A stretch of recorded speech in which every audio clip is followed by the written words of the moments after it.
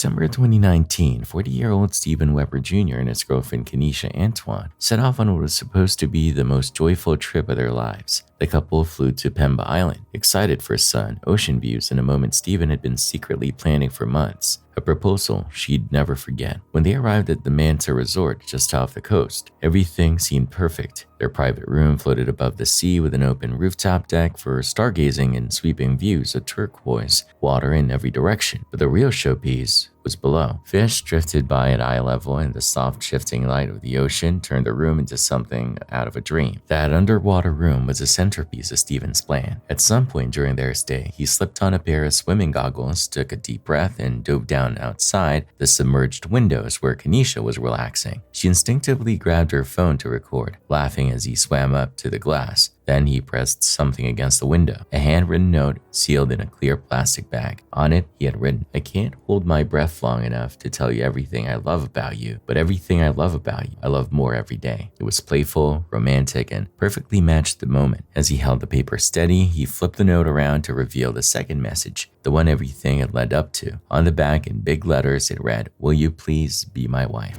Oh, it's so cute.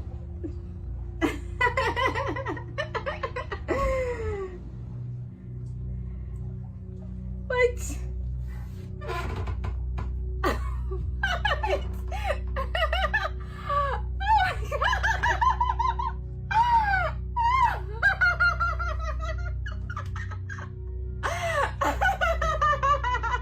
He followed it with a final touch, holding up a ring box to the glass so she could see the engagement ring he had chosen. You can see his hand trembling in the footage, a mix of nerves, excitement, and his lungs begging for air. After a few seconds, he pushed away from the window, turning to swim back up toward the surface to finally hear her answer. Kenesha stopped recording and hurried up to the upper deck, ready to shout yes and embrace him, but when she reached the surface and looked around, something was very wrong. The water was calm. There was no splash, no voice calling back, no sign of Stephen anywhere. She checked the rooftop, peered over the sides, calling his name again and again, but the sea gave no response. Panic took over as the realization slowly sank in. He should have surfaced already. She called for help, and resort staff and locals rushed to assist, scanning the water and diving into search. After precious time slipped away, they finally found him. Stephen was floating in the water, unresponsive. Resort workers tried desperately to revive him with CPR, but he never came back. Investigators later concluded that he had misjudged his breath-holding ability and the distance he had to swim. Those final seconds when his body screamed for air, he stayed under just a little too long, determined to complete the romantic gesture. His proposal worked. Kenesha later said she would have said yes 1,000 times over, but Stephen never got to hear it. What was meant to be a beautiful memory became an irreversible tragedy, captured on video from the first joyful moment to the last time he was seen alive.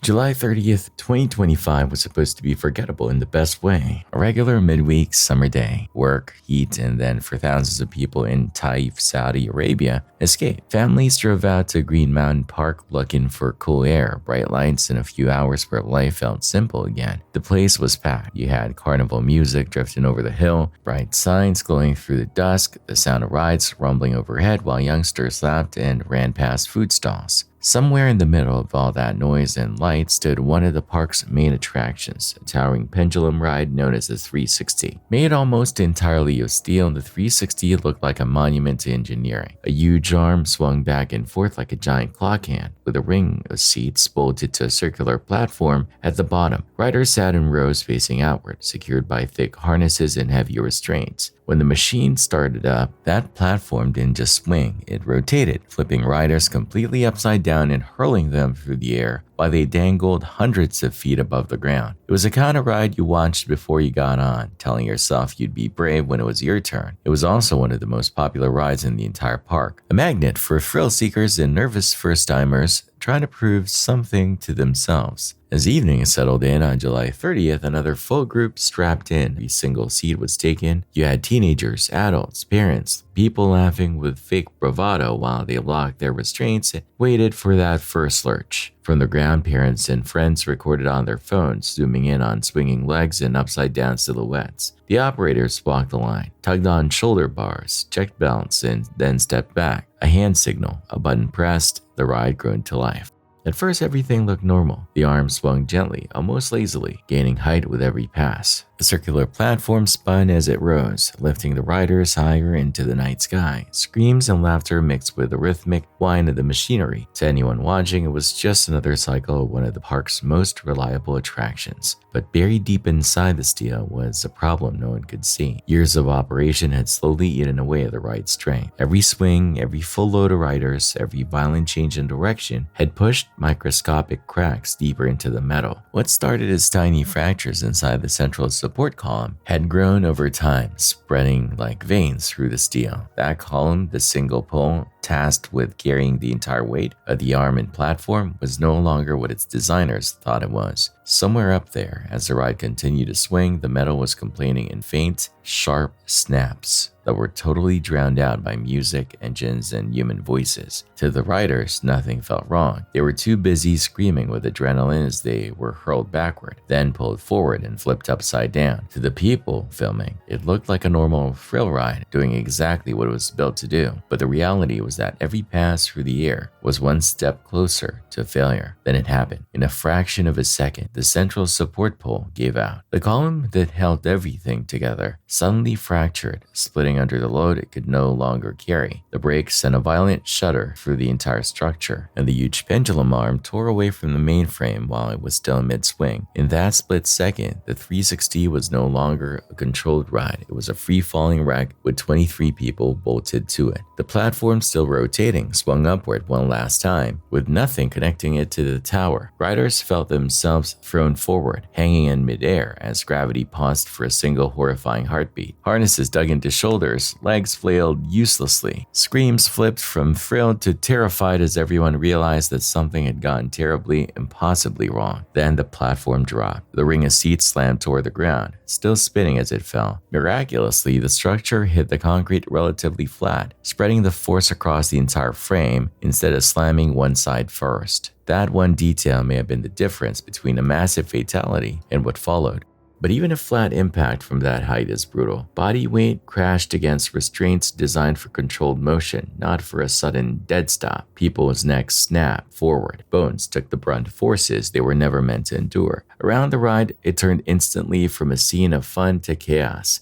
The remaining sections of the shattered support pole didn't simply crumble in place. Metal fragments and heavy pieces of steel flew outward, striking people who had been standing nearby just moments earlier, casually recording the ride or waving at friends. Some dropped their phones as they were hit. Others kept filming without even realizing they were capturing the aftermath of a disaster in real time. The screams from the fallen platform mixed with those from the crowd, turning the entire area into a wall of panic. Within moments, calls went out to emergency services. The Saudi Red Crescent Authority was alerted, and park staff scrambled to unbuckle harnesses and free the injured from the twisted frame. People on the ground used whatever they had: hands, belts, shirts, to help steady bleeding riders and try to keep them conscious until medical help arrived. Every single person on board suffered some kind of injury. 4 of them were in critical condition and needed urgent treatment just to have a chance. They weren't the only victims. Several people who had been standing near the ride were hit by sections of broken metal and debris. For them, this hadn't even been a choice. They weren't thrill seekers, they were simply standing in the wrong place at the wrong time when the ride failed. In the days that followed, the relief of survival was shadowed by loss. One of the injured passed away from her wounds 20 days after the accident. For a family, what started as a simple evening of summer fun had turned into a slow, agonizing vigil that ended in tragedy. Green Mountain Park was shut down on orders from the regional governor, Prince Saad bin Nahar bin Saad bin Abdulaziz. What had once been a centerpiece attraction now stood silent, a twisted, broken frame of steel at the center of an empty park, cordoned off with tape and surrounded by investigators. Teams began the painstaking work of trying to answer the questions everyone was asking. Was this metal fatigue that had gone unnoticed? Was maintenance skipped? Were warnings ignored? Was there a hidden design flaw waiting to fail from the day the ride was built? Until those answers come out, the only certainty is this: one ordinary summer evening, a rider meant to bring joy became the source of life-changing injuries and loss. And the 360 now serves as a brutal reminder that when a system this large fails, it doesn't just fail the people strapped into the seats, it fails everyone who trusted it with their lives.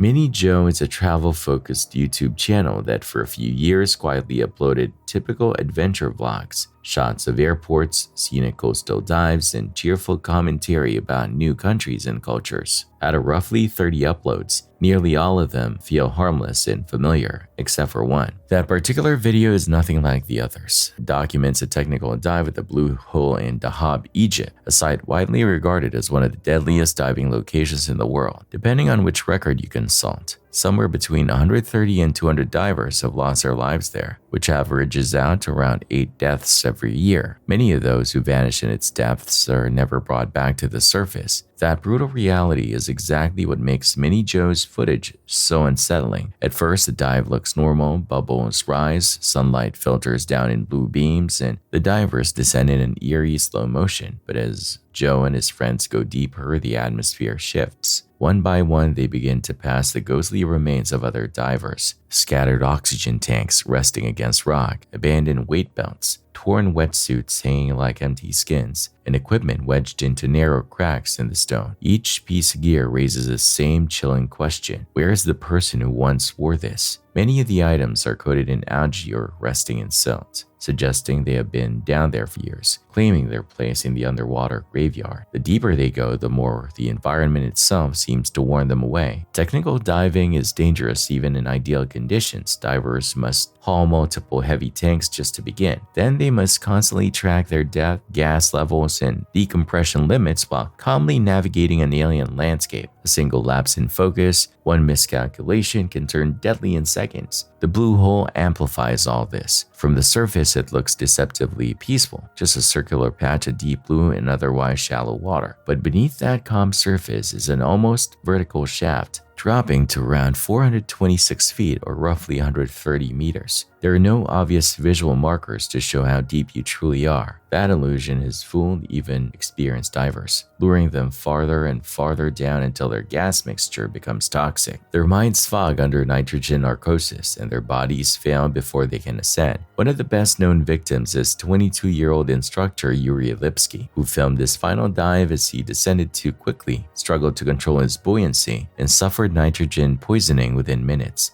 But depth isn't the Blue Hole's only danger. As MYUU's video shows, the area is riddled with a maze of partially collapsed caves and tight passages. These caves look like incredible places to explore: smooth rock arches, dramatic tunnels, and beams of light slicing through the dark. In reality, they are traps. A diver can easily snag a tank on a jagged edge, kick up silt that blinds everyone behind them, or squeeze into a passage they cannot back out of. If a diver becomes stuck or disoriented, rescuers may not be able to reach them safely, and many families ultimately decide to leave their loved ones where they rest rather than risk more lives. That's why Joe and his friends encountered so many pieces of equipment with no one attached. Every tank and torn suit in that footage is not just debris, it's a reminder that for some divers, the Blue Hole really was the last thing they ever saw. This footage comes from the Jerusalem Mountains in Israel, on one of those twisting roads that cut between rock walls and steep drops. You see two cyclists riding along the edge, completely focused on the climb and the traffic ahead. Then a car suddenly appears, swerving across the center line and missing them by what feels like a heartbeat. If that driver had drifted just a fraction of a second earlier or later, those cyclists would almost certainly have been hit head-on.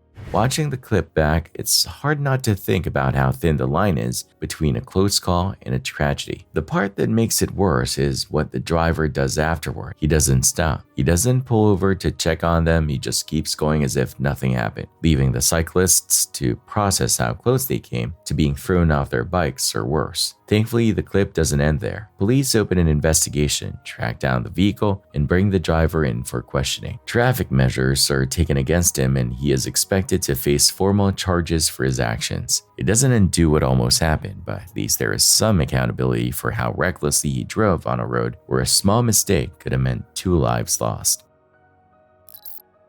Braden, who lives deep within the Appalachian Mountains, was jolted awake in the middle of the night by a series of strange noises coming from the upstairs bedroom. Still groggy and trying to process what he was hearing, he picked up his phone and began recording before making his way toward the staircase, unsure if he was dealing with an intruder, an animal, or something far stranger. What the fuck?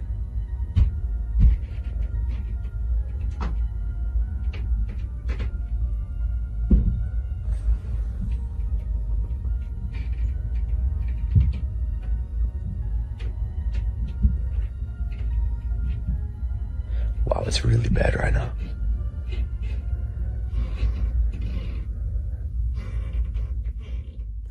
What he captured, however, wasn't the sound of settling wood or shifting pipes. It was something much more chilling. On the recording, a voice calls his name, his own voice, coming from the top of the stairs. Okay, hold up.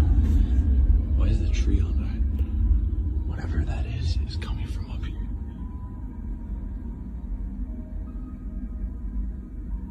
Should I attempt to go in there? Fuck. Because that was coming, all that thumping, it was coming from like right in there, in that room. Brandon, come up here for a sec, man. What the f?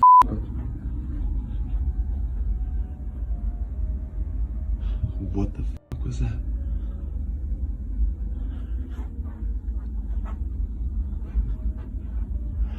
You guys, did I just hear that right? Get up here now. Okay. The tone is eerily perfect, neither distorted nor muffled, carrying the same cadence he hears every time he speaks. The audio is unmistakably human, yet impossibly unnatural. It isn't an echo, isn't a glitch, and doesn't resemble any type of distortion a phone might produce by accident. Braden is convinced it was a mimic, something in the house imitating his voice with disturbing accuracy. But what do you think? If he faked this, how would he replicate a perfect, undistorted second version of his own voice? July 5th, 2009, Walt Disney World in Florida was still buzzing long after dark. Fireworks smoke hung over the Magic Kingdom. Families shuffled toward hotel buses, clutching souvenirs, and those who were done with walking relied on one of the most familiar sights on Disney property, the sleek, elevated monorail gliding through the night. The monorail wasn't built to thrill. It wasn't a drop ride or a coaster. It was a quiet workhorse meant to shuttle guests from park to park and back to their rooms. Installed in 1971, the system slowly grew more complex as Disney expanded. What started as a simple loop became 3 separate lines by the late 1980s, with trains crisscrossing between the Magic Kingdom, resorts, and Epcot. Hidden in that web of beams and switches was a maintenance shortcut, a connecting track that allowed trains to move between loops when needed. It wasn't meant for guests to notice. It was meant to keep everything running smoothly behind the scenes. By around 2 a.m. on July 5th, most visitors were exhausted and heading out, but the Epcot line was still in motion, carrying the last wave of guests back to their hotels. On that line were 3 trains: Monorail Purple, Monorail Pink, and Monorail Coral. The plan was straightforward. Coral would keep running, Purple would carry guests, and Pink would be moved off the main track into the maintenance area to rest until morning. Inside the control room, the procedure was routine. The panel operator watched the tracks and switches. A supervisor oversaw the bigger picture, green-lighting every move over the radio. On that night, Monorail Pink pulled into position at the transfer point, waiting for clearance to head onto the maintenance spur. The pilot brought the train to a stop and waited for the word. The operator received instructions: deactivate the Epcot line and prepare the track for Pink to move. He shut down power to that section and got ready to change the switch. Then, before he could complete the process, 2 more instructions came over the radio. His attention was pulled away. He handled those tasks, as he had done countless times before, and then, in a simple, fatal break in concentration, he assumed he had already thrown the switch for Pink. He hadn't. From his cab, the pilot of Monorail Pink saw the signal that he was cleared to proceed. He couldn't easily tell whether the track beneath them had actually moved to the maintenance spur or not. The beams looked similar. The lighting was poor, and thick early morning fog made it even harder to distinguish exactly where he was headed. Trusting the system and the people controlling it, he guided Pink forward. Up ahead, on the same line, Monorail Purple was still on the Epcot track, heading toward the ticket and transportation center.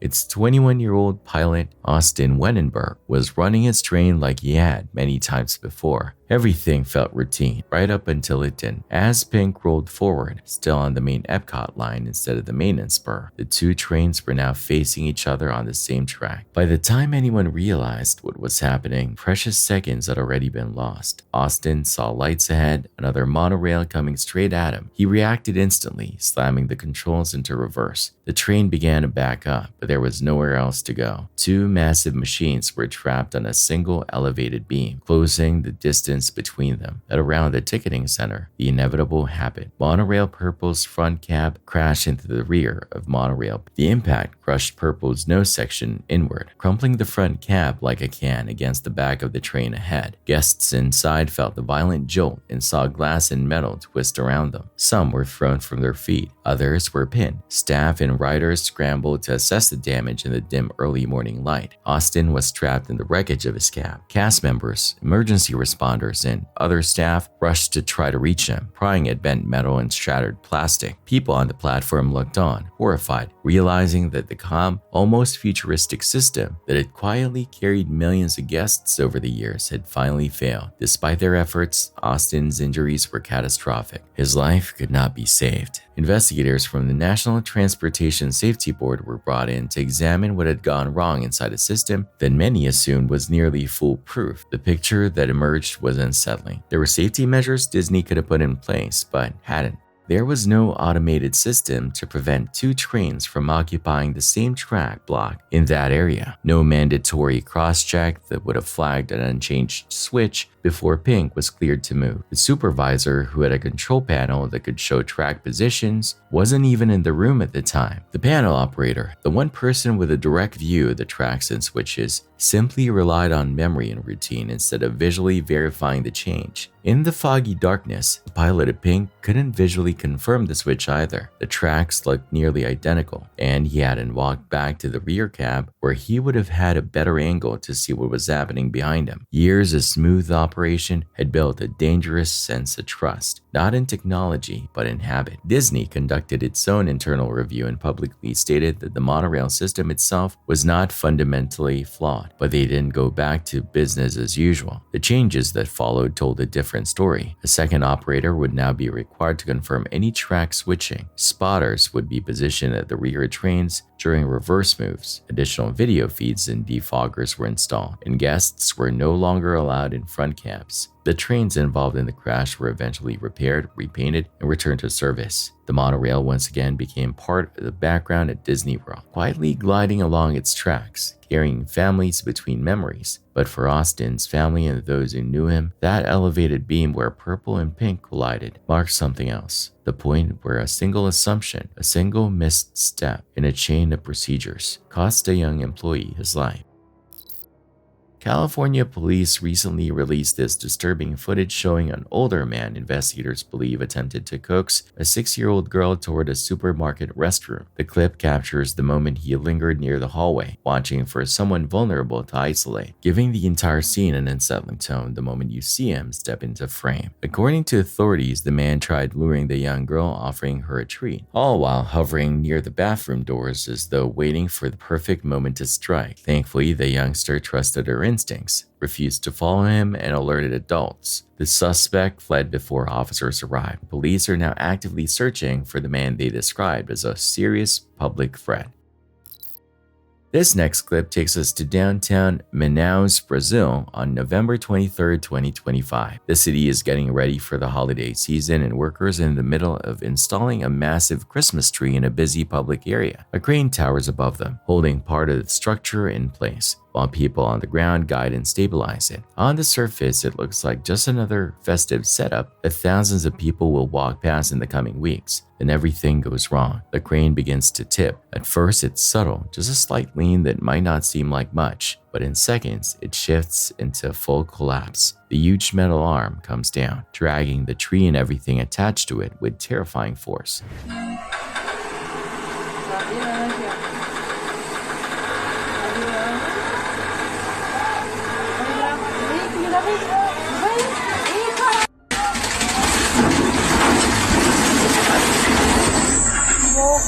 Tu gravou isso?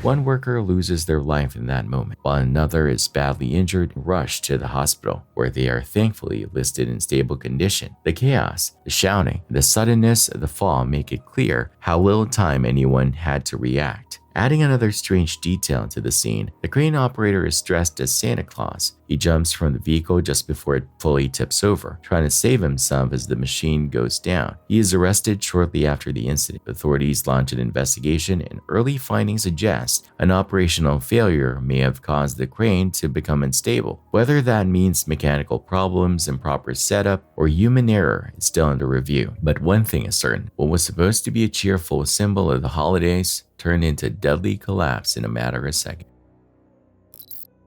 In July 2016, experienced diver Jacob Childs joined a group excursion off the coast of southeast Queensland, Australia. The boat stopped roughly 35 miles, about 56 kilometers out at sea, far beyond sight of land. One by one, divers entered the water, following the line down into the depths. Jacob was the second to last person to go in. At first, everything seemed routine. He grabbed the guide rope, slipped beneath the surface, and began to descend. But about a minute later, the line slipped from his hand, and he didn't panic at first. He simply surfaced, expecting to reach for the rope and try again. Instead, when he came up, the line was gone. The crew had already pulled it in. Before he could fully process that mistake or shout for help, a strong current swept across the surface, silently pushing him away from the boat. By the time he realized how quickly he was drifting, the boat was already shrinking in the distance. Making matters worse, the captain made a decision that would later be heavily criticized. He motored off to go fishing while divers were still in the water. By the time the rest of the group returned and realized Jacob was missing, he was gone, just a speck somewhere in the vast open ocean, 35 miles from shore and completely alone. From Jacob's point of view, the situation deteriorated rapidly. The water temperature was around 20 degrees Celsius, roughly 68 degrees Fahrenheit. Not cold enough to knock him out immediately, but cold enough to steadily drain his body heat and bring on hypothermia over time. The sun was dropping lower, the light fading, and with every passing minute, his chances shrank. He had an inflatable surface marker, the kind designed to make divers more visible, but even that is easy to miss in rolling waves. At one point, a rescue plane actually flew over him twice and still didn't spot him, even while it was still fairly bright outside. He knew that once the light faded completely, the odds of anyone seeing him in the dark water would be almost zero. He recorded messages on his camera, aware that they might be the last words his family would ever hear. Well, the sun's going down. If the sun goes down, they won't do nothing. That's a wrap on old, I guess. The options racing through his mind were all bad. He could try to swim toward what he guessed was the coastline, but 35 miles in open water is an almost impossible distance, especially against unpredictable currents. He tried for a moment to follow a fishing vessel he spotted, hoping to close the gap and wave it down, but the boat quickly pulled farther away, leaving him exhausted and no closer to rescue. He understood that if he used up his energy aimlessly, he would simply drown sooner. Swimming too far from where he had been separated would also complicate any search grid rescuers were using. The more he drifted off in a random direction, the harder it would be for anyone to locate him. It's way too far for me.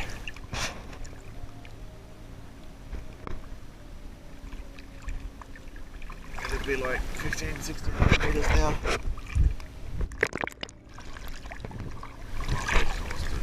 As the sky dimmed in, the rescue plane passed overhead again without seeing him. Frustration and fear pressed in. The salt water burned his throat and lips, slowly dehydrating him, making him weaker and more desperate. There's a plane coming back. There's a rescue boat way over there. Helpful. Despite everything, Jacob managed to stay calm enough to follow his training. He reminded himself that anger, panic, or thrashing wouldn't keep him afloat any longer or make him easier to spot. The safest choice, however terrifying, was to conserve energy, stay as visible as possible, and hope that someone calculated his position correctly. Hours crawled by. The water grew darker and colder. The horizon began to blur as the sun sank. He floated, exposed for over 6 hours, long enough for doubt to creep in about whether anyone was still searching. Finally, just as the last daylight was slipping away, a helicopter crew spotted the tiny flash of his marker in the waves. A rescue boat was directed to his position and pulled him aboard. He was exhausted, chilled, and dehydrated, but alive. Jacob's story is a rare example of everything going wrong and still ending with survival. He came unsettlingly close to disappearing into the ocean forever, a reminder how quickly a simple dive can turn into a fight to stay alive when even one small mistake meets the wrong conditions. The third clip comes from Jiaoqiu Township in Bozhou, Anhui Province, China, and it shows how quickly controlled operation can spiral out of control.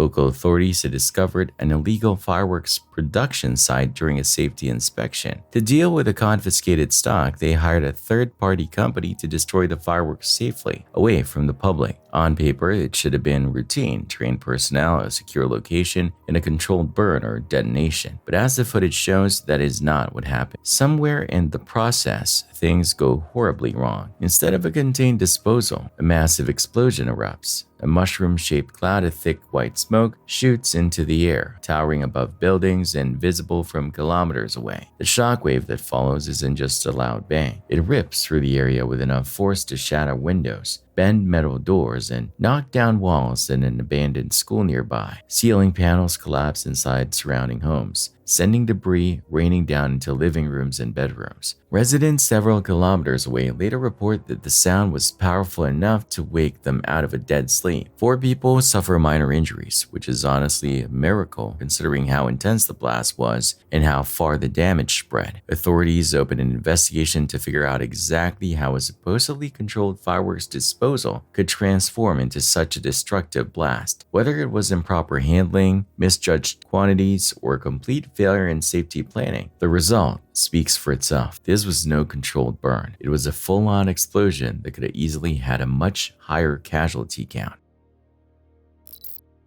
This violent case out of Birmingham, UK created national headlines when it unfolded in 2018. CCTV footage shows the perpetrator calmly slipping on gloves before approaching a home, later claiming it belonged to an acquaintance. But the moment he steps inside, the truth becomes clear. He immediately draws a knife he had concealed in his pocket, revealing his deadly intentions. Within minutes, he brutally murdered an 86-year-old grandmother and stabbed her grandson repeatedly 15 times in total before escaping through the garden. His attempt to flee didn't last long. Police captured him shortly afterward, and he was sentenced to life in prison for the horrific attack that stunned the community.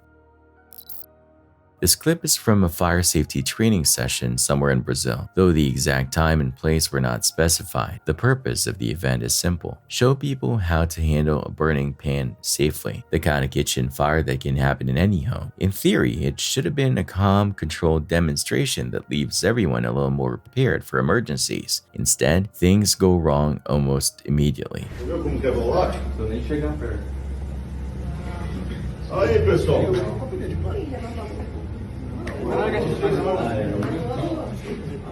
Vocês lembram da panela lá pegando fogo lá, que o cara ali jogou água? Você joga a água aqui também, ó. Vamos querer? Aí. Ó, professor, não. Por acoplamento. Tira daí, desperta.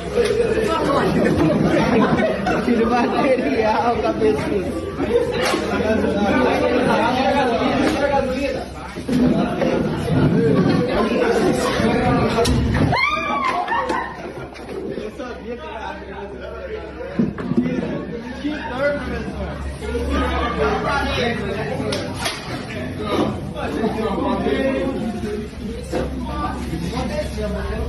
Sai daí.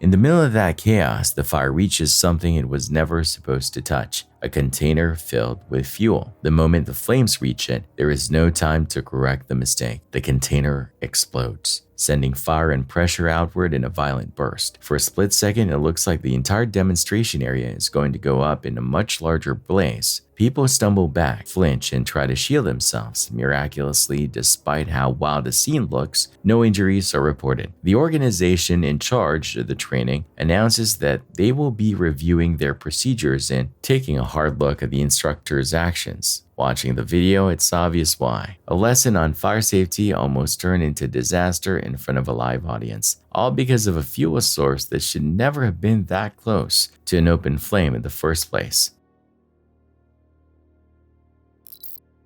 Caleb Thomas Schwab was born on June 23, 2006 in Kansas. The second youngest of 4 brothers, he was the kind of young one everyone around him quietly believed would grow up to do something important. Teachers and coaches described him as bright, disciplined, and unusually mature for his age. He played football and baseball, devoured books, and loved video games like any other youngster his age. But he also showed leadership and responsibility that stood out. His father, Scott Schwab, was a well-known figure in Kansas politics, serving in the state legislature and eventually becoming the 23rd Secretary of State. His mother, Michelle, kept their household grounded. To the outside world, the Schwabs were a successful, close-knit family. To Caleb and his brothers, they were just mom and dad, planning summer outings and trying to balance work-family time. In 2016, the Schwabs accepted an invitation that would change their lives forever. They were asked to visit Schlitterbahn Water Park in Kansas City, a park that had been struggling to match the success of its Texas locations. As part of a push to win over lawmakers and boost publicity, park owners invited legislators and their families to come try out the attractions. One of the attractions was being marketed as the crown jewel of the entire resort, a towering slide called Verrückt, a German word meaning insane or crazy. Schlitterbahn wasn't new to ambitious projects. Founded in Texas in 1979 by brothers Bob and Billy Henry, the company had spent decades building elaborate water parks with increasingly daring rides. By the early 2010s, they had multiple locations and a reputation for pushing the limits of what a water slide could be. In 2012, co-owner Jeff Henry and designer John Schooley pitched something extreme even by their standards: the tallest and fastest water slide in the world. Verrückt would tower nearly 170 feet into the air. Riders would climb a steel tower by staircase, climb into a raft, and drop at terrifying speed down a near vertical first hill before being shot up a second hill and down again to the splash pool below. During early tests, weighted dummies were launched off the slide with so much force that some flew into the air. Instead of abandoning the concept, the design was altered. A net and metal support hoops were installed over the slide's second hill, creating a tunnel meant to keep the rafts in place. Not everyone was convinced this was safe. Some safety experts warned that the ride wasn't ready, that the forces involved and the way the rafts behaved made the design unpredictable. But Verrückt opened to the public on July 10, 2014, and was marketed as the ultimate ride for thrill seekers. Largest, fastest, most extreme. Exactly the kind of phrase that draws in families who trust that if something is open at a regulated park, it must be safe. On August 7, 2016, the Schwab family walked through the gates of Schlitterbahn, Kansas City as invited guests. The park was offering free admission to select families and officials to generate goodwill and word-of-mouth marketing. Caleb and his brother Nathan saw Verrückt and knew immediately that they wanted to ride it. Their father agreed. They met the height requirements, They were excited, and nothing about the presentation of the slide suggested that the risk was anything more than a thrill. Nathan boarded a raft with 2 other riders and made it down without incident. The raft dropped, climbed a second hill, and splashed down as intended. Caleb was paired with 2 women for his turn. They strapped in, the attendants checked the seatbelts, and the raft was sent down the towering chute. From the outside, it looked like any other ride cycle until it didn't. The raft flew down the first drop and began to climb the second hill, but instead of staying pressed to the slide surface, it lifted. The combination of speed, weight distribution, and angle of the hill sent the raft airborne. It rose into the space where the metal support hoops and netting formed a tunnel. Caleb, positioned in the front, was thrown up and out of the raft, striking the overhead structure with tremendous force. Down below, riders waiting at the splash pool saw something they would never forget. Nathan, who had just finished his own ride, watched the raft carrying his brother come down wrong. He saw the aftermath of that moment before most adults around him could even process what was happening. He ran to get help, then ran again to find his parents, trying to put words to something that shouldn't have been possible on a regulated attraction. Emergency responders closed off the area and rushed to the scene, but it was far too late for Caleb. The 2 women in the raft survived but suffered serious injuries. In the days that followed, investigators began peeling back the layers of how Verrückt had been conceived, built, and approved. What they discovered was unsettling. Internal testing and rider reports showed that rafts had been going airborne long before August 7th.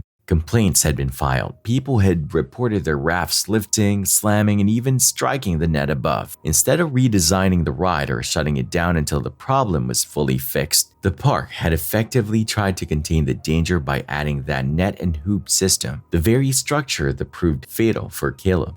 Kansas law at the time allowed water parks to perform their own inspections with minimal outside oversight. Schlitterbahn took full advantage of this. Verrückt was inspected and cleared internally. No independent engineering review or state approval was required at the level you might expect for a world record water slide. On paper, everything was fine. In reality, 11 prior injury incidents had already been linked to the ride. Criminal charges eventually followed. Co-owner Jeff Henry, designer John Schooley, and the construction company Henry & Sons were indicted on second-degree murder charges. Tyler Miles, the park's director of operations, was charged with manslaughter, accused of hiding information about previous accidents and downplaying the danger riders were being exposed to. But in 2019, those charges were dropped. The judge ruled that the evidence didn't show they had broken the specific laws in place at the time, only that those laws themselves were badly lacking. The Schwab family settled with the park and related companies for a total of $20 million in 2017.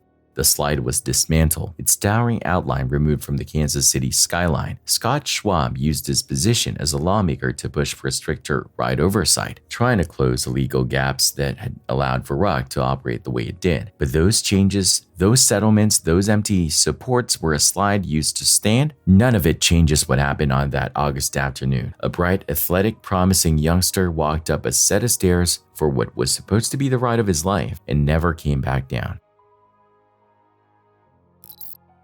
On December 13th, 2013, a diver and YouTuber known as Kojak Thunder uploaded footage of a terrifying moment that nearly cost him his life. Unlike many divers who chase depth records or explore famous underwater landmarks, Kojak's goal was more practical. He liked to free dive and scuba dive to catch fish and crustaceans by hand or with a spear gun, turning his dives into both adventure and hunting trips. On this particular day, he was focused on a single target, a lobster hiding deep inside a rocky underwater cave. Determined not to let it get away, he followed it farther and farther in, squeezing through narrow spaces and winding past jagged stone formations. Eventually, he managed to grab the lobster he was after, securing it triumphantly. But when he turned to leave, victory turned to dread. The way out was gone. The cave behind him didn't look like he remembered. The path he thought he had taken in now seemed unfamiliar, a maze of similar passages. For a few agonizing moments, he was trapped in an underwater cave with no clear exit and a limited supply of air.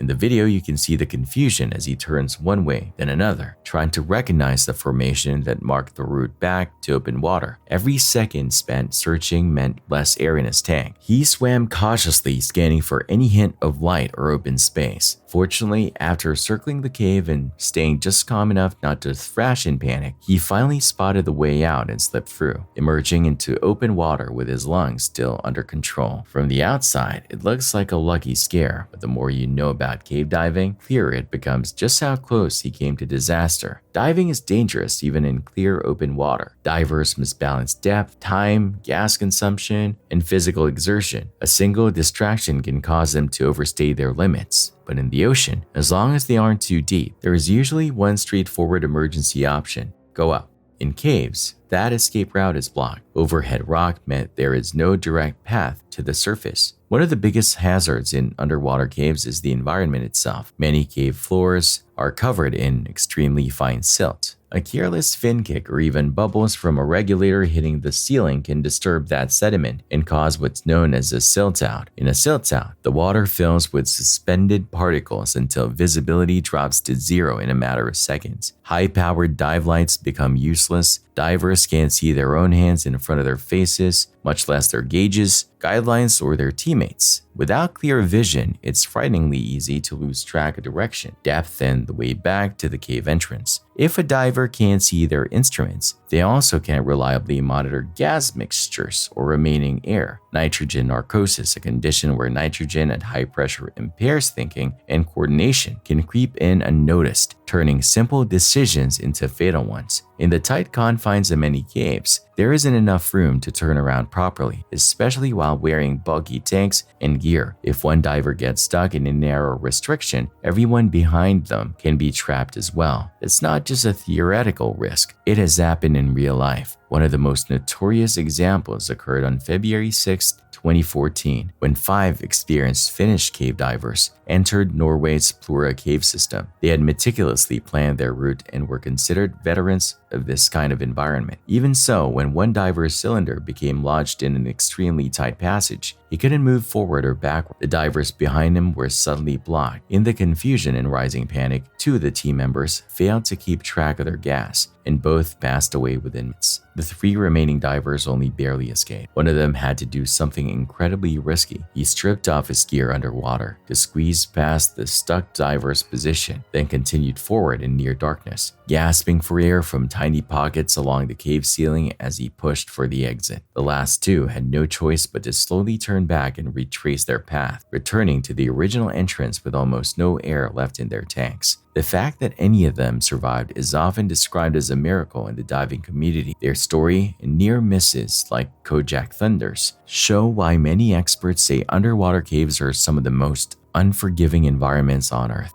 When something goes wrong inside a cave, whether it's a wrong turn, a stuck tank, a cloud of silt, or a momentary lapse in judgment, even the most skilled and prepared divers can find themselves fighting for their lives with no easy way out.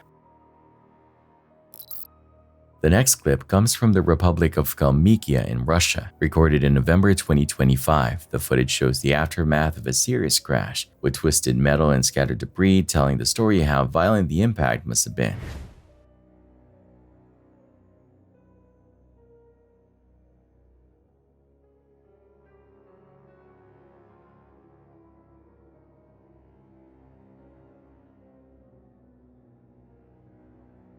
According to reports, the truck driver responsible for the collision didn't stay behind to help or even see if anyone was still alive. He fled the scene, something that sadly happens more often than it should. Fortunately, his attempt to disappear doesn't last long. Police move quickly, track him down and bring him into custody. The driver of the Hyundai Solaris involved in the crash is injured. Though there is no clear public update on his current condition, you can see from the damage to his car that he is lucky to have survived at all. The front end is mangled, the metal crumpled in a way that shows just how hard the impact must have been. The man behind the wheel of the truck turns out to be 61 years old. He now faces charges for violating traffic laws and leaving the scene of an accident. Looking at the footage, hearing how serious the wreck was, you get the sense that he got off lightly compared to what could have happened.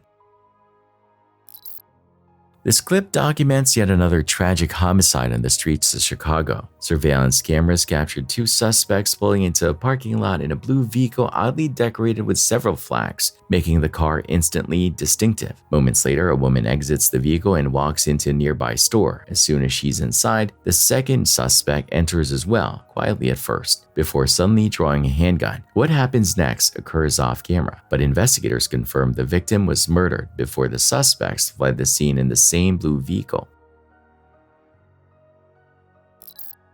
Theme parks are built on a simple promise: controlled danger. You get to flirt with fear, heights, speed, spins, while trusting that the metal cables and safety systems will keep you safe. You line up, get strapped in, scream, laugh, and then step back onto the ground with your heart racing and your feet shaking. For most people, that routine never breaks, but for the visitors at Six Flags Mexico on August 18th, 2024, the illusion cracked 250 feet in the air. That day, the park in Mexico City was busy. Families and groups of friends streamed through the gates, ticking off their list of must-ride attractions. Somewhere in the Adventure Alley section, guests looked up at a towering spinning structure known as Sky Screamer, also branded as Supergirl Skyflight. From the ground, it looked like a ring of delicate swings orbiting a giant pole. From the rider's point of view, it felt like dangling from the sky itself. The ride worked like this. You sat in a chair suspended by chains, your legs dangling over nothing. Once everyone was secured, the central tower lifted the ring of seats into the air, higher and higher, while the ride slowly began to spin. The rotation picked up speed as you climbed until the chairs were whipping around the tower at up to 40 miles per hour. Six Flags advertised it as the feeling of pure flight. Nothing but air around you, nothing but a thin chain and a lap bar between you and the open space below. On that day, the people in those seats were getting exactly what they came for. The spinning, the view of the park spread out below, the city stretching into the distance. Then the weather changed. Rain doesn't always announce itself slowly. A few drops can become a sheet of water in seconds. And suddenly, the fun, bright colors of a theme park turn into slick surfaces and frantic crowds. As the storm intensified, park management began shutting down attractions, following the manufacturer's guidelines. Rides that could safely be stopped were brought down, gates closed. People were ushered away from exposed areas. But up near the top of Sky Screamer, the story was different. When the decision was made to stop the ride, the chairs didn't immediately descend. The system halted with the riders still hanging high above the ground, chains swaying, bodies soaked, wind whipping around them while the storm grew worse. What had been a thrilling view moments before had turned into a nightmare vantage point. They were now stuck, suspended hundreds of feet in the air, completely exposed. Imagine being up there, the wind howling in your ears, rain hitting your face so hard it stings. You look down and see people running for cover, umbrellas appearing, staff moving, but no one can reach you. The chains creak and rattle as the ride sways slightly in the wind, and every drop of water makes the seat feel that much colder, that much more unstable. You don't know if rescue is minutes away or if you're going to be left hanging until the storm decides to stop on its own. Someone pulled out a phone, fingers wet, screen slick, and started recording. The footage shows row after row of riders soaked and silent, some shivering, some staring straight ahead, others looking down in disbelief. The excitement they had when the ride first lifted them into the air was gone. In its place was the realization that they were completely at the mercy of the weather, the machine, and the decisions of the people on the ground. Six Flags later released a statement saying the incident was triggered by sudden, intense rainfall. They emphasized that staff followed established protocols and that all visitors were safely evacuated. That may be true from a technical standpoint, but for the people trapped in those swinging chairs, safely evacuated doesn't capture what it felt like to sit through that storm. Evacuation didn't happen instantly. As the rain worsened, visibility dropped and the wind picked up. Rescue efforts became more complicated. Some riders waited far longer than they ever imagined they would, their bodies gradually going numb from the cold and fear. There's a certain kind of helplessness that only comes from being trapped in plain sight, close enough for people to see you but too far away for anyone to reach. In the end, everyone made it down. No one lost their life. There were no broken bones, no news reports of catastrophic mechanical failure. The ride resumed operation after the storm. The park reopened its paths, and business technically returned to normal. But for the people who were up there that day, something had changed. When you strap into a ride that lifts you hundreds of feet in the air, you accept the obvious risks: height, speed, motion. You don't think about being stranded in a storm, with rain hammering your face and lightning crackling somewhere uncomfortably close. Maybe the incident at Six Flags Mexico will lead to new rules, shutting shutting down high-altitude rides at the first hint of bad weather, better communication with riders in emergencies, or alternate evacuation plans, or maybe it will just become another story people tell. That one time, they were left hanging hundreds of feet in the sky, soaked to the bone, waiting for the ride that was supposed to be fun to finally let them go. This alarming moment comes from a Philadelphia coffee shop and shows what authorities believe may have been an attempted child abduction. A man rises from a seat and calmly walks toward a stroller, appearing to focus on the infant inside. He then leans forward, reaching toward the baby as if preparing to lift them out. While it's unclear whether he intended a genuine abduction or was acting bizarrely for other reasons, his behavior was unsettling enough that the parents immediately confronted him. Staff and customers quickly intervened, driving him away from the stroller before the situation escalated.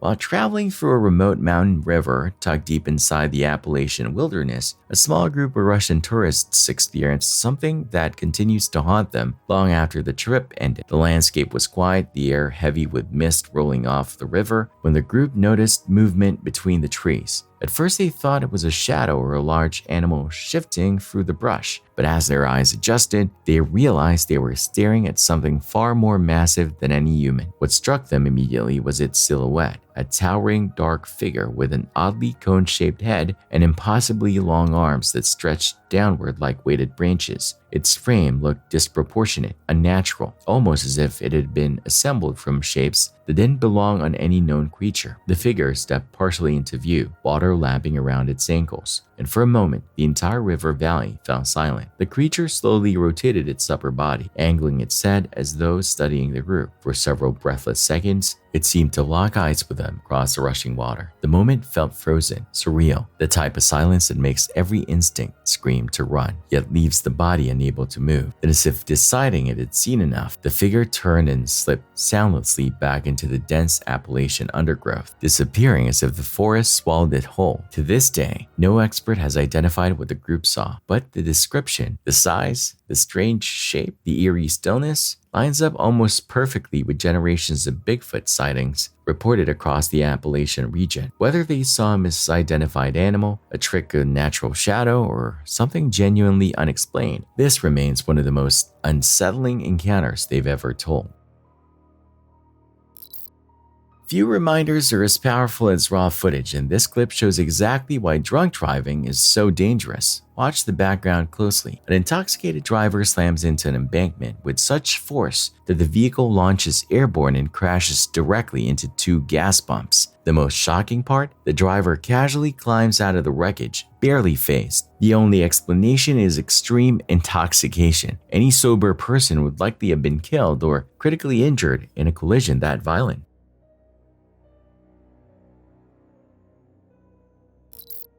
Dreamworld in Queensland, Australia opened its gates in 1981 with the usual promise of a theme park, fun, distraction, and just enough fear to keep things interesting. Over the years, it grew from a handful of attractions into a full-scale park, adding rides, themed lands, and family-friendly areas. One of the attractions added in 1986 was Thunder River Rapids, a river ride meant to mimic a wild, churning waterway from Australia's gold rush era. Thunder River Rapids looked harmless compared to towering coasters and drop towers. Guests climbed into large circular rafts that seated 6 people at a time. The rafts floated along an artificial channel, bumping gently against the sides and spinning as they drifted through man-made rapids. Water splashed over the edges, riders got soaked and then laughed it off as the raft slowly approached the end. It felt chaotic but controlled, whitewater rafting with the edges sanded down. Underneath that controlled chaos, however, the ride depended on a few simple systems working perfectly. 2 pumps kept the water level high enough for the rafts to float properly. A conveyor belt at the end of the course pulled rafts out of the water and lifted them back up to the unloading platform, ready for the next group. If any of those elements failed, there needed to be safeguards in place to catch the problem before it turned deadly. On October 25th, 2016, those safeguards weren't there. One of Thunder River Rapids pumps had stopped working earlier in the day. The second was struggling, moving just enough water to keep things looking normal on the surface surface while the water level in the channel quietly dropped. The conveyor belt, however, didn't know the difference. At the end of one ride cycle, a raft was carried back up toward the station, but when it reached the final stretch, there wasn't enough water to help it glide forward. It got stuck on the steel support rails just before the unloading platform. While that raft sat there jammed, another one was finishing its trip downstream. The conveyor kept going. It grabbed the second raft and pulled it upward, straight toward the stalled one. When the two rafts collided, the parked raft was knocked free and slid backward down toward its original position. The second raft, still being dragged upward by the moving conveyor, was forced into a vertical position, its nose tipped up. Its rear dipped down into the gap between the belt and the channel below. The 6-person raft was never designed for that position. 4 of the occupants were thrown from the raft and dropped onto the moving machinery below. The conveyor didn't stop automatically. It kept turning, dragging bodies under the raft and into the workings of the ride itself. Some victims were crushed between moving parts. Others slipped through gaps and were pulled into the dark, cramped space beneath, where tons of steel and water pressure left them no chance at all. 2 riders managed to cling to the raft and avoid being thrown. They were eventually pulled to safety after staff hit the stop controls. But for the 4 who fell, the outcome was immediate and devastating. Among the victims were Kate Goodchild, her partner Ruzbe Aragi, and her brother Luke Dorset. Kate's young daughter was on the raft but survived. Another survivor was a 10-year-old son of Cindy Lowe, who was also killed in the accident. Guests in the area were rushed out as emergency services arrived. The scene was so complex and hazardous that recovering the bodies took until the following morning. Rescuers had to work slowly around heavy machinery and confined spaces. Even for experienced paramedics, the operation was traumatic. Many later sought counseling to cope with what they had seen and how long they had to stand inches away from something so horrific. The park shut down, investigators moved in, and like so many similar cases, what they found wasn't a freak accident. It was a chain of ignored warnings and missing safeguards. Thunder River Rapids hadn't been built by a major ride manufacturer like Intamin. It was designed and constructed in-house by Dreamworld. The ride had no simple system-wide emergency stop button that could instantly shut down everything, pumps, conveyors, and all. Instead, there were scattered individual stop buttons for specific components. Their locations weren't clearly marked, and some staff members didn't even know exactly where they were or what each one controlled. There was no water level sensor tied into the ride safety system, no alarm to warn operators that one pump had failed and the channel was emptying faster than it could refill. Investigators later found that when the south pump failed, water could drain back through the outlet, dropping levels below safe points in as little as 15 seconds. 2 failures occurred earlier that same day, and the ride wasn't shut down long enough for anyone to fully understand or fix the underlying issue. Maintenance records were incomplete, safety procedures were outdated or poorly enforced. Staff had never been properly trained on how to respond to the exact scenario that unfolded in front of them. The more investigators dug, the clearer it became. This wasn't just a ride malfunction. It was a system-wide failure responsibility. In 2020, Dreamworld's parent company pleaded guilty to charges under the Work Health and Safety Act. They were fined $3.6 million. The Thunder River Rapids ride was dismantled, its water drained, and its twisted machinery pulled apart. Plans were announced for a memorial garden on the site, but for many relatives, those offers felt hollow when made before compensation and genuine accountability were in place. Dreamworld eventually reopened with updated procedures and stricter safety systems, but the shadow of October 25th never really left. For the families of the 4 people who climbed into a raft that day, believing they were stepping into a tame water ride, the park is no longer a place of fun. It's a reminder that when companies cut corners on the boring parts of safety, sensors, training, emergency stops, it's ordinary people who pay the price.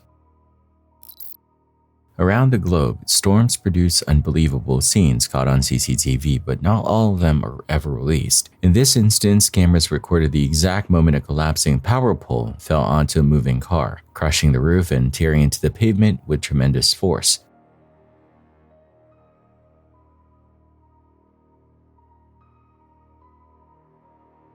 Footage from another angle shows just how narrowly a cyclist and a pedestrian avoided being struck as well. This happened in Seattle, a city used to rough weather, but even residents said this storm was far beyond what they normally encounter.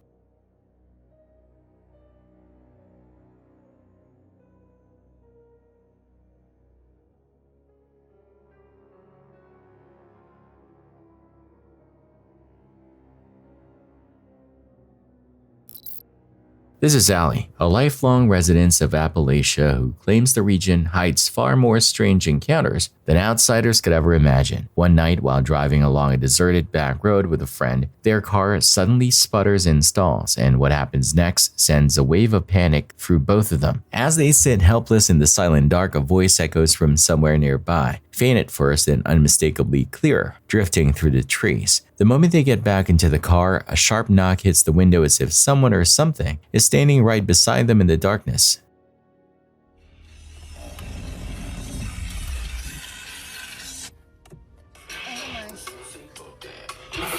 Well, we are in the middle of nowhere. I guess my door is locked. Oh my god. I can't even get out. Can I unlock it? There we go. Okay, hold on. You figure it out.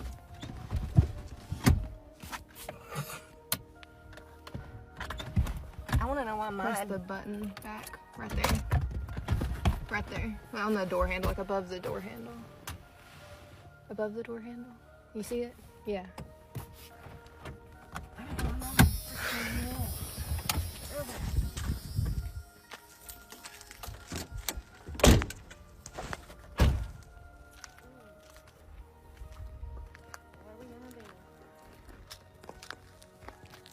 What now? I guess we'll have to walk to the store. Hey.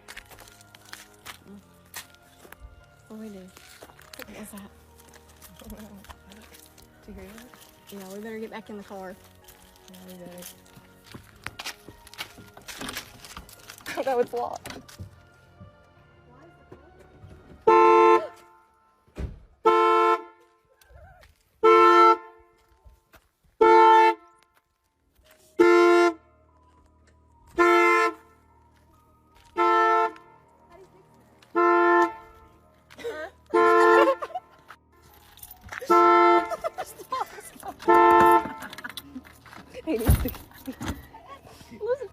It's scary. Oh my god. Okay. Is it unlocked? No. What's the deal with this car? I don't understand. You'll have to unlock it for me.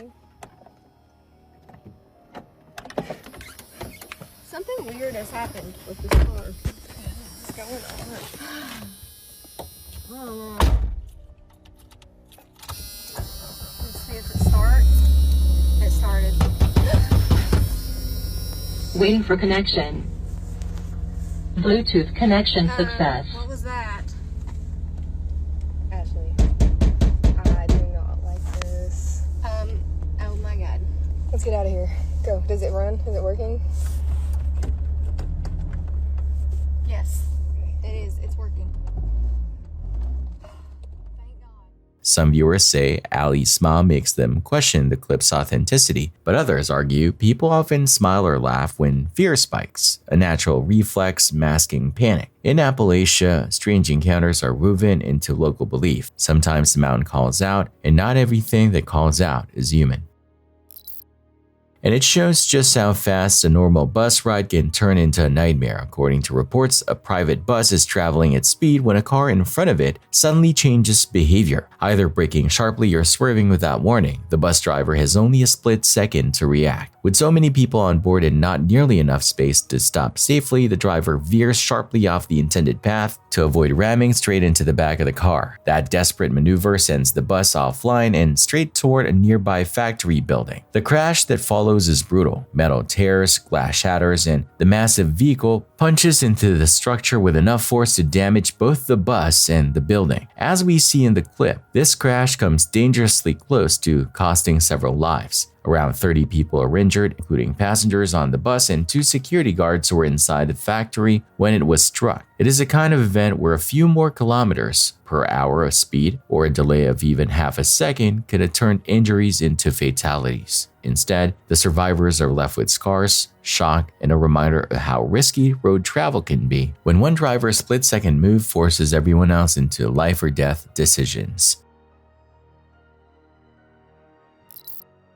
Black Friday is normally a time when people fight over discounts, but in Virginia, something far stranger slipped through the ceiling of a quiet liquor store long after closing time. Employees showed up the next morning, expecting crowds and chaos, but instead they found the source of the disturbance passed out on the bathroom floor. Not a burglar, not an employee, but a raccoon, so intoxicated it couldn't even stand. Security footage revealed the creature had broken through the ceiling overnight, wandered down the aisles, and torn into bottle after bottle, 14 in total. It left behind a trail of shattered glass, missing caps, and sticky footprints as it drank nearly $250 worth of liquor before finally collapsing. When animal protection officers arrived, they weren't sure if the raccoon was sick, injured, or simply blackout drunk. The dazed animal was taken into shelter to sober up, then later released back into the wild, but not before the story spread. Now here's where things take a strange turn. Instead of ignoring the bizarre break-in, the store leaned into it. They began offering raccoon-inspired cocktails, from the Midnight Mask Gin Fizz to the Trash Panda Old Fashioned, each one named after their uninvited holiday intruder. Funny on the surface, but think about it for a moment. A wild animal doesn't usually seek out alcohol, let alone break into a building, open bottles, and drink itself unconscious. Something drew it in. A scent, a hidden leak in the ceiling, or something the cameras didn't capture. Either way, customers are lining up to try the drinks, and the store has a new warning posted above the bar. Please drink responsibly. We don't want anyone ending up like the raccoon. Because if one furry visitor can sneak in through the ceiling, who's to say something else can't? The final clip was recorded inside a store in Cape Town, South Africa. The exact date was not released, but the scene itself tells you everything you need to know. Armed men rush into the store and quickly overpower the employees, waving weapons and forcing them away from the counters. They start filling bags with merchandise, grabbing whatever they can, moving fast, and trying to control the room through fear. On first watch, all the motion and shouting makes it feel like there are more than 4 offenders in the store. It looks chaotic, with figures moving in different directions, bending down, standing up, and shifting around the aisles, but according to official sources, there are 4 robbers involved in this particular incident. While they're busy stuffing items into bags, one employee quietly makes a move that changes everything. Instead of fighting back or trying to grab a weapon, they slip out of the store unnoticed and lock the security gate from the outside. In one calm, calculated action, they trap the robbers inside the very store they are trying to rob. When the group finally realizes their escape route is sealed, panic sets in. They pace around, look for other exits, and scramble from one side of the shop to the other, clearly unsure what to do next. Meanwhile, the employees stay safely outside, watching from a distance and keeping themselves out of harm's way. Local authorities don't release full details about what happens afterward, but based on what we see, it is very likely that the trapped robbers end up being taken into custody. And honestly, that one employee who kept their cool, slipped out, and locked the gate probably deserves an Employee of the Year award for turning a terrifying robbery into complete reversal of control.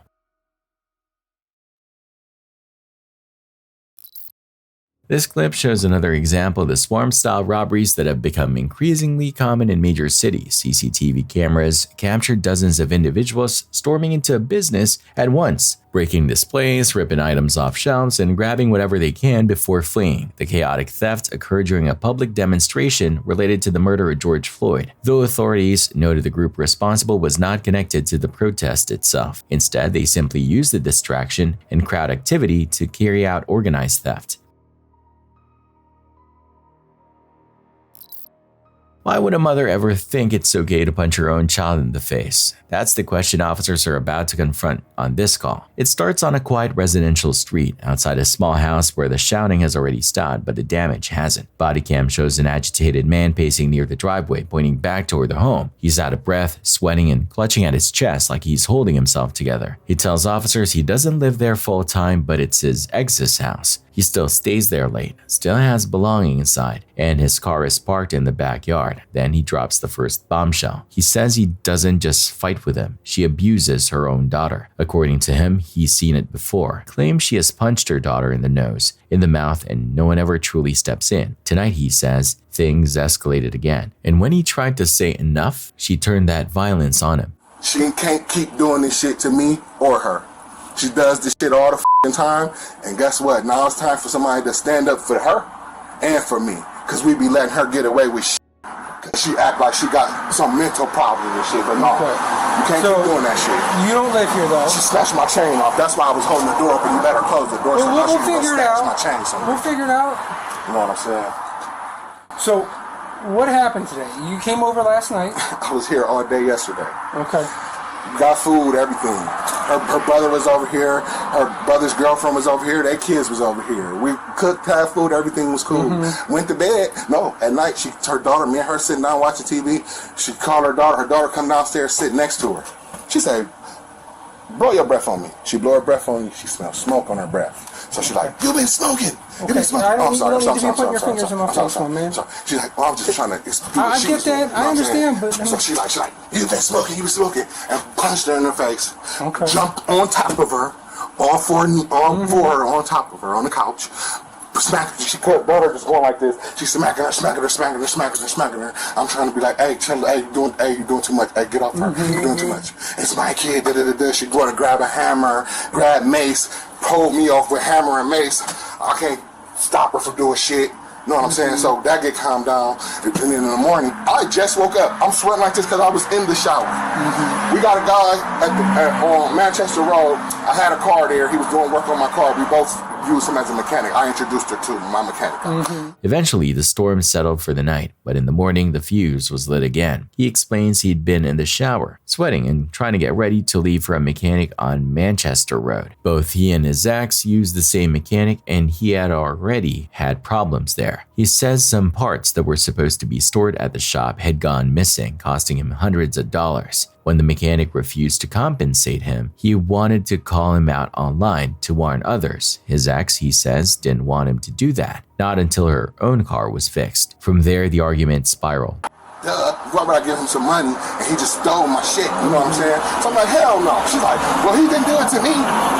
What? So I'm in the shower. She take off downstairs. I said, come back. Let me finish talking to you. Come back up here. You know what I mean? She's gone downstairs. So I'm yelling down the stairs like, hey, I already have another mechanic to fix your car.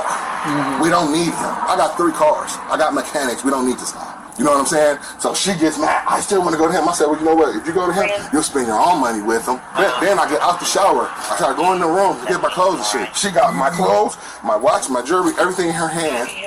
And she got a hammer in her hand and mace. And she's like, get out the house. Of course, I'm not going to get out the room naked. So she grabs the clothes, goes by the window. Like, I'll throw the clothes out the window. So I go over, I said, give me my clothes. Snatch my clothes from her. Listen, man, stop trying to grab on me. I'm sorry, bro. I swear, sorry. I grabbed my clothes from her. It's innocent, I swear. Yeah. I grabbed my clothes from her. She tried to act like she was going to hit me and I'm about to do it again. Act like she was about to hit me in the head with the hammer and bam the door, start beating the door. I just go like this. She's just beating the door on top of my head. So she wants to go sell or climb my chain to get the car fixed, which is still my property and my money. Out in the yard, he described standing in front of her car, asking to find his missing chain so he could leave. Claims she hit the gas, pushing him with a vehicle, then backed up and lunged forward again, revving toward him multiple times. Each time he moved out of the way, he says she followed, turning the wheel toward his body. Eventually, he tried to dodge one last time and felt the car clip him, sending him tumbling into the dirt. He points to the ground where it happened, still shaken. He claims that she then parked calmly nearby while he called 911. With one side of the story on record, officers knocked on the door. Inside, body cam shows a cluttered home, a nervous energy in the air, and a woman who already knows exactly why they're there. She has her own version of events. So, boom, okay, this started from, let's say, he gave me $175 for my car to get fixed, right? Okay. So he calling y'all, telling y'all I hit him with my car because I told him to get the out my house. He was in my shower. Okay. This morning, I get up. Mind you, he in the shower. He's doing his ritual routine. He pulled the shower curtain back. He was like, yeah, I'm going to make a Facebook post about Justin. Talking to me crazy. He want me to, he told me he going to sue me. I got transportation issues. I got many minor children in the home. He telling my daughter, I recorded him some of it. He said, I got you. I'm going to tell him that she beat you. I'm going to tell him that she be abusing you. I got you. I'll never leave you. I'll never forsake you. I got your back. I said, what type of shit is this? We're divorced. We've been divorced since 2023. Yeah. June. Yeah. I don't gotta make this up. This man don't live here. He's not on my lease. He does not live here. He came and stayed the night. Okay. He tried to keep me barricaded in my room. So I did. I took the hammer, and if you go upstairs right now, you will see it's hammer holes in my door because I'm like, let me out my room. Let me out my room. Can we see that door? Do you care? No, because I don't got nothing to hide. Do you still have his chain or something? He's saying something about a chain being missing. Y'all can look in this room, listen there. And you try to put all the pressure on before I cheer. Yeah. That she said she would hit you with the car. And she did. No. I'm scared. No, come out here. I'm scared. No, dear. I want to see your nose in the light. What was the address of the 700? Did she bust your nose? I know she tried to hit you with this. No, I just want to. It's right there on the bridge. Does that look similar to you? Just, I mean, because I don't know your nose. This side. Yeah. Okay. This side. Because I don't know what her nose normally looks like. Meanwhile, the girl stands quietly nearby, caught in the middle. The officers have to consider everything: her injuries, the neighbor's uneasy testimony, the man's detailed account, and the mother's attempt to minimize what happened. You're allowed to discipline your child, but it just depends on... Right, when I disciplined her last night, it was me yelling at her. Okay. It was no physical contact. Okay. Can you just show me, just so... I don't know, like these cameras, the way these cameras is it don't save data. If you keep going down? Yeah, it's not. It's just 8 to this morning. Upstairs, body cam footage shows the officers inspecting the damaged bedroom floor. The woman explains that the holes in it came from a previous incident, when she says she had to use a hammer to get out after he allegedly barricaded her. Every mark in this house tells a story, but none of them are simple and none of them are peaceful.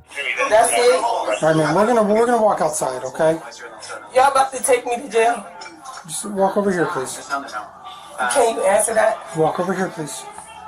Is that a yes? I'm asking you to walk over here. I'm asking, sir, so I can put on this shirt. I'm in my pajamas. This way, please. We're not going to change.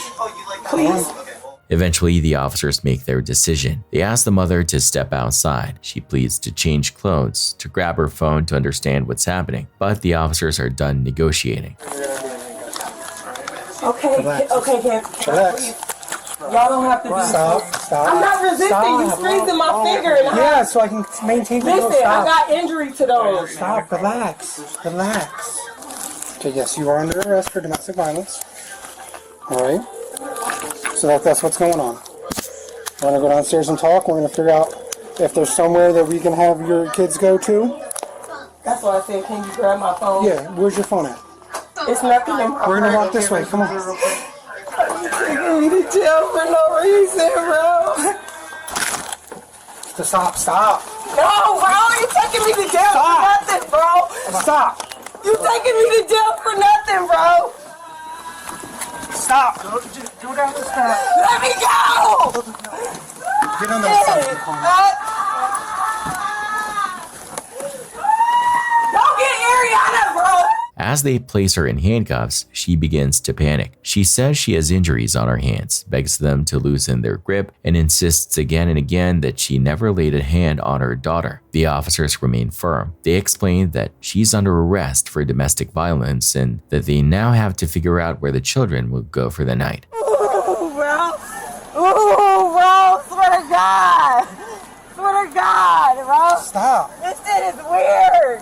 How the f is this happening, It has bro? nothing to do with the guy, but what you did to your daughter. I want to do, bro. You don't want to go in the room. Yes, it is. The fuck? Ariana, come here, bro.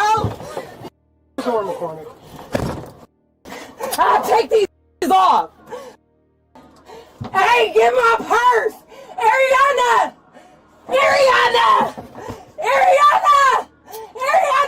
Outside, the man continues to argue that this is the only way the girl will ever be safe. The officers remind him that the arrest isn't about him, it's about what was done to the daughter. In the back of the patrol car, a mother insists she's only guilty of trying to discipline her child. But the bruises on that young face tell a different story. The woman was ultimately arrested and charged with domestic violence. Behind every body cam video like this is a bigger question. Where's the line between discipline and abuse? And how long do we look away before someone finally calls it what it is?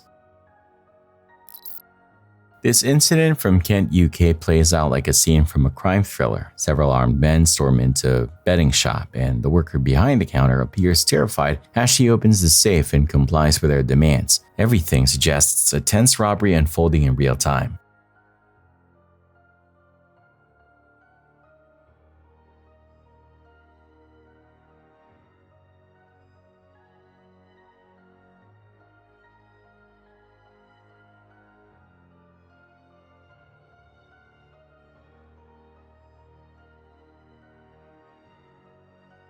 But investigators later discovered a twist. The worker was fully involved with the scene. She had coordinated with the robbers and staged her reactions for the cameras. Once police uncovered her role, she was convicted and sentenced to 12 years in prison.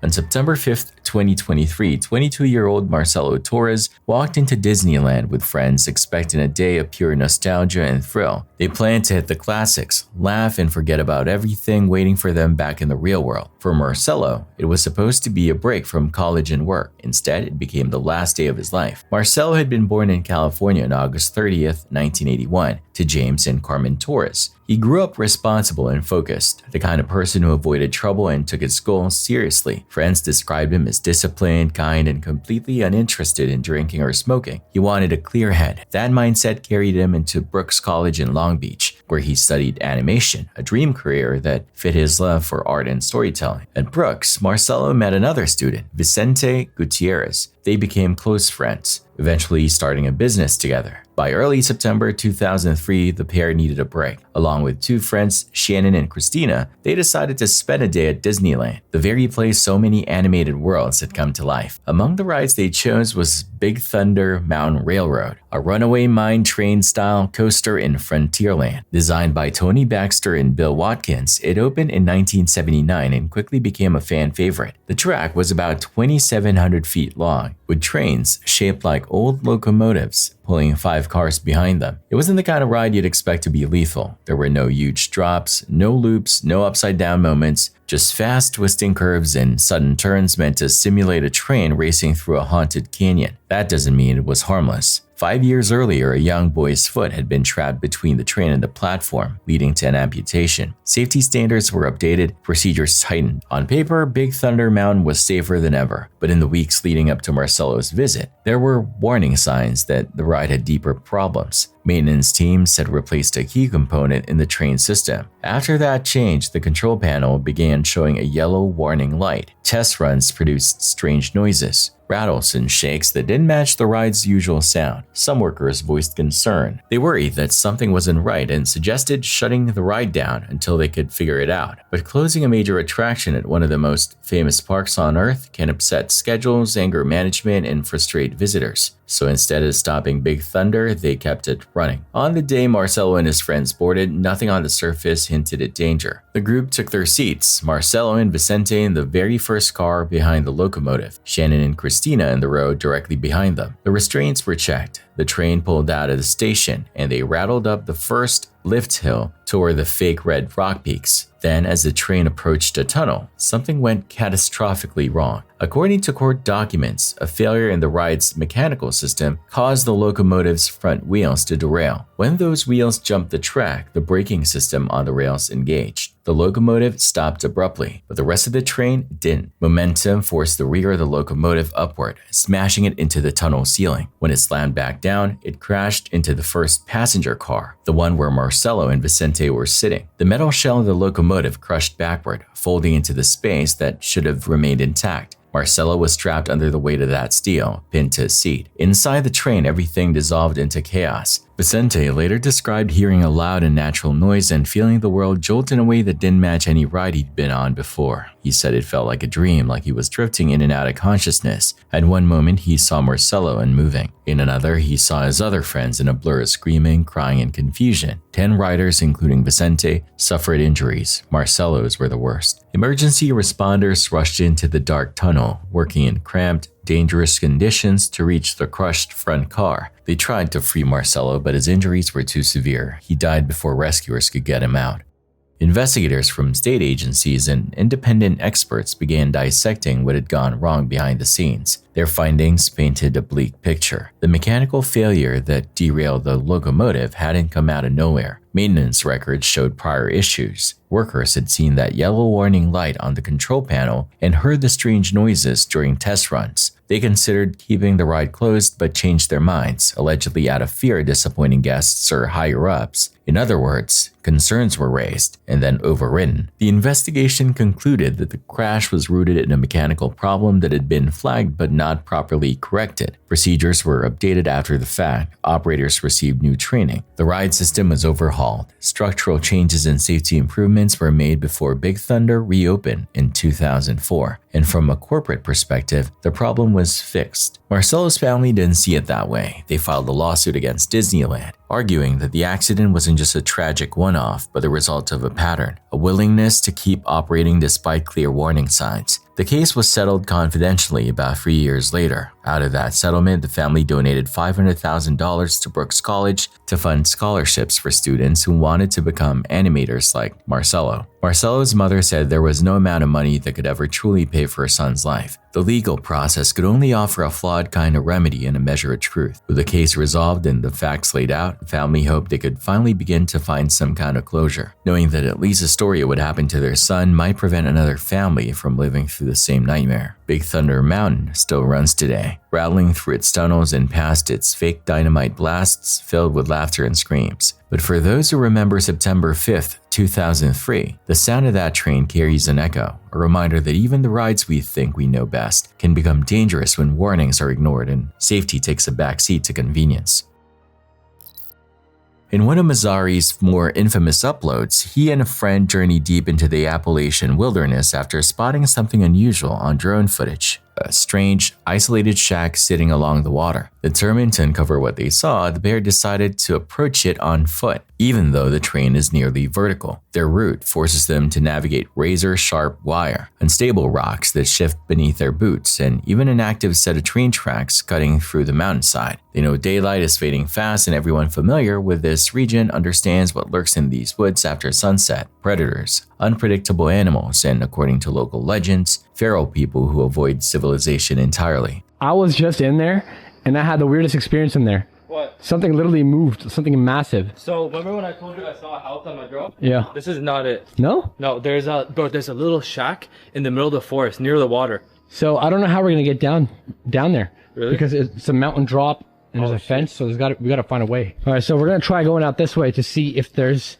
any way down to the river to find this mysterious house or a shack that there's a way out of the fence here. I found it on my drone. Okay, so we could probably go from here because there's a way out of the fence. Oh, sweet. Okay.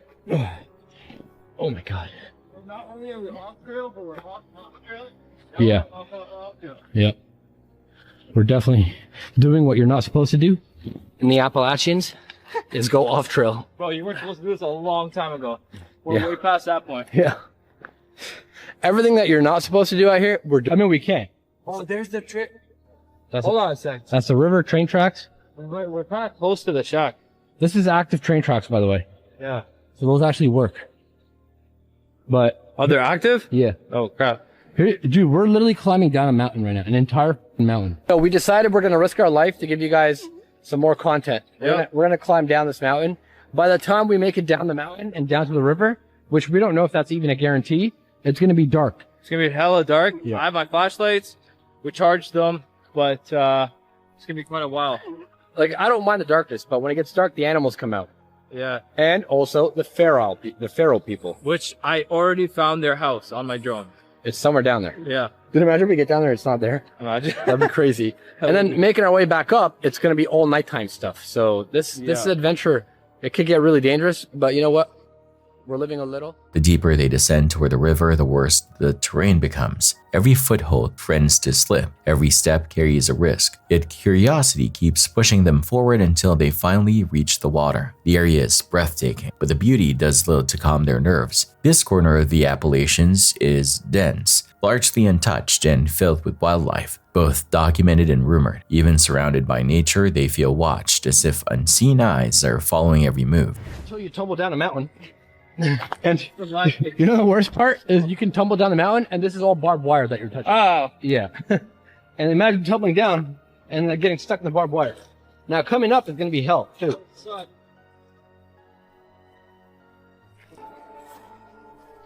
Whoa! Almost lost my footing. Whoa! Whoa! Whoa! Whoa! Oh my god, I'm losing my balance. Well, we're almost there. Man, we better get views for this shit. Seriously. Y'all better watch this. Yeah, literally. You guys better watch this shit. Traveling all the way from Canada to freaking do this. I'm Bear Grylls, and this is how you survive in the western forest. You hold on to trees. Yeah. I'm making it look too easy for you guys. Whoa, you. Let me show you the angle that this is. This is like an 80-degree angle. Yeah, this is ridiculous. Yeah. I don't know if I should go this way or this way. Come down the way I came down. You can at least hold on to trees and not barbed wire. Oh, coming up here. Holy shit, this is a 90-degree angle at this point. Hey, be careful, be careful, careful, careful, careful. Oh my god, he almost died. Please be careful, hold on. Hold on. Holy crap. Yo, how the hell are we gonna get up? How are we gonna what? How are we gonna go back up? Same way we came down.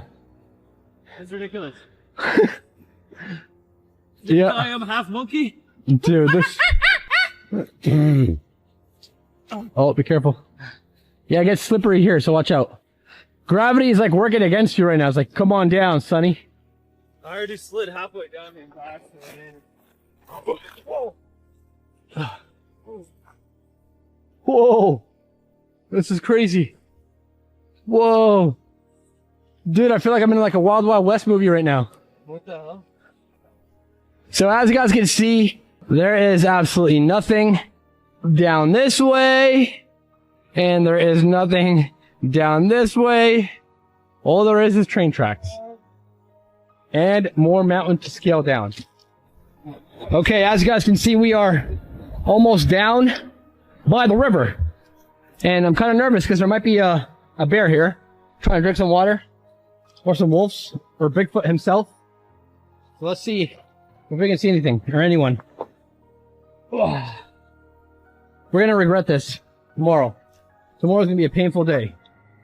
That's for sure. Everything spirals out of control in seconds. One member of the group suddenly vanishes. When they locate him moments later, he's unconscious with a fresh bump swelling on his head. He insists something or someone struck him. Immediately, they think of the Appalachian legend surrounding isolated mountain dwellers and feral people. The fact that they're so remote makes the possibility even harder to ignore.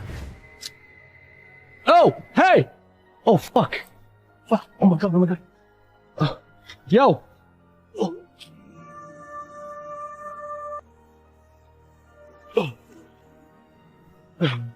Yo! Yo! Hey, hey, hey, hey! Oh, shit, spider webs. Yo! Yo! Hey, hey! You okay? Yo! Hey! Hey, hey, hey! Aldo! Yo! Hey! Wake up! Guys, I think he fucking fell. Yo, Aldo, wake up! Yo! Hey! Hello? Yo! Aldo! Aldo, wake up! Hey, are you okay? What happened? Yo, what happened? What happened? What happened? Get up. Did you hit your head? Okay. Take it easy, okay? Let's take your time, take your time. Did you fall? Did you fall? Do you remember what happened?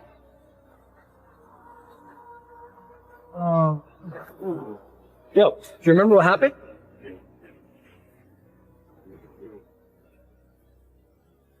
Hey.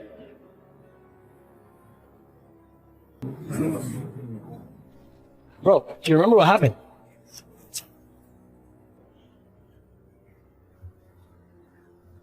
Bro, seriously, are you playing a joke on me or what? Like, are you okay? Why do you keep looking up that way? What happened? Bro. What happened? Did you slip and fall? No. So what happened? Something was following us. Something was following us. Yeah. I heard something. Because I was on the rocks looking at the water. I looked back and you're not here. And I'm like, what the hell? Did this guy disappear on me? I heard something. So I turned around. And then everything went black. So somebody hit you? I saw someone. Yes, I think someone hit me. Someone's here. Wait, just take it easy. Take it easy. Does your head hurt? Does your legs hurt? My head hurts. Your head hurts? Right here. Come feel it. There's like a bump. You feel it? Holy shit. That's a big bump. Okay, but where could this person have... Am I bleeding? Any blood? No, you're not bleeding. You're good. Bro, actually somebody hit you. Someone's here, man. As they scramble up the mountain trail, trying to put distance between themselves and the river, unsettling clicking sounds begin echoing from the trees beside them. The noise seems to follow their pace, growing louder the faster they move. Then as they pass a dilapidated structure, one of them notices something in the window. A figure. It's orange, human-shaped, unmoving, and staring directly at them. Whether it was an actual person or something far stranger is impossible to determine, but one thing is certain, they are not alone in these woods. Man, worth it though. Worth it.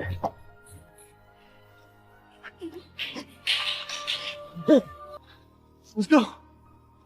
Got someone there. There was someone there. There was someone there. I think they're trying to keep us out of their territory. There was clicking. There was actual clicking. Hey, we're not afraid of you. Well, maybe a little bit, but... Jeez. There was definitely 100% someone there. What if it's following us, dude? Wait, what's that in the window? What's that in the window? Oh my god. Oh my god. There's a face. Dude, look at my screen. Look at my lens. You can't zoom in that far. There's a guy standing right there. Look at his face. Oh. What the fuck is that? Let's go. What the fuck is that? Go now. Go now. Oh my god. What the hell is that? Oh. What the hell is that? Dude, I can't run no more. What is that? A head? Is that a person? Someone watching us? Dude, there's something orange over there. Look at that. It looks like a face. Let's see it. What the hell is that? I can see it on your camera. Yeah. What? Okay, this is crazy, man. People are watching us. We're being watched right now. Why is there something orange? Looks like a face. And in the window, we saw something in the window. Yeah. That looked like a fucking face. We're probably being watched. I don't know if like maybe our brains are playing tricks on us. Their panic leads them off the marked trail entirely. As darkness closes around them, they lose all sense of direction in the maze of trees. Eventually, they stumble upon an old blast bunker left behind from the region's mining days. With night fully swallowing the wilderness and no safe escape route in sight, they decide to shelter inside until sunrise. We'll leave what we just stumbled upon in the mountain. We just found a structure in the mountain. It's not the mine shafts and the other stuff that we found earlier. It's something completely different.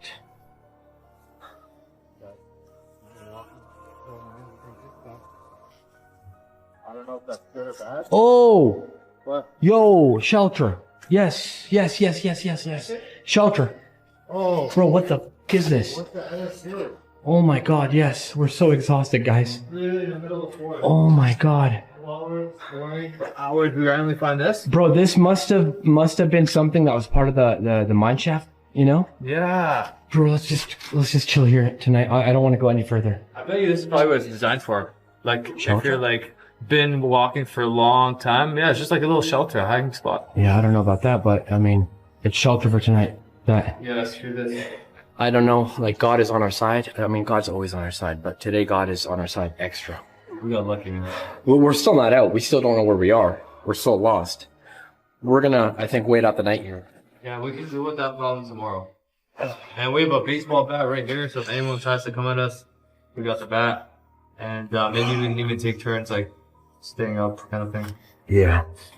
I think I want to take like a nap. Inside the bunker, the tension is suffocating. Every distant crack, rustle, and shift in the woods sends waves of dread through the group. They take turns staying awake, each listening intently for any sign that the clicking figure or whatever hit their friend might return before morning. Stay here. I'm not sleeping. Yeah, we have a couple hours to go. We'll just stay awake. Yeah. And then we'll head out of here as soon as the sun's up. That's what we're gonna do. We're just gonna sit here, hold down the fort, and just keep our ears and eyes open. I'll check back with you guys once I get a chance. Yeah.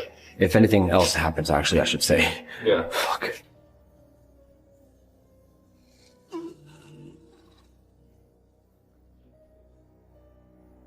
The sun is starting to come up, guys.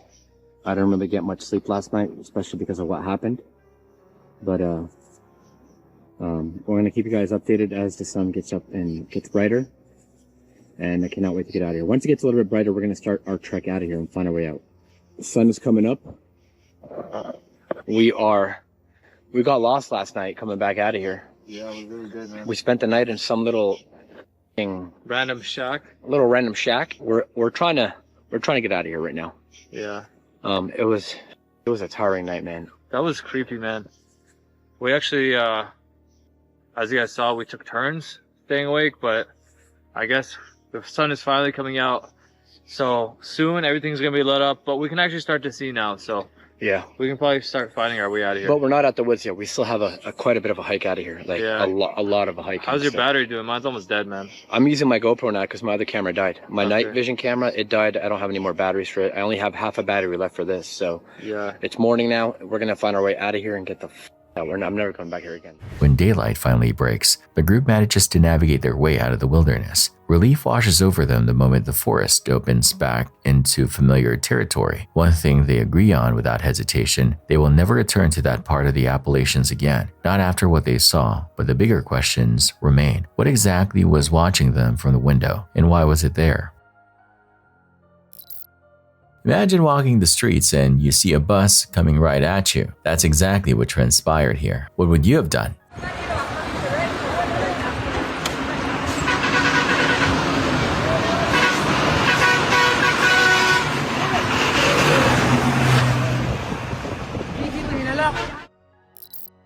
This footage comes from the village of SHOUTOUT, recorded on November 29th, 2025. At first glance, it looks like an ordinary view of a quiet residential home belonging to a woman and her husband. The yard is still, the house stands untouched, and nothing suggests that anything out of the ordinary is about to happen. It's the kind of scene you'd scroll past without a second thought, until everything changes in the span of a heartbeat. What happens next is nothing short of insane. In just a few seconds, we get a brutal reminder of how quickly a normal day can turn into something straight out of a nightmare.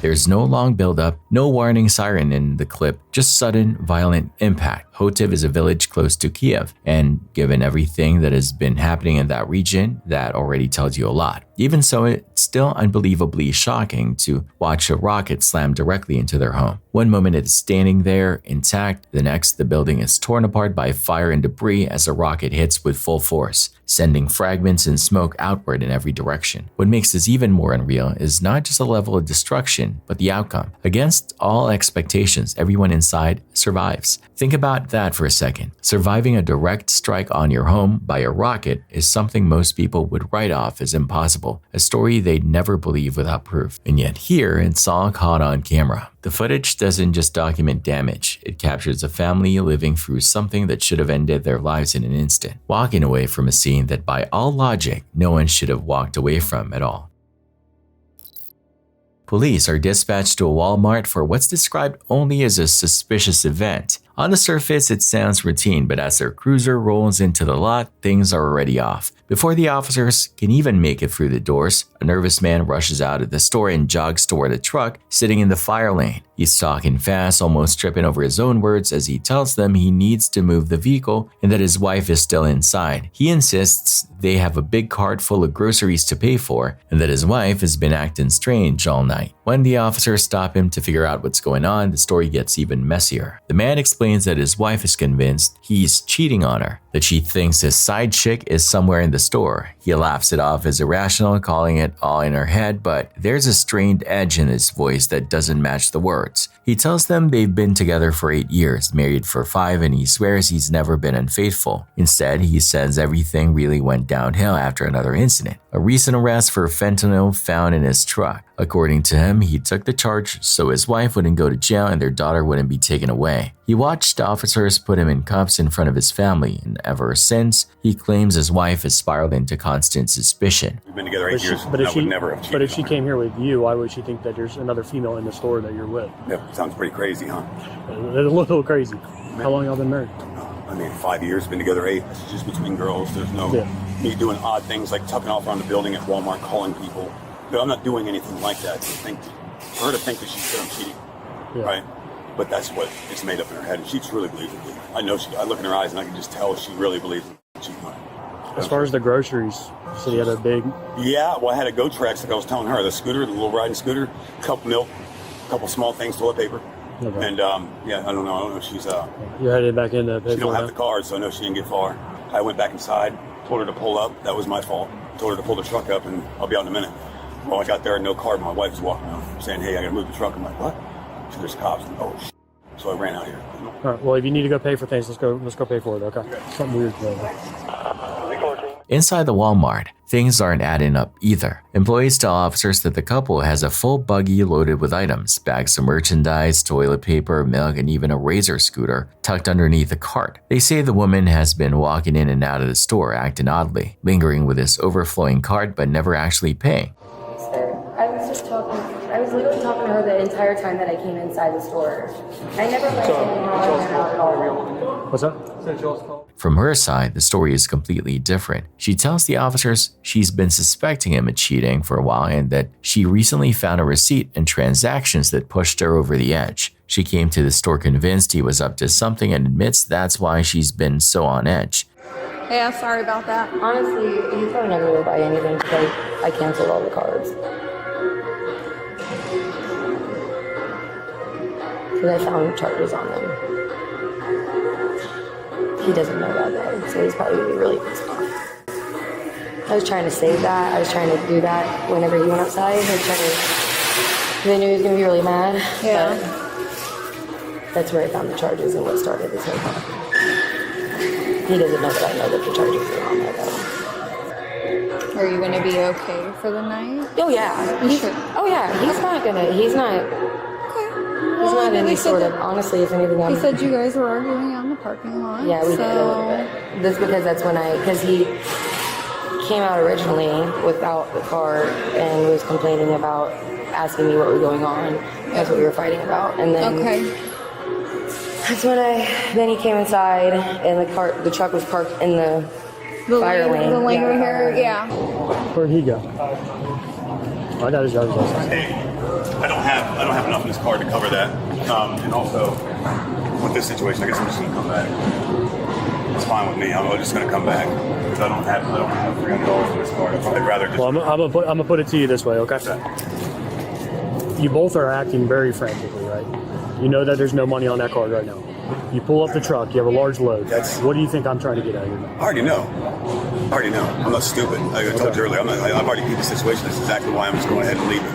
But I do have money. I work. I do work. You know what I mean? Like, why would I come in here to steal that much money's worth of shit, dude? I mean, come on. That's pretty stupid. Come on. It happens all the time. Have I maybe possibly knowingly not scanned an item before? Maybe. But never anything like that. Okay. I mean, there's a guy sitting. Well, I'm going to tell you what's going to happen now. Front. I'm going to tell you what's going to happen right now. Okay. Okay. All right. You're going to be detained for now until we get everything figured out. All right.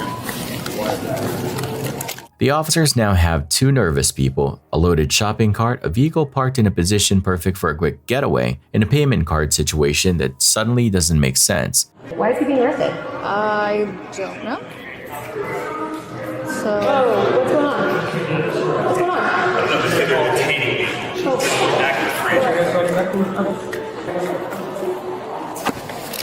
We're just gonna detain you so we can kind of figure out what's going on, okay? Just hop in there right now, okay?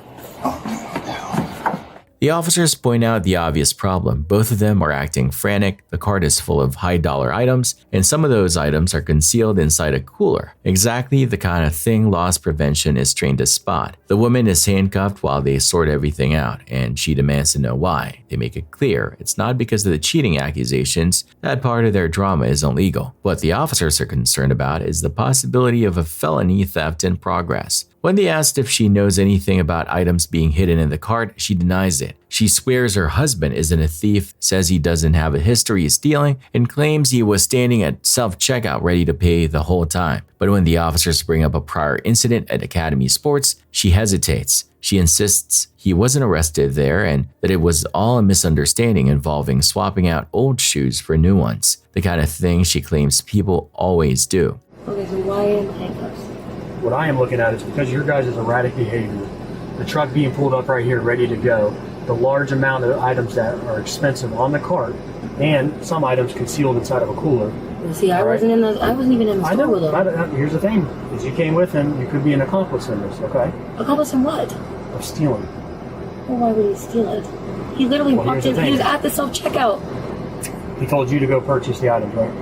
Well, I didn't have the card. You didn't have the card. That's when I came in and tell him. Well, when I told him that the cops were out here to go move the truck, he walked out there immediately. He walked right away. Not one person asked me to leave. I sat there and talked to that lady right there the whole time and let her kind of know what was going on and the reason I was like standing there like that. And not one person told me to leave. What I don't understand is you guys come together to go shopping, but you stay in your truck and then you abandon the truck to keep an eye on him, and then he comes out, not knowing where you are, pulls the truck up, but then tells you to go pay? No. But you don't have a car. He never told me to go pay. I walked in to tell him the truck was in the fire lane to move it because y'all were out there. He told me that he told you to go pay. Well, when inside when I told him, he told me pay, but he didn't. He walked off with everything. But you don't have a card to pay for, right? No, but I could have had if I had my phone, I would have been able to pay, but he didn't know that. Oh, thank God.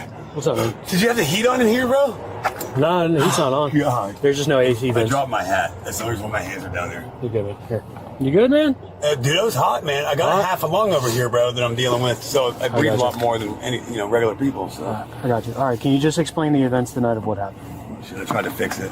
Meanwhile, the husband sits in the back of a patrol car, sweating and struggling to breathe, complaining about the heat and a damaged lung. The officers press him about his past. He finally concedes that he has one old theft-related charge from years ago, involving a necklace he pawned that turned out to be stolen property. And then there's a recent fentanyl arrest he already mentioned. He insists he's changed, that he has a security clearance at a safe center job, and that he's not a user now, just someone with bad luck and bad timing. Still, the officers remind him this isn't about who he used to be. It's about what they're seeing right now. Frantic movements, a truck positioned for a quick escape, a chaotic argument, concealed items, and no clear way to pay for over $1,000 worth of merchandise. Your guys' both of yours behavior is very erratic. Well, and the circumstances are coming behind this right now. Well, it's probably that's what I'm looking at. Obviously, that's why you're in cuffs. Because it looks bad. Yeah, it looks bad. Now it looks bad. Okay. Do you have any history of shoplifting or any kind of theft? Absolutely not. Never stolen your life. Never got charged for a theft or anything. When I was like 18, wrong place, wrong time. But in Manatee County, I got arrested for basically. Okay. I got sold a necklace, and when I pawned the damn thing, boom, I got hit. So I got arrested. I went to jail. But it was like one of those things like, oh, I got arrested first time as an adult, moved on with my life, and they withheld adjudication. So as far as if you guys, I don't know if you guys see it or not. I don't think you do.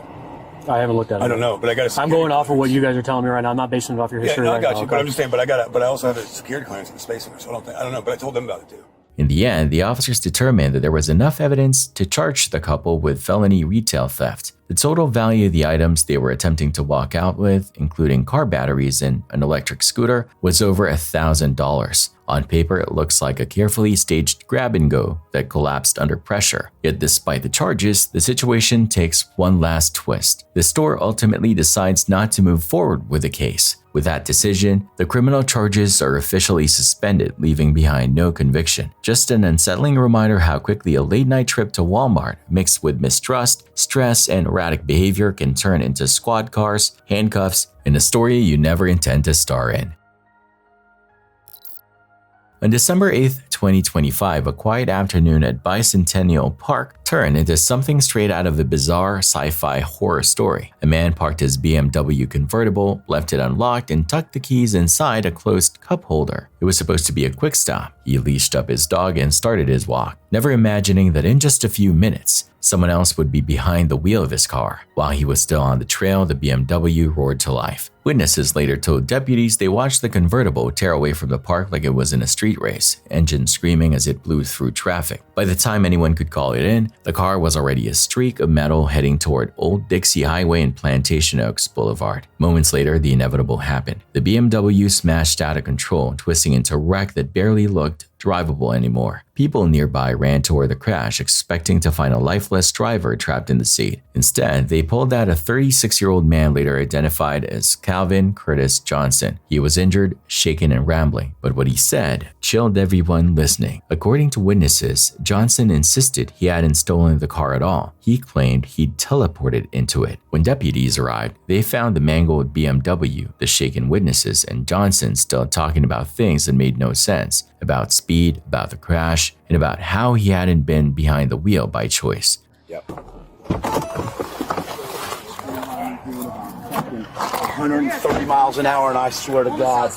Watch this go. Do you have a fire extinguisher? I got in the car. I don't know. I teleported or something. Where'd you get the car from? I don't know. It's Calvin. Beach side? I don't know. I teleported. Officer, where's your fire extinguisher? Come over here. Give me just 1 second. Yeah. Put your hands up on my car. Yes, sir. As a deputy handcuffed him to a patrol vehicle, Johnson suddenly looked at him with wide, terrified eyes and said, "You saved me from the aliens." I teleported. Did you come from Bicentennial Park? It came from that. Bicentennial Park? Came from north. They told me the X-Men to do it. Okay, but the dog park? I don't know. The X-Men told me I don't do that stuff. I tried to catch me on me. I'll just take transport, okay? I got 110-12. I'm gonna keep me safe. I just said, just stay. No, Hamilton, someone told me to get me there. Just sit tight. Someone's in my head. Cut him out of his seat. Someone It's not his. told me in my head. You know what a fire extinguisher is? I don't want the wood. I got one secure. Thank you for saving me. Give me just 1 second. That's not going to catch Thank you you off. for saving me. You got him. He's out. I don't know how I got him there. Come out. Yeah, signal 20 says Oh he my teleported out of the car. God. He stole the car. I don't know how I got him. I promise God stole it. Hey, can you give me that tag? But what's he around me doing 100 mile an hour? So good. Christopher Martin is all this time. Go ahead with it. You saved me from the aliens. Bro, do you need an Yeah, I need some water. Okay. A little bit easy. Yeah. Watch your lips. Yeah, it's one and the same. Okay. I told him my coffee. It's like, hey, yo. I go, I can't get strong. Do us a favor. Step forward. Step forward. Step forward. It wasn't for that seatbelt. Step forward. Step forward. Stop. Don't go nowhere.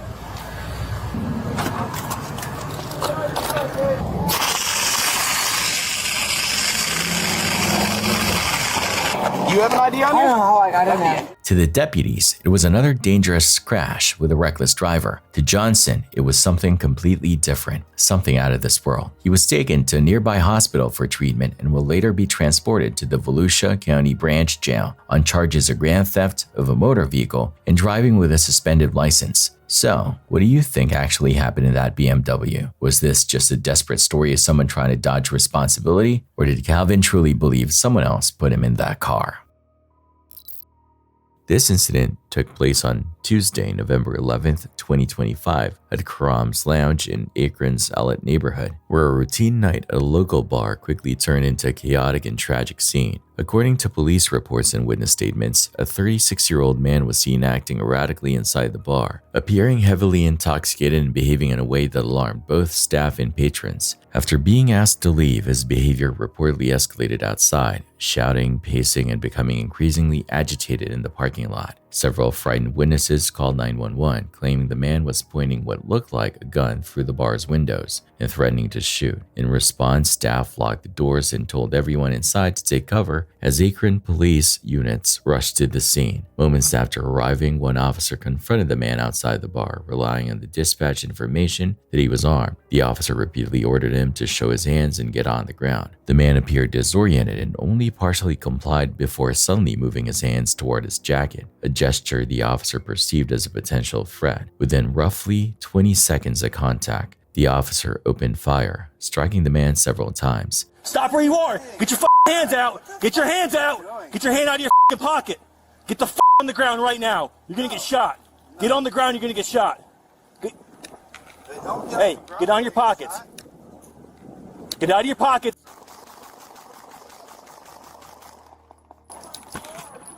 Car 4, signal 5, shots fired, suspect down.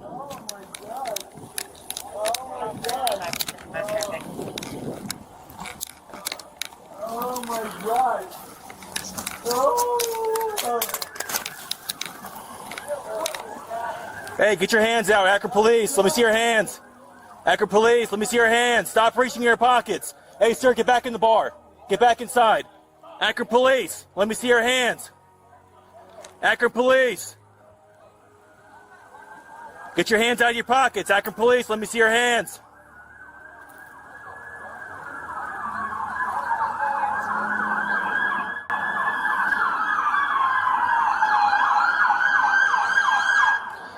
Get your hands out of your pockets. Get your hands out of your pockets. You're gonna get shot again. Get your hands out of your pockets. Get your hands out of your pockets. You're gonna get shot again. Get your hands up. Get your hands out of your pockets. Dude, put your hands out. Put your hands above your head.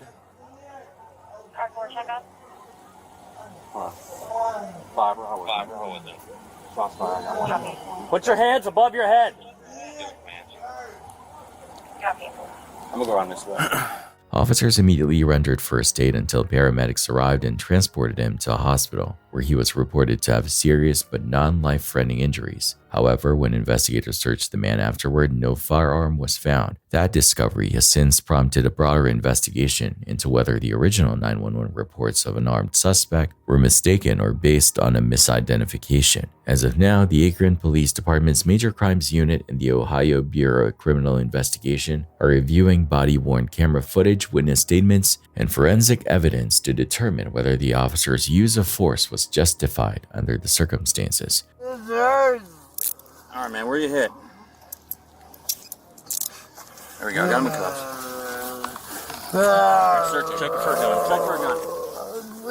Please. Yep. Help me up, I can't breathe. Yep, I know, it's okay. I can't breathe. We're trying to get you some help. No, you're not. I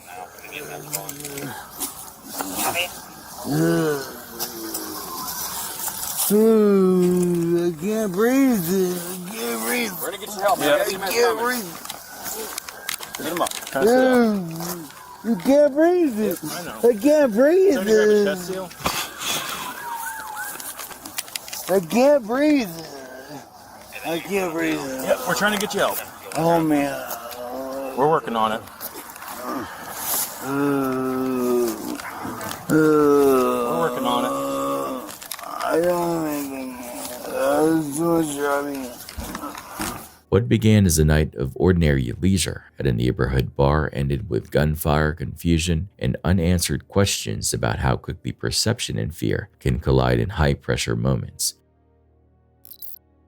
This footage comes from Timon Marana, Brazil, and it captures a moment of sheer recklessness that could have ended in catastrophe. Surveillance video shows a man standing near a gas station fuel tanker casually lighting a cigarette, completely ignoring every safety warning posted around him. After taking a puff, he flicks the still burning match onto the ground, unaware that a tanker truck was refueling the underground fuel tanks just a few feet away. Within seconds, the vapors ignited, sparking a sudden flash of fire that raced across the pavement. Panic set in immediately, but the station employees reacted fast. Using fire extinguishers, they managed to put out the flames before the situation escalated into a full-blown explosion. According to the local fire department, no one was injured. A miracle considering how close this came to disaster. Officials later emphasized how this single careless act could have cost lives, reminding the public that gas stations are no place for open flames. In the end, quick thinking and luck prevented tragedy, turning what could have been an inferno into a critical lesson in basic safety awareness.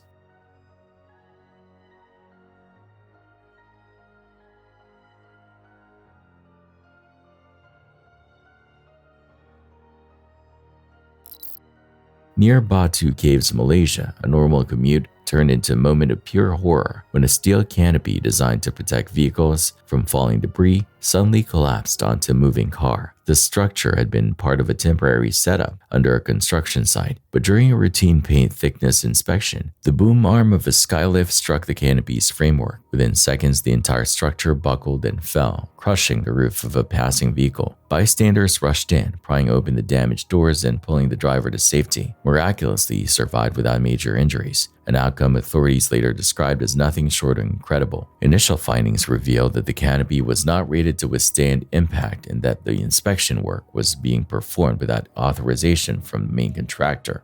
In response, construction at the site was immediately halted, pending full review. Had the driver been a few seconds faster or slower, the outcome would have been fatal. It's a stark reminder how fragile safety becomes when oversight is ignored.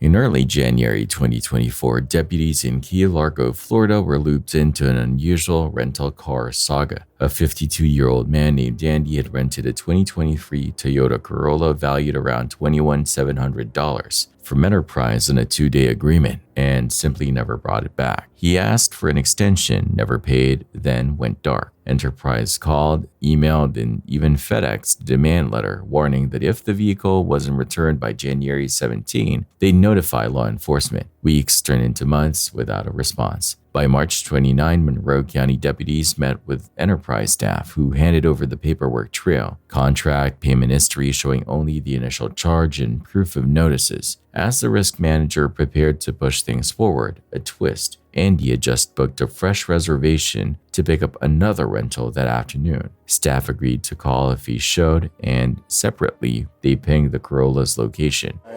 If he comes at 3 o'clock, can you contact us? Yeah, he's scheduled to come in at 3:30. All right, perfect. Thank you.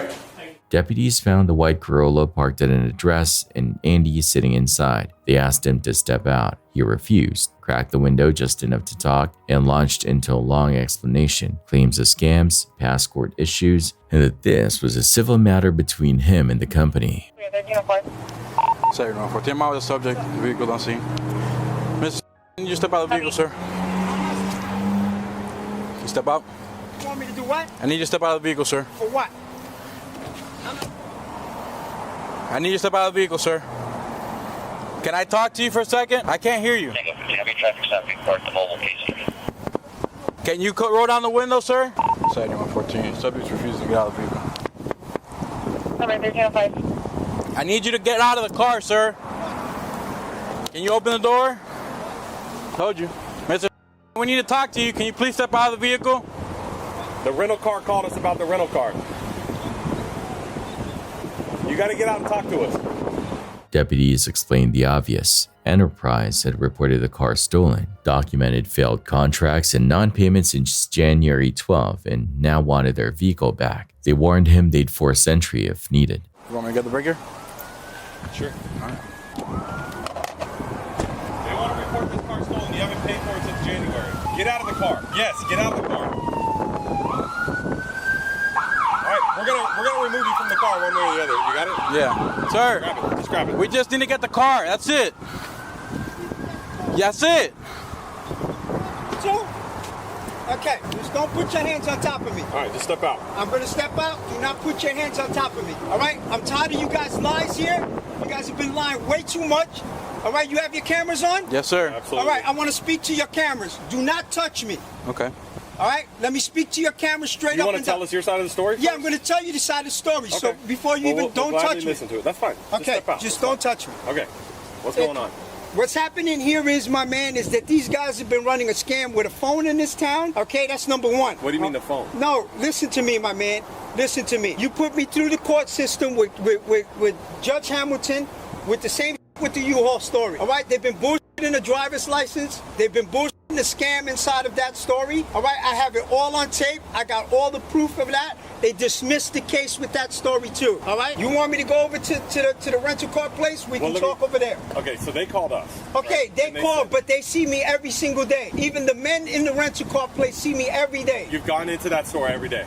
Every day they see me passing the But store. you have gone into the store and spoke to the woman and the Spanish girl there too. So if you want to follow me over there and let them tell me that to my face, then you can put that on camera too. Okay, you rented the car in January, right? Rented the car in January. Okay. All I want to say is this. All I want to say is whatever civil matter they want to deal with inside of a courtroom with me, they can deal with that civil matter in the courtroom.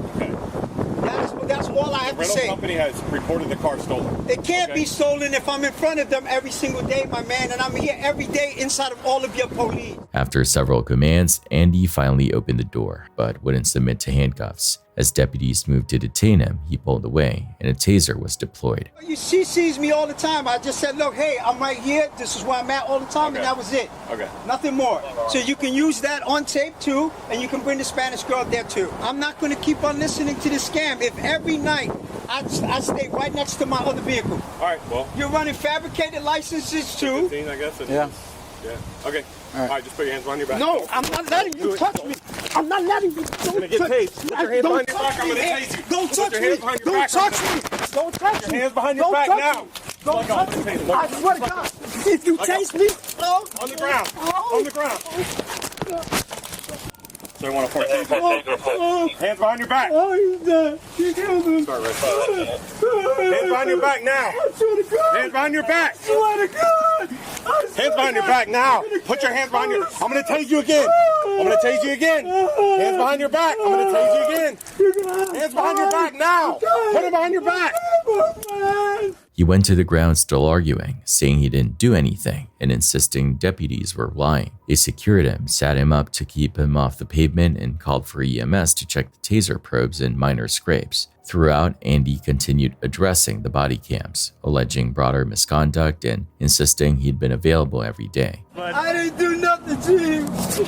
I swear to you, man, I'm gonna sue these people for all of this you did to me. I swear to you, I'm gonna pay you for it. Come on, Andy. Have a seat. Please, make it easy for us. I didn't do nothing to you people, I swear to God. Prop him up. Enjoying your vacation? I figured we were going to have to drag him across, so I just took this out. I don't know if you want to put it in the bed. The season now? Yeah, I guess so. Ambulance is already on the way, so. Andy, say something. We got ambulance on the way, all right, Andy? We'll get you on the ambulance, okay? Get you going. Could have all been avoided, man. No, he's fine. He's just spitting. He's all right. He's in the recovery position. He's fine. You want to sit up or stay like you're laying? All right. Yeah, he's breathing. All the probes are already out, so yeah. Just put them on there, and one of us follow. Sit up. David, that's your own choice, buddy. I'm just trying to help you sit up so you don't have to have your head on the concrete. That's what you choose, buddy. That's fine. Andy, would you like to get off the pavement? Want to sit up and get your head off the pavement? It's hot. You want me to sit you up? Come on, sit up, man. It could have been avoided, dude. All you had to do was just let us deal with this. Could have been done a lot easier, man. You can lean against right here. You can lean against my leg, okay? This could have been avoided. It's a lot easier for you. Yeah, I'm just saying, if you wouldn't have done what you did, this would have been a lot easier. Now, I'm doing what I did. Okay, then that's fine. That's what you're going to say to me now? You want to get inside the car? What are you doing? I want to stand up, dude.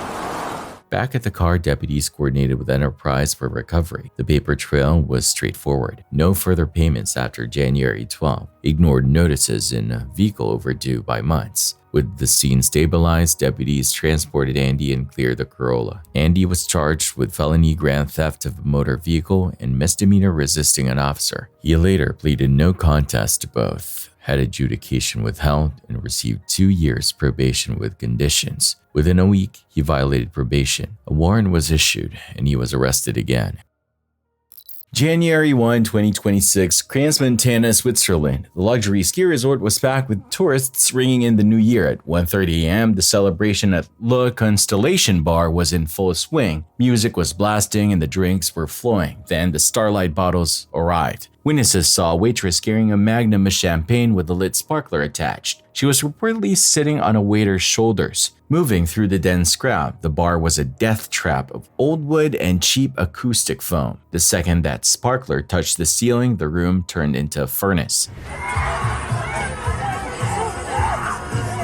It took only 10 seconds for the entire ceiling to ignite. A terrifying phenomenon occurred that firefighters call embrasement generalissime. The heat became so intense that the gases in the air spontaneously combusted. The room didn't just burn, it exploded. Panic was instant. The main exit was a narrow, steep flight of stairs. Hundreds of people scrambled toward it at once, creating a deadly crush. Survivors described total darkness filled with the smell of burning plastic and the sound of people screaming. Some managed to smash through plexiglass windows with chairs and tables to leap into the freezing night. Outside, the scene was like a war zone. People were running through the snow, some described as burning from head to foot. Their clothes completely melted away. 47 people lost their lives that night. Over 115 others were left with horrific, life-altering burns. The local hospitals were so overwhelmed they had to declare a state of emergency, fly in 10 helicopters, and eventually send victims to neighboring countries for treatment. What was supposed to be the best night of the year became one of the worst tragedies in Swiss history, a reminder how quickly a single spark can turn a celebration into a nightmare.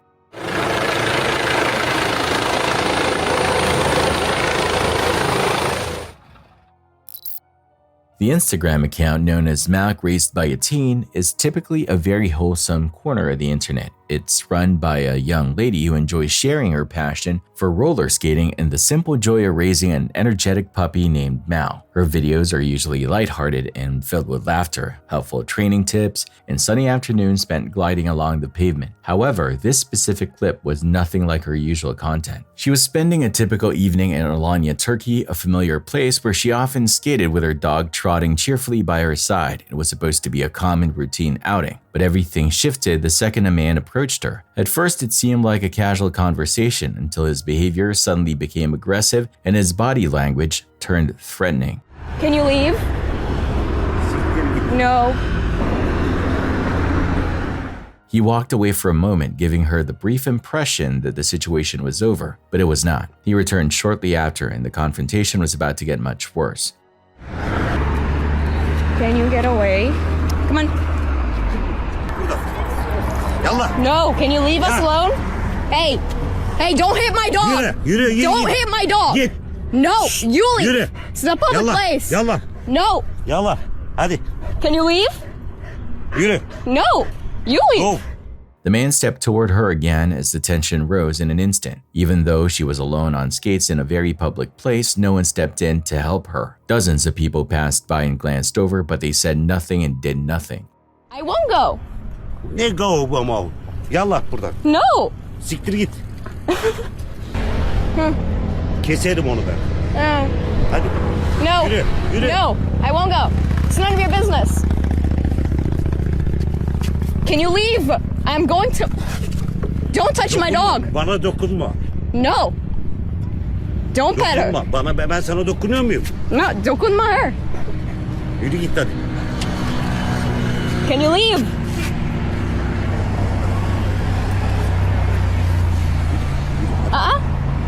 I won't leave. Sen karışma.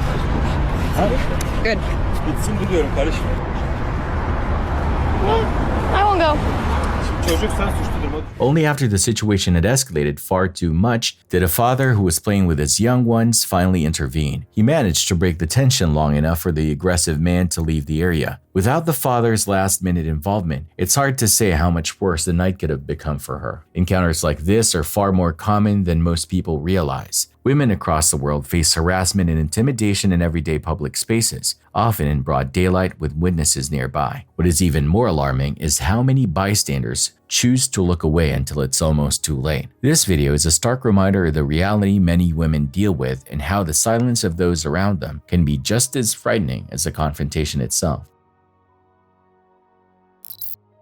On March 27, 2024, a nightmarish scenario unfolded at the University of Chester during their annual Chestival celebrations. The Spring Festival is a beloved tradition that brings thousands of students together for food, live music, and fairground rides. The event was held at the university's Park campus in England and was free for any student who grabbed a wristband. The star attraction of the fair was a ride called the Superstar, which was marketed as a high-speed whirlwind experience meant for the big kids. The Superstar is a spinning ride where multiple cars rotate around a central axis while also spinning on their own. This creates the intense gravitational force that thrill seekers love. Just 1 hour after the event opened, emergency services were flooded with calls reporting a mechanical disaster. Video footage reveals a terrifying moment when a massive metal panel broke free from the center of the spinning ride. The ride was in full motion when the panel detached and hurled through the air, striking 2 carloads of passengers before smashing into the ground. What made the situation even more frightening was that the ride did not stop immediately after the impact. Witnesses watched in horror as the machine continued to spin for a while before the operators could finally bring it to a halt.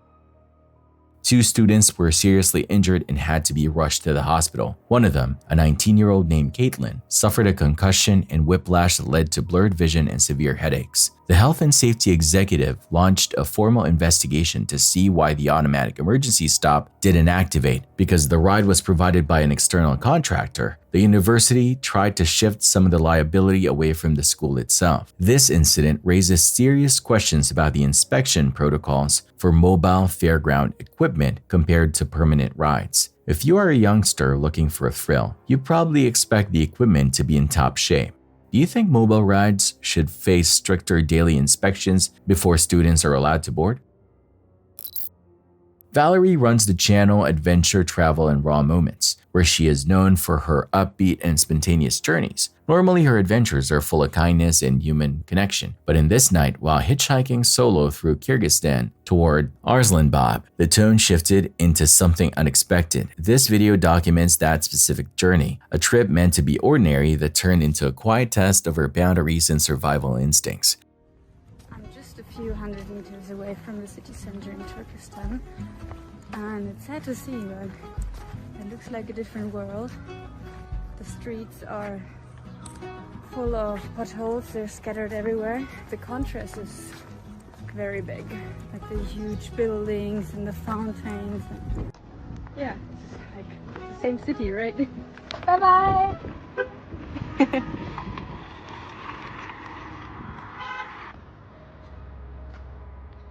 So I didn't come very far today, not yet.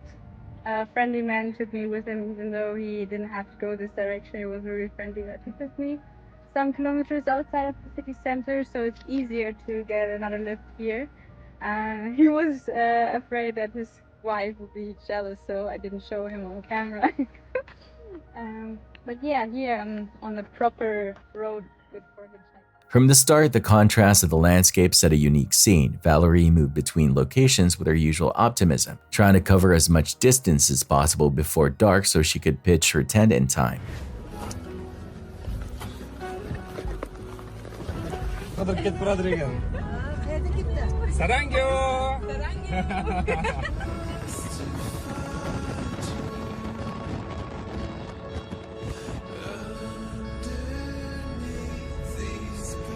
Thank you so much. Thank you. So lucky I met this family. They were so sweet. And they took me like 1 hour from Turkestan to Arslanbab. I wanted to come here because there's a beautiful mausoleum and a mosque, and it's a bit more rural here. It was like dirt road, nothing to see, but yeah, that's Kazakhstan. I love that. So cool. And now, I'm looking for a spot to set up my tent, somewhere with a good view. I would love to wake up and see the mausoleum in the morning, so I try to go somewhere on the field.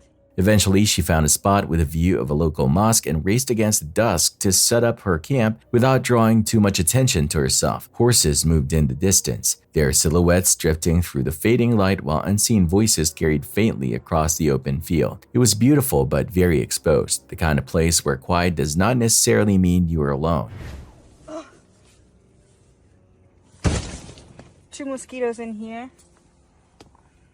It's actually soft. The size is just perfect. I'm glad about this tent. Woo! My first night in a tent in Kazakhstan. My first night in this tent also. It's very basic, but it brought me here, so it's good. I'm thankful I have it, because tent always means flexibility, and that's what I love. Actually, the driver brought me to a guest house, which is like 200 meters from here, and thought I wanted to sleep there, but then I said no, actually I have my tent with me, and I said I will just go to...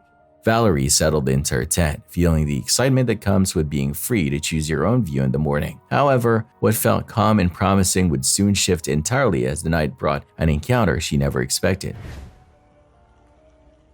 I had probably slept for 1 hour until I heard a noise. It was the horses coming closer to my tent. Hello. So I opened the door to watch them and welcome them.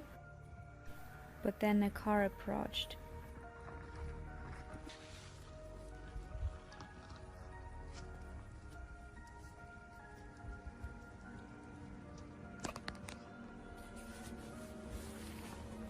There is someone in the car. I hope he doesn't mind me camping here on his ground.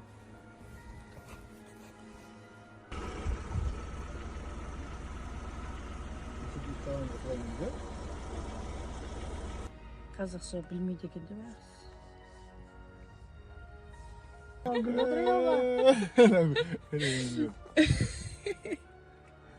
WhatsApp берші, жаңа телефоныңды. Bye bye.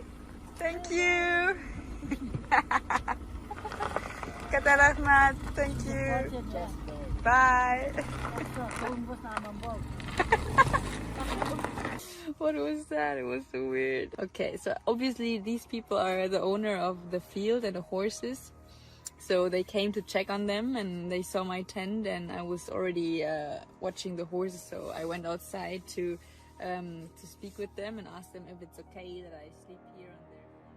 The landowners were curious and luckily very friendly at first, eager to know who she was and why she chose their field. They used translation apps and exchanged smiles, and the conversation stretched on in a way that felt awkward but never hostile. It seemed like a passing interaction with strangers until the middle of the night around 3 a.m. when a car returned to the site. This time the man was completely alone and his wife was no longer with him.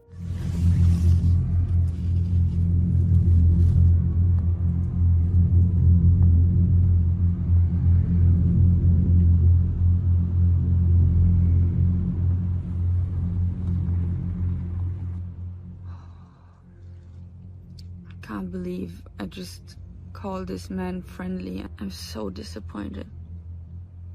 It's 3 a.m. I heard a noise, someone was saying something.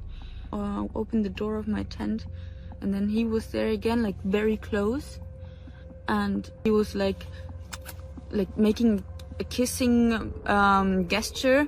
And I said, what?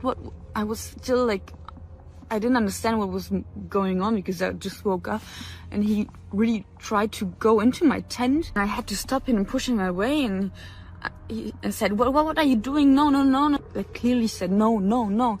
And he wouldn't understand, like he wouldn't want to understand. I was like in such a shock because I didn't get why, like what was happening, and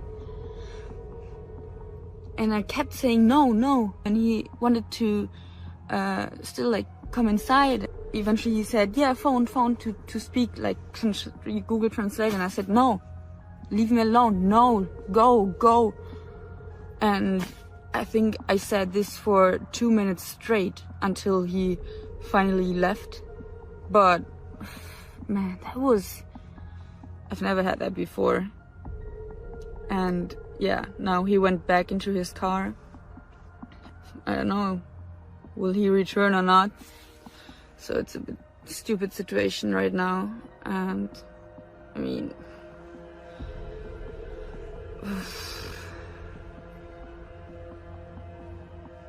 so sad, because they were friendly and stuff, but this really destroyed it, unfortunately.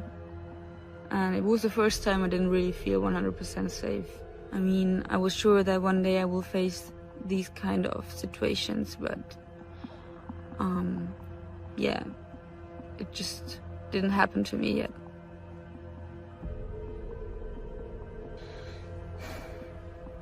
Yeah, now I placed my cutlery next to me, just in case. I don't think he will come back, but you never know. For anyone in Valerie's position, this moment would be deeply unsettling. To be pulled from sleep by movement outside your tent only to realize it is a man standing there alone is the kind of shock that unravels your sense of safety. She barely slept until dawn, as every sound became sharper and the thin fabric of the tent felt far too fragile. By the time I edited this video, a few days had passed since this incident had happened, and I had time to think about how the situation came about. Yes, I was in short clothes when I talked to the farmer and his wife because I was sleeping before. Yes, I shared my social media accounts with them. Yes, I answered their questions honestly, that I was traveling alone and that I'm not married. And yes, I was super friendly as always. I smiled a lot. But they were a married couple and seemed warm-hearted, even though they should have noticed that it's not the best behavior to interrupt my sleep at 1:30 in the morning for such a long time. And still, I would have never expected him to return without his wife. Diners in Bali went from enjoying a Christmas dinner to fleeing in panic when a fire attraction went wrong. The performance accidentally touched a ceiling decoration, which caused flames to spread across the restaurant instantly. People were forced to drop their meals and run for the exits as the fire grew.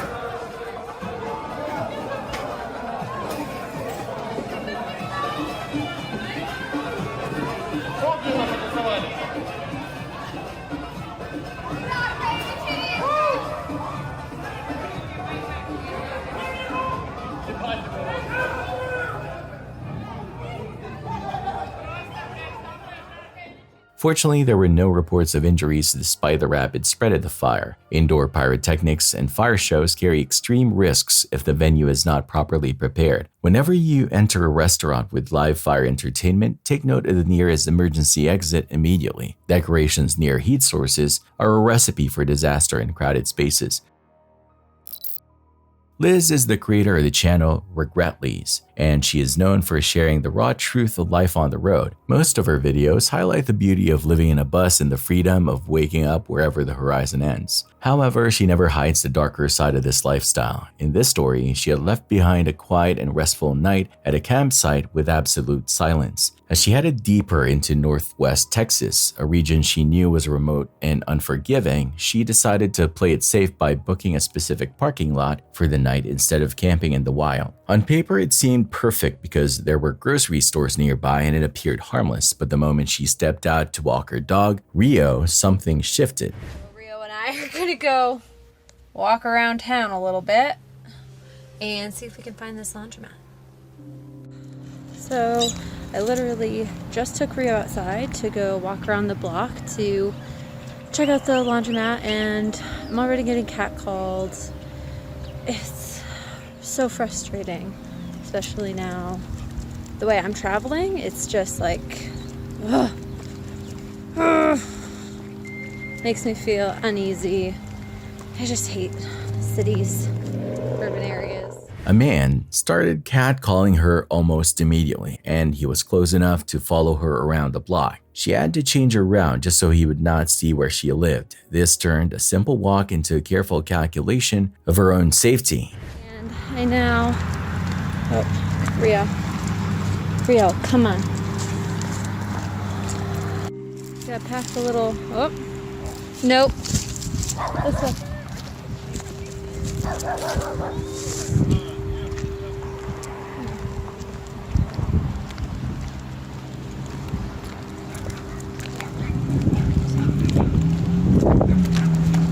I just had to walk around the block the other way to prevent the guy who was catcalling me from continuing to follow me, and I didn't want him to know where the bus was and that I was living in it, because I'm just behind this business, you know, like, it's nice to be on private property, but I mean, at the end of the day, like, this isn't, like, yeah, it's still just me out here.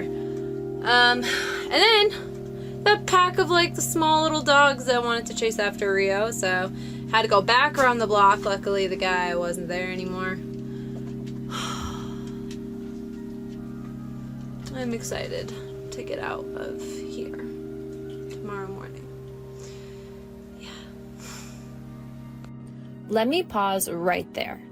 What is not shown is my small mental breakdown. She did not film the breakdown that followed, but she described the anger of being followed and the frustration of having her boundaries ignored. It was a reminder that traveling as a solo woman comes with rules that others never have to consider. She searched for another place to stay, but every nearby option had warnings from other travelers, so nothing felt safe. She locked her doors, sent her location to a friend, and tried to disappear. Her dog growled throughout the night, staying alert and protective, but luckily, no one returned. It sucks to not feel super safe and secure where you're parked, but that's the reality of bus life, and God forbid anything happens. I'm confident in my ability to react to things, but I think really I just need to hunker down, cut my losses, and then get out of here first thing in the morning and hopefully find somewhere much more beautiful and relaxing. You know, it's always good to listen to your intuition, and it just sucks when it's been like the alarm has been wrong of like, maybe this isn't such a great spot. But I looked around, there's really nothing else. The crime is pretty high in this area, so I'm just gonna deal with it. We're gonna make the most of it. Again, I made chicken nuggets, so life is good. And I'll see you guys in the morning. The next morning, she left as soon as the sun rose and headed toward a much safer location. Traveling alone means you have to carry your own safety and strength all at once. When she finally felt safe again, she allowed herself to feel the emotional crash that arrives after danger is past. By sharing this, she was not trying to scare anyone, but rather show the full reality of being a solo woman on the road. It's a reminder that your intuition and boundaries matter. Valerie is the creator behind the Journey Us account and is known for traveling alone to remote mountains and quiet valleys that feel untouched by time. Her videos usually highlight the hidden beauty of the world. But on her multi-day solo horse trek in Kyrgyzstan, that peace was shattered. Her morning had started like a travel film on the 5th day of her journey. She woke to soft light stretching across the mountains with the air feeling crisp and the world silent except for birdsong. While she was busy packing up her camp, 3 local youngsters wandered over to her. They were smiling shyly and sat beside her while she tucked flowers into their hair. It was the kind of moment that makes solo travel feel magical, but that calm disappeared in seconds when a local man approached her. He offered to help with her horse, which might have seemed like a kind gesture, but something about his insistence felt off. When he invited her to his yurt for tea, she politely declined, but the mood shifted fast. Муж есть? Муж? Да, муж. А только один турист. Да. А ночью куда спать? Сарколь, да? Ночью? I don't know. А ночью спать сарколь? Нет. Где чатер? Одну, да, только? Двое, одну. Одна. А только одна, да? Yes. Я дома есть чатер. Я чатер есть. А потом сарколь, хорошо? I want to be alone. Секс, ну, понял? Секс, нет. Секс. Понял? No. Эй, Дома, давай. Дома. You say sex. I said no. Давайте чай поем, чай. Leave me alone. Хорошо. I'm so glad I filmed this. It just shows the reality sometimes.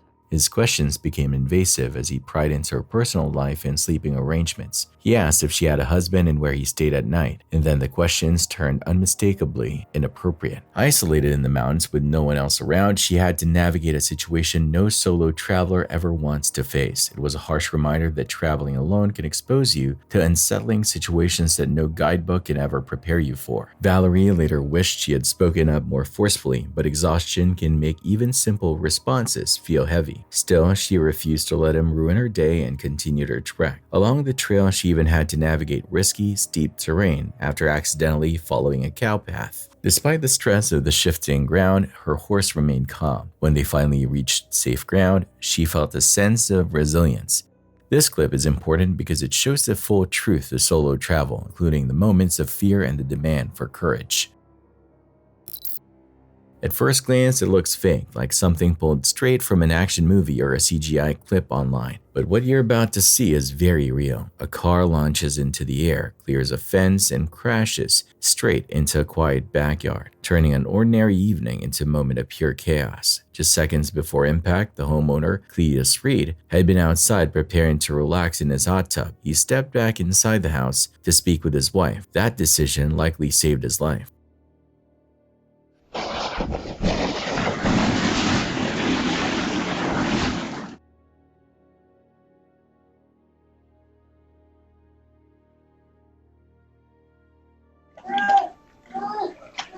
I thought like an asteroid hit the backyard. Moments later, without warning, the sound of an explosion echoes through the yard as a vehicle comes flying out of nowhere. The car slams into the backyard and flips violently. In a horrifying twist, the driver is thrown from the vehicle mid-crash and lands directly in the swimming pool below. From the homeowner's perspective, it didn't even sound like a car. He later said it felt like an asteroid had hit his backyard. When he rushes outside, the scene is unreal. The car is mangled. Water is splashing everywhere. The driver is in the pool, barely conscious, struggling to breathe as she takes in water. Without hesitation, the homeowner wades in, realizing she's actively drowning. A neighbor hears the crash and climbs through the destroyed fence to help. Together, they pull the woman from the pool and lay her on the ground, checking desperately to see if anyone else had been inside the vehicle. The backyard, moments earlier a place of peace, now looks like a disaster zone. The driver is wrapped in a blanket as emergency responders arrive. Investigators later say she was driving under the influence when the crash happened. Because she was hospitalized, she was issued a misdemeanor citation instead of being taken into custody at the scene. The damage was so severe that a crane had to be brought in to remove the wrecked car from the backyard. But the most chilling part of this story isn't the destruction, it's how close this came to ending very differently. If the homeowner hadn't stepped inside when he did, that airborne car would have landed exactly where he had been sitting. He later said he felt incredibly lucky to be alive. Watching the footage back, it's hard not to agree. I'm so blessed and lucky that I didn't die. One small decision made seconds earlier was a difference between survival and tragedy, and that's what makes this video so unsettling. Not just the crash itself, but how random it was, how sudden, how close someone came to dying without ever knowing it was coming. The ocean covers more than 70% of our planet, yet over 80% of it remains entirely unexplored. It's a vast, silent world filled with beauty, but also immense danger. Beneath the waves lies a realm of crushing pressure, complete darkness, and forces we cannot always see or understand. We cool off in its waters during the summer and stroll along its shores to listen to the rhythmic crashing of waves. Sometimes even the most peaceful day at the beach can turn deadly in an instant. That is exactly what happened on the southern coast of Oman during what was meant to be a relaxing family outing. Shashikant Mahamani, a 42-year-old sales manager, took his wife and 2 young ones to Salalah, a popular coastal town. The weather was warm and the sea inviting, so the family simply wanted to enjoy a day by the water. As they arrived at Al Mughsal Beach, their young ones, 9-year-old Shruti and 6-year-old Shreyas, ran joyfully toward the shoreline. Without warning, a massive wave crashed onto the shore with violent force. It swept both young ones off their feet and dragged them directly into the ocean.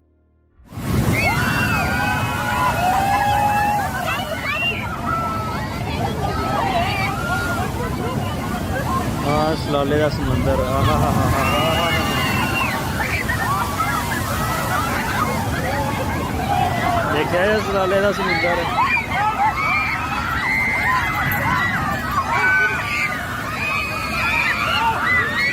Bystanders screamed in panic as the young ones vanished beneath the waves, overpowered by the sea. Shashikant plunged into the surf to save his young ones, but the current was far too strong. By the time responders arrived, both Shashikant and young Shreyas had drowned. Shruti was never found, and her fate remains unknown.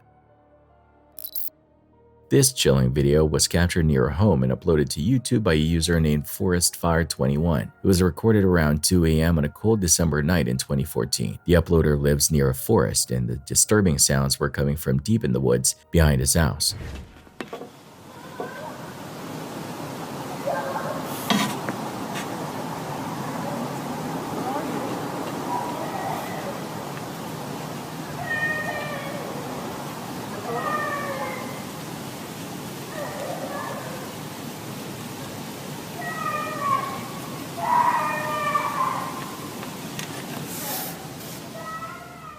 At first, it is difficult to make out exactly what the voice is yelling. After listening closely, viewers pointed out something even more unsettling than the initial screams. Along with a young female voice crying out, you can faintly hear an adult male voice yelling, "Where are you?" This quieter voice layered beneath the screams makes the entire recording feel much more sinister. The uploader checked the news every day following the incident but never found an explanation. The fact that these screams happen at 2 a.m. in the freezing cold raises serious concerns. Some viewers question why the uploader recorded the clip instead of calling the police immediately. Without more context, it's impossible to know if a report was ever filed. We may never find out what really happened in those woods that night. What would be your first move if you heard a young one screaming in the woods behind your house in the middle of the night? This CCTV footage from December 22, 2025 captures a lovely atmosphere that quickly turns insane. You can see several dogs wandering the area before a multiple launch rocket system known as a BM-21 is used against Thailand.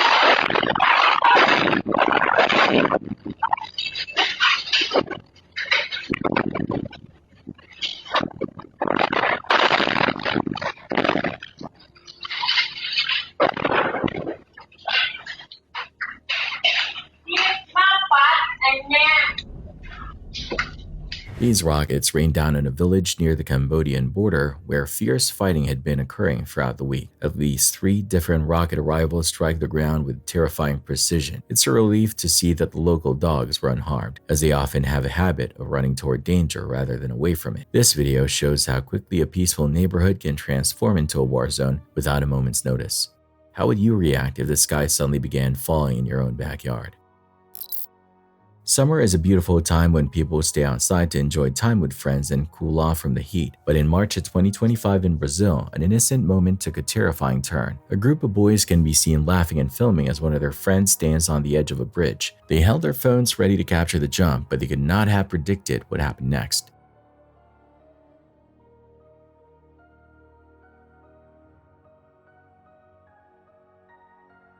As the boy jumps, a massive crocodile suddenly launches out of the water. Its intent was unmistakable. It was going directly for him. Fortunately, the boy leapt just far enough to miss the predator's jaws. The crocodile appears to miss him entirely in the footage, but details beyond the camera remain murky. No conclusive information ever surfaced about whether the boy was injured later or if he knew the crocodile was there. It remains unknown if this was a horrifying coincidence or a dangerous stunt. This encounter serves as a warning about the hidden dangers lurking beneath the surface of natural waterways. A group of riders on a dirt bike trail recorded this footage when they found themselves in a situation that was far from ideal.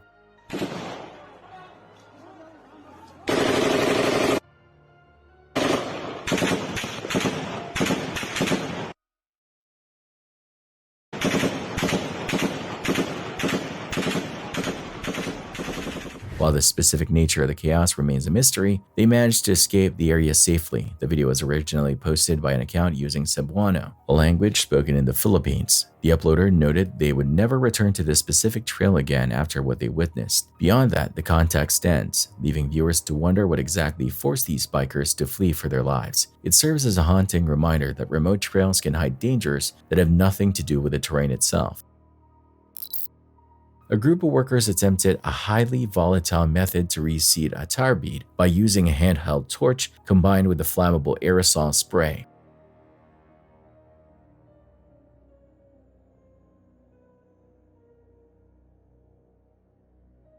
This specific technique carries extreme risks because the sudden expansion of gases can turn heavy metal locking rings into lethal projectiles if the wheel assembly fails. While the explosion successfully forced the rubber onto the rim, the sheer force of the blast could have easily maimed anyone standing in the immediate vicinity. Using standardized compressed air systems is always the safer choice to prevent such life-threatening mechanical failures during routine maintenance. It's a stark reminder that shortcutting safety protocols for the sake of speed often results in catastrophic property damage or severe physical harm to the team. Working at heights is a primary fear for many, yet it remains a routine part of the job for others. Globally, it's one of the most dangerous aspects of any workplace. Each year, over 100,000 workers lose their lives in falls from height. On July 1, 2022, 552 workers were on site building the framework for a new structure. Logan, a veteran employee of over 12 years, was ensuring everything ran safely and by the book. He moved from team to team, checking in with colleagues and ensuring precision in every step. As he reached the base of a ladder leading to the upper floors, he began to climb. Then, a single misstep changed everything in an instant.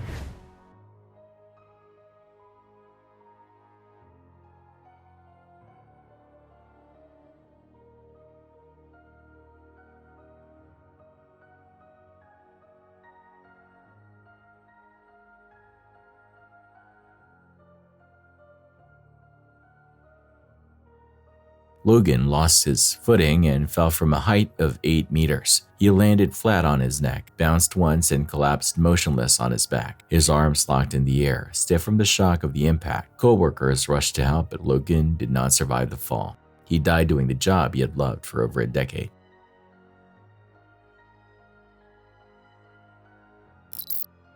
In Santiago, Chile, security cameras at a small convenience store captured a strange and very frightening inconvenience.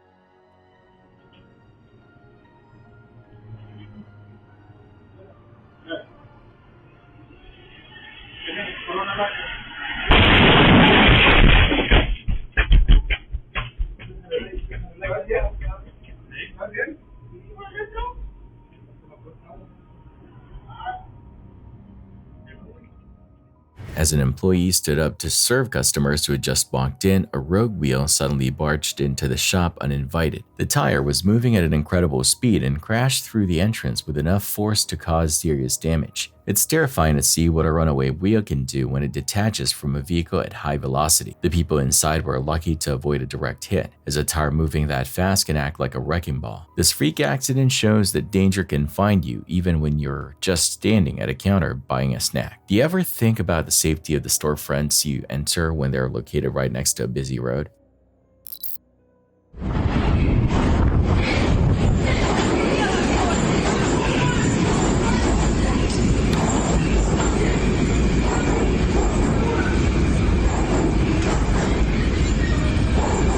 You might be asking, were they enemies? Did they know each other? Nope, they were strangers. Yet this woman waited for a moving train to shove this woman into, and all hell breaks loose.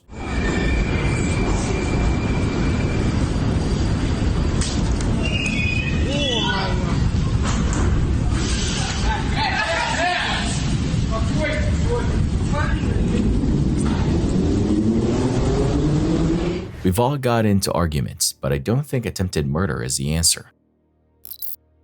On September 8, 2015, 32-year-old Henry McCabe vanished without a trace in Minnesota. Henry had attended a barbecue and later went to a nightclub before asking a friend to drop him at a gas station. Strangely, he declined a ride home and opted to be left alone at its random location at 2 a.m. Minutes later, he made a phone call to his wife, Corrine. Corrine said Henry sounded delirious and disoriented, with his words slurring into something barely resembling speech. A friend's voicemail later captured the final 2 minutes of Henry's conversation, and the audio is deeply disturbing. It's filled with guttural moans, groans, and growls that sound like a violent encounter. Raw panic and fear are the only things audible in the recording.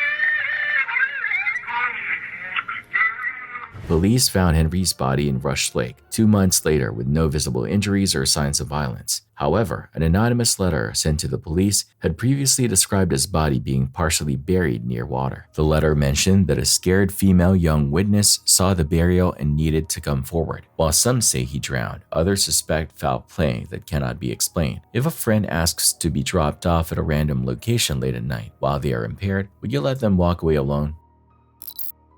This security footage comes from the Santa Elena district in Medellin, Colombia, and shows a chaotic multi-vehicle accident. A bus crashed into a van before plunging off the road and into a deep ravine. The heavy vehicle also managed to take out a building as it went down the slope.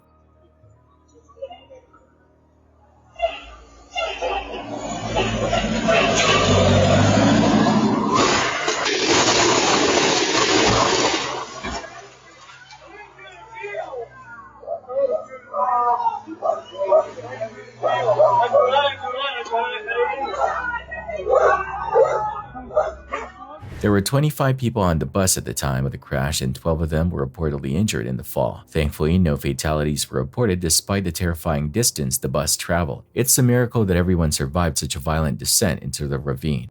How would you handle the sudden realization that the vehicle you were riding in has left the roadway entirely? Hey, little girl, you know what's evil? Canada! Canada's evil! Canada's evil! Canada's evil!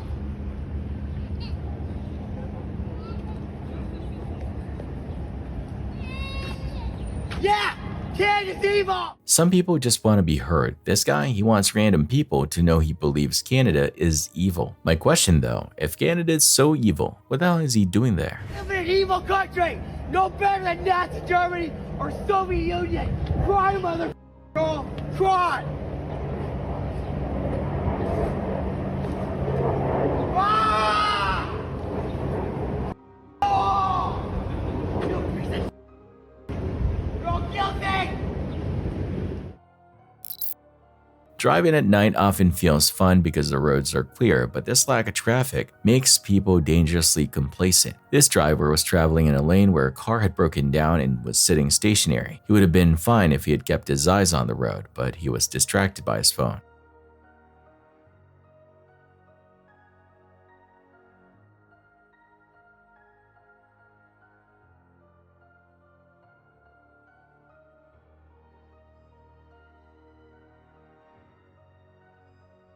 The video is short, so it's hard to tell exactly how long he was looking down, but he clearly wasn't paying attention for a significant stretch. He ended up hitting the broken down car because he was busy with his device. Luckily, no one was hurt in this collision, but it could have easily been a tragedy.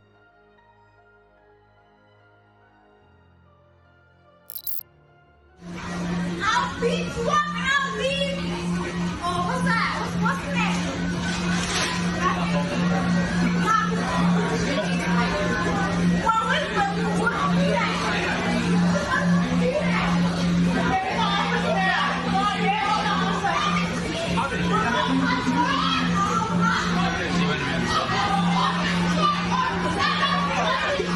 You guys all shooting, right?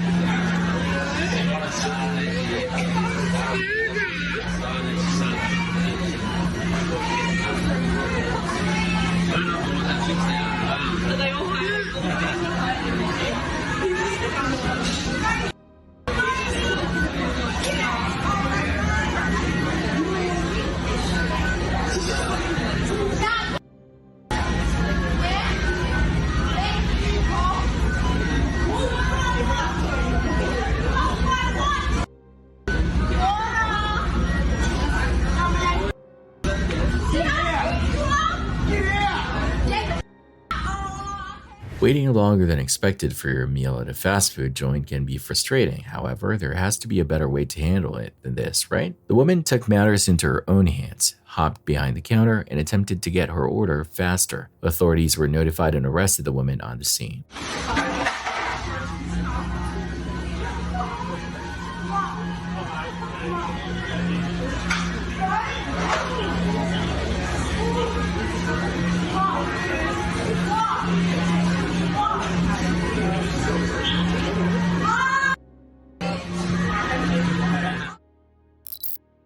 A routine trip to the police station in Wauwatosa, Wisconsin, took a violent turn when Benjamin Frogmere arrived to file a complaint against his neighbors. Officers quickly recognized the 30-year-old as a suspect in a recent $14 retail theft. When they attempted to arrest him, the lobby erupted into a brawl that spilled out onto the front lawn. Frogmere didn't just resist. He allegedly punched 2 female officers in the face. So, have you been to Woodman's lately? Not lately, why? Not lately? Okay. So we actually have footage of you stealing some items from Woodman's. So you are under arrest at this time, so I have you turn around and place your hands behind your back. I'm under arrest for coming in here for that? Yes. Nah, you're gonna have to wait. I gotta call my mother. It's only gonna be quick. Alright, bring your hands in. Brandon, call my mom. 262. Behind your back! Get your Body cam and surveillance footage capture the struggle as he desperately fights to avoid handcuffs, repeatedly demanding to call his mother. Get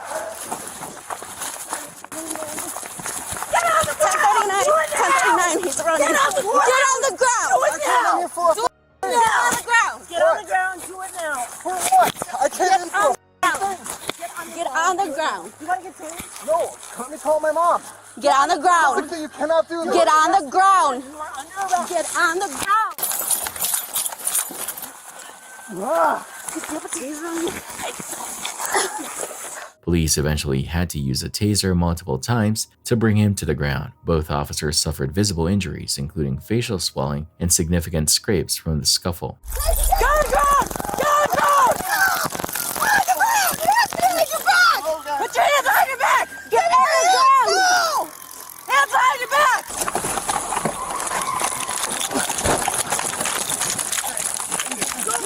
He's gone! I can't breathe. I need this wrist. Don't touch that. I need this wrist.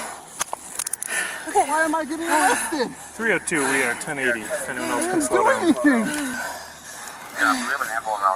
What's up, dude? Do you need an ambulance? No, please. We'll send an ambulance for him. He said something hurts. Oh god, I was on sleepy mode the whole time. I have it. Alright, are you gonna stop resisting now? Are you okay? Oh my god, get an ambo for her. Me too. 302, we'll take a second ambo for an You got officer. it. Was struck in the face, bleeding, but conscious. I just wanted to call my mom. You good, Jess? Here, you good? You good? I'm good. Alright. You good hit? Yeah. Okay. Why don't you go over with Michelle now? How many ambulances do we have coming? 2. Do we need a third? Just we need an ambulance. Why can't you breathe? Huh? We can roll him to his side. Yep. Yeah. Roll him. Let's get these probes out. Can I put gloves on? Yep. Or you guys good? Who can take probes? Someone to glove up. We're gonna roll you on your side in just a second here. Even after being restrained and taken to the hospital, Frogmere remained combative, insisting that his legal guardianship status meant he couldn't be arrested without his parents present. He made several erratic claims, ranging from being schizophrenic to accusing the officers of assault. Alright, do not resist anymore. Here, I'm here's not. one. I literally came in for a formal complaint. Well, and nobody dealt with anything. that went a little bit sideways, didn't it? Yep. Can you call my mother? No. Absolutely not. Not right now, dude. Why? You're an adult. No, because I'm under guardianship.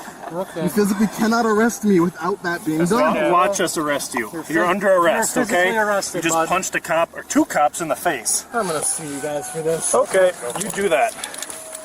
Get in line.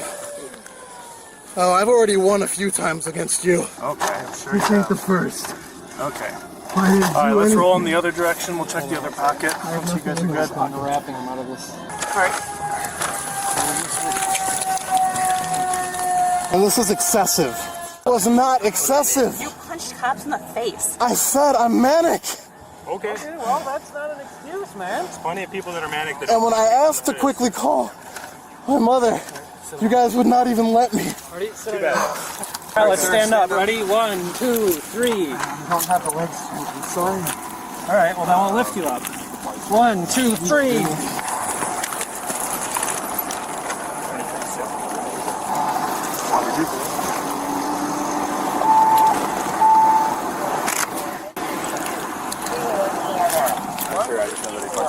It's a $14 retail theft.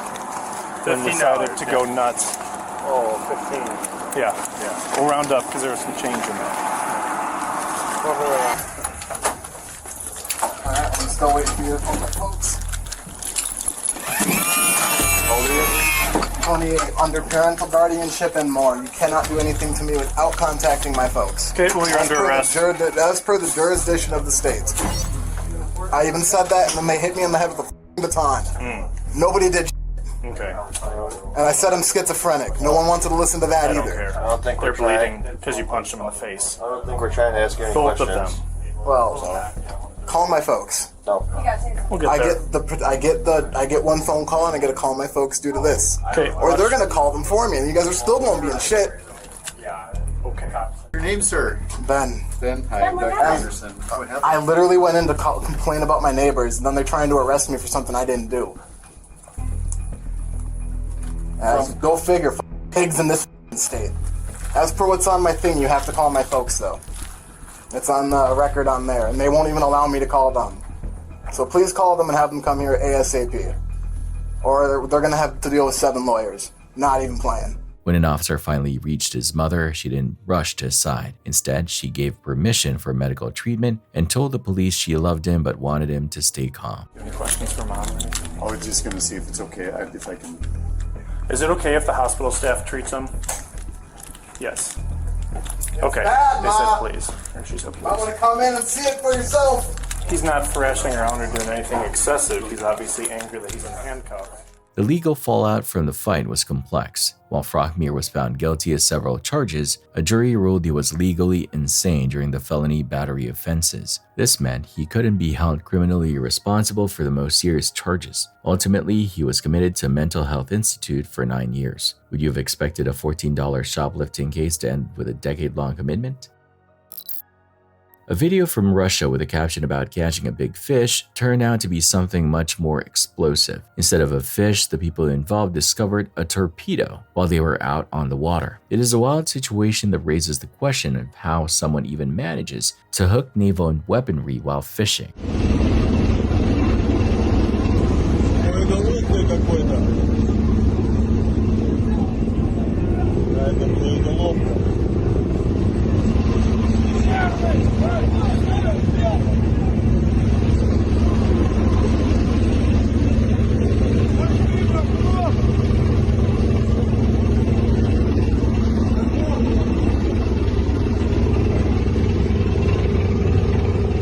This isn't the first time people in the region have stumbled upon deadly military gear, like the famous video guys taking a sea mine from a beach. Finding a torpedo in the water is a dangerous surprise that requires immediate professional attention. These items are often still live and can be triggered by rough handling or movement. A truck reversing into a tight loading bay nearly pinned a pedestrian against the wall because the driver had significant blind spots and no guidance from a secondary worker.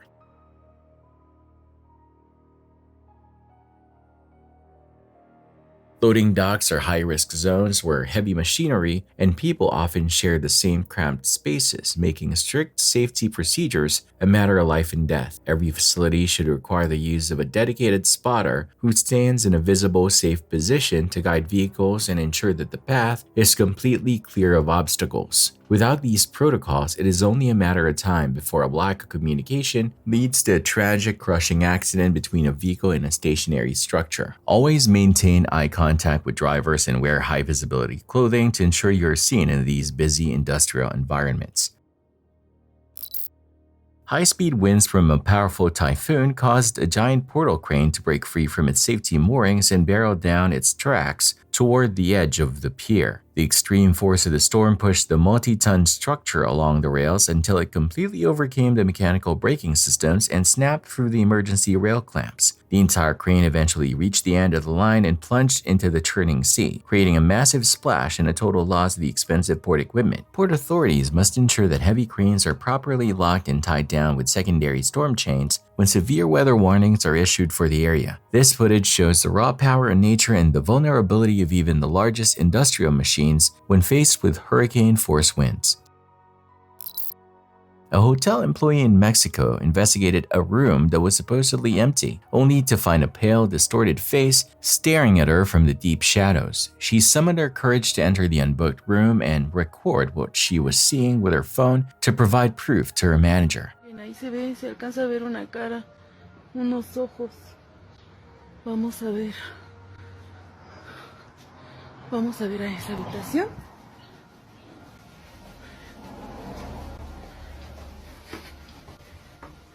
Estamos subiendo las escaleras porque desde ahí es donde estábamos viendo que se veía. Aquí ya no se ve nada, a lo mejor por el reflejo de la luz. Y vamos a ver en la habitación. Aquí está la cama, porque esta es una habitación pequeña. Aquí pues no se ve nada. Y aquí está la tele, donde estábamos, donde se supone que se veía, pero no se ve nada. No entiendo por qué se ve. ¡Ay! The video shows a figure tucked away in the corner that doesn't resemble a living human guest in any capacity or physical form. Since posting this disturbing footage to social media, the account has gone completely silent, leading to dark rumors about what happened to the staff member. Room 30 now stands as a grim warning to anyone brave enough to go looking for what hides in the dark corners of abandoned buildings. The hotel has reportedly seen a sharp decline in bookings for that specific floor following the viral spread of the video. A tragic video from Romania captures the final moments of a 31-year-old man who ignored every safety warning. He was riding an illegal bike without a license and had already fallen once before the recording began.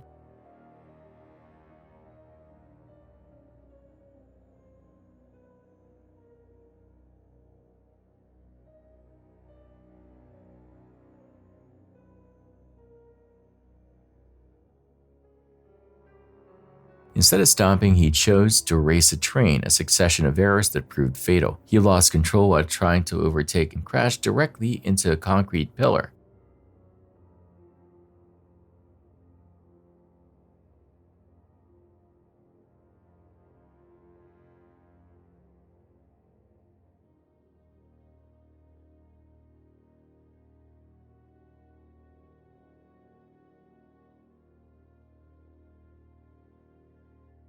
This footage is a grim reminder that life often gives a warning, but it rarely gives a second chance. Never operate a vehicle that you're not licensed to use, especially in dangerous conditions. Following traffic laws is about survival, not just avoiding a ticket. Are you willing to gamble your entire future on a few minutes of adrenaline?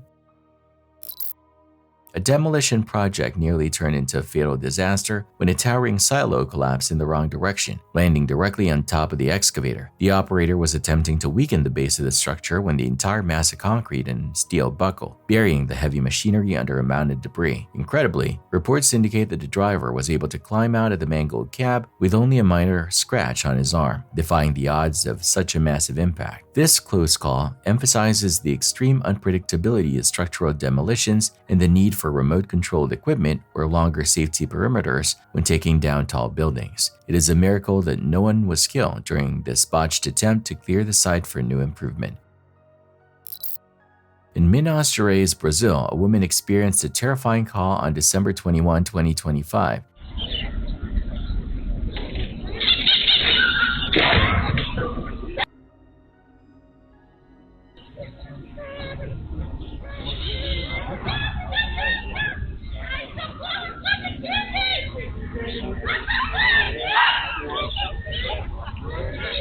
She was sitting with her nephew, but just seconds after the youngster left her lap, a heavy branch fell and struck her. The timing of the youngster's movement likely saved him from a very serious injury. The woman suffered only minor injuries despite the weight of the impact and is now recovering well. This incident shows how quickly a peaceful moment under a tree can turn into a medical emergency. Always look out for dead or hanging branches before you choose a place to sit or play with a youngster. High winds or previous storms can leave widowmakers hanging in the canopy. When was the last time you checked the trees in your favorite park for safety? This clip from a local gym is incredibly wild because the attack was completely unprovoked. The footage shows a man walking past someone who was lying on a bench working out. The man purposefully pretended to trip so he could slam a 45-pound dumbbell into the other man's face. The victim suffered a broken bone in his face and needed 5 stitches to close the wound. The attacker was caught and sentenced to 19 months in prison for his actions. There was absolutely no motive for this cruel and sudden assault. You should always be aware of the people moving around you in the gym, especially if they are carrying heavy weights. While most people are there to improve themselves, you can never be 100% sure about a stranger's intentions. If you see someone acting strangely or lingering too close to your workout area, move to a different machine. This victim was just trying to stay healthy when he was met with a life-changing injury. Gym management should always take reports of strange behavior seriously to protect their members from people like this.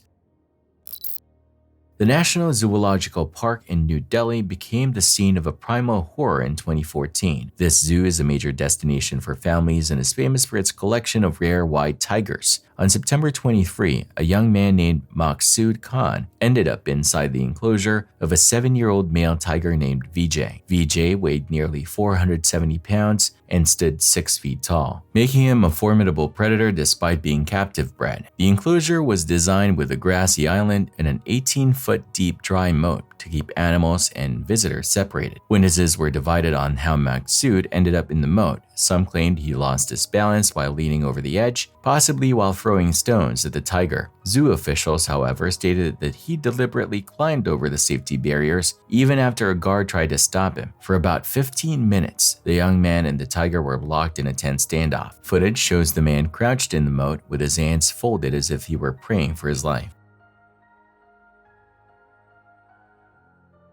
At first, the tiger seemed more curious than aggressive, simply watching the unexpected intruder.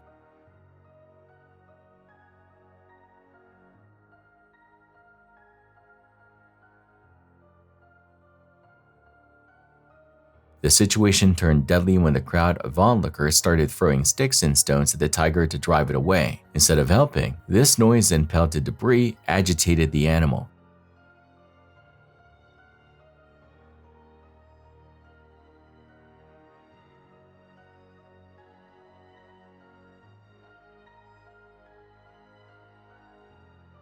Disturbed by the commotion, Vijay suddenly pounced on the man, grabbing him by the neck and dragging him across the enclosure. The tiger paced around his territory while holding the victim, as shocked visitors recorded the attack on their phones.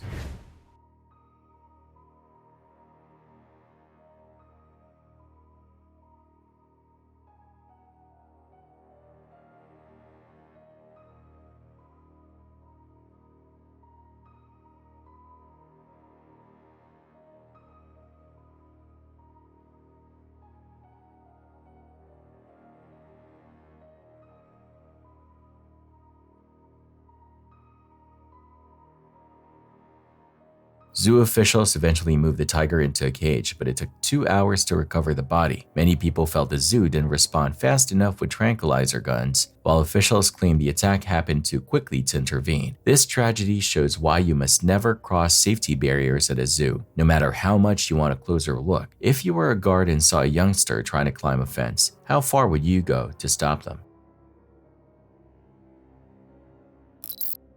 Burglaries happen every day, but it is rare to see a thief dressed so casually for the job. This surveillance footage shows a man wearing a bathrobe trying to crawl through a kitchen window. He managed to get stuck in the frame for almost a full minute, making for a very clumsy break-in attempt. When he finally noticed a security camera, he spent several moments staring directly into the lens. Based on his strange behavior and his choice of clothing, it's highly likely that substances were involved. He gave the police a perfect view of his face before he even made it inside. Hopefully, the youngsters who owned the toys seen in the yard were not home when this happened. Having a stranger in a bathrobe try to enter your house would be a terrifying experience for any young one. You should always lock your windows, even those on the second floor. A simple window lock can prevent an intruder from getting halfway inside your home. This video shows that not all burglars are masterminds, but they are all dangerous and unpredictable.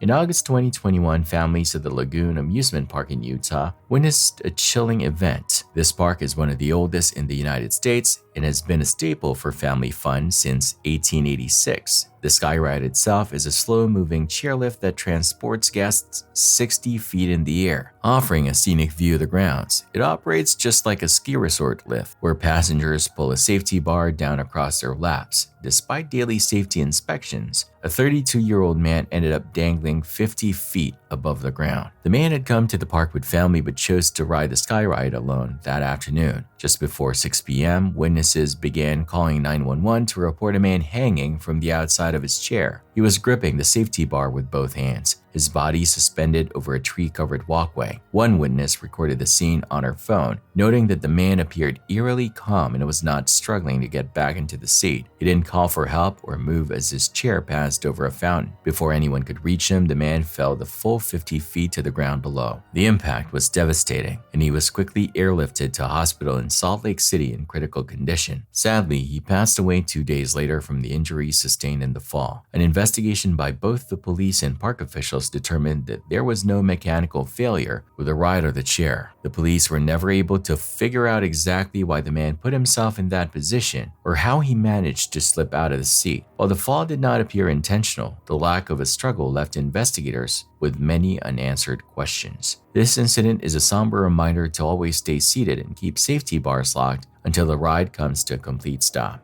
Have you ever felt uneasy on a high-up ride, even when the safety equipment was working perfectly? This footage from Atlanta, Georgia shows a group of young men walking down the street in the middle of the day. They reach a gas station and stop for a moment as if they're looking for something. It soon becomes clear that they were actually searching for a vulnerable victim to target. They found a car owner at the back of the parking lot and moved in quickly. They shot the owner and stole his vehicle before racing away from the scene. Tragically, the victim passed away, which turned this carjacking into a murder investigation. One of the attackers was caught immediately, but the others are still on the run from the law. You should always be extra careful when using gas stations that are poorly lit or have people loitering nearby. If you feel unsafe, drive to a different station in a busier area. Always keep your doors locked while you're pumping gas and stay off your phone so you can see who is approaching. The senseless act of violence took a life for a car that was likely abandoned just a few hours later. On November 30, 2025, visitors at the Arruda Camara Zoo in Brazil witnessed a scene that was as tragic as it was predictable. A 19-year-old named Gerson had a lifelong abnormal obsession with big cats. This interest was shaped by a difficult upbringing in government facilities and ongoing struggles with mental health. He once even tried to hide in the landing gear of a plane he thought was heading to Africa because he dreamed of becoming a lion trainer. On this specific day, Gerson managed to evade security and climb a 20-foot high fence. He then jumped onto a tree that connected to the lion enclosure where a large lioness named Leona was resting. Leona, noticing the intruder, moved toward the tree as visitors watched in horror.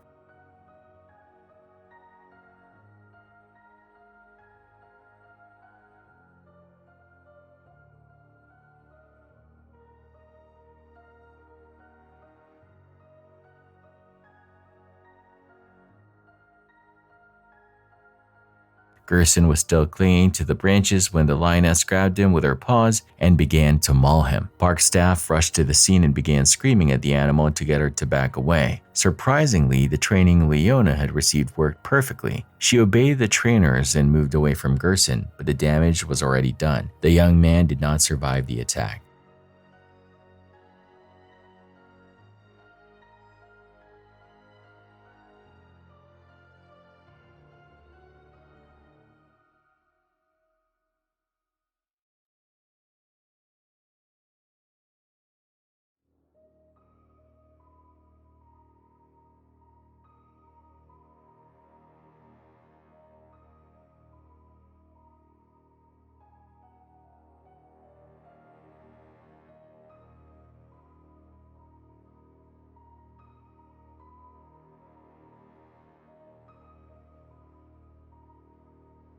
Experts noted that Leona didn't try to eat the body, likely because she had already been fed and was simply acting on her instinct to protect her territory from an invader. Because she showed restraint when cautioned, the park decided she would not be punished for the incident. The zoo was evacuated and closed while management expressed their condolences to the family. They stressed that their security team had tried to stop the man, but his determination to get close to the cats was too great. The story highlights the intersection of mental health struggles and the dangers of wild animals. If you see a youngster acting strangely near an animal enclosure, do you know how to alert the right staff members before things escalate?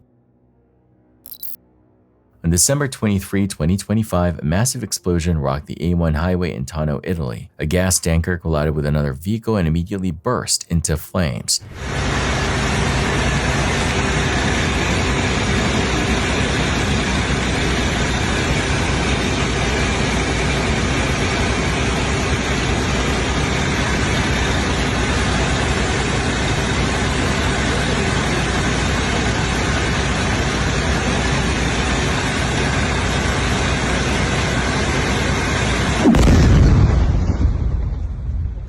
Ok ragazzi?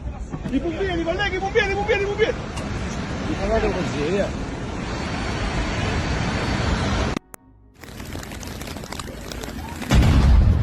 너는 왜 기가 안 뭘?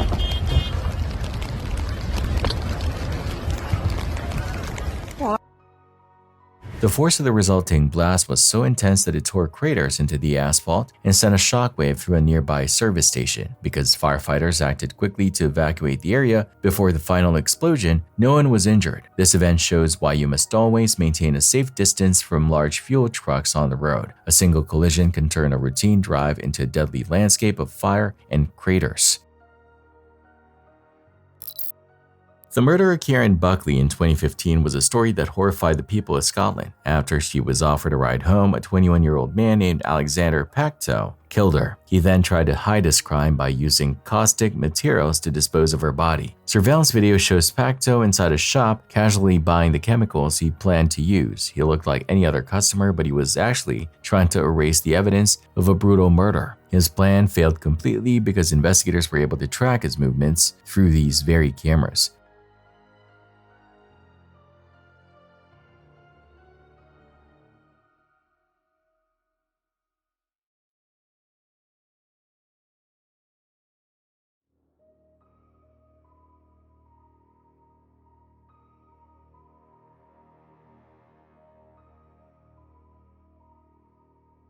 He was eventually caught and sentenced to spend the rest of his life in prison. This case is a reminder to never accept rides from strangers, even if they seem friendly or helpful. Always use a trusted taxi service or a ride-sharing app where the driver's information is recorded. If you're going out, make sure your friends know who you're with and when you plan to be home. This tragedy changed how many people in the area view personal safety at night. The 2017 Ohio State Fair was supposed to be a time of celebration, but the opening night turned into the worst tragedy in the fair's long history. This fair is massive, attracting over 1 million visitors every year and contributing nearly $70 million to the local economy. One of the most popular rides that year was a Fireball, an aggressive thrill ride that swung passengers 40 feet in the air. The machine was a pendulum-style ride that could spin riders at 13 revolutions per minute while they sat in 4-seat carriages. July 26, 18-year-old Tyler Jarrell and his girlfriend Keisha decided to give the Fireball a try. Tyler had just enlisted in the U.S. Marine Corps and was looking forward to starting his training. As the ride reached its highest point, a loud crashing sound echoed through the fairgrounds. An entire row of seats suddenly detached from the main arm, flinging the passengers through the air with extreme force. Witnesses watched as the seats were thrown 20 to 30 feet away from the ride structure.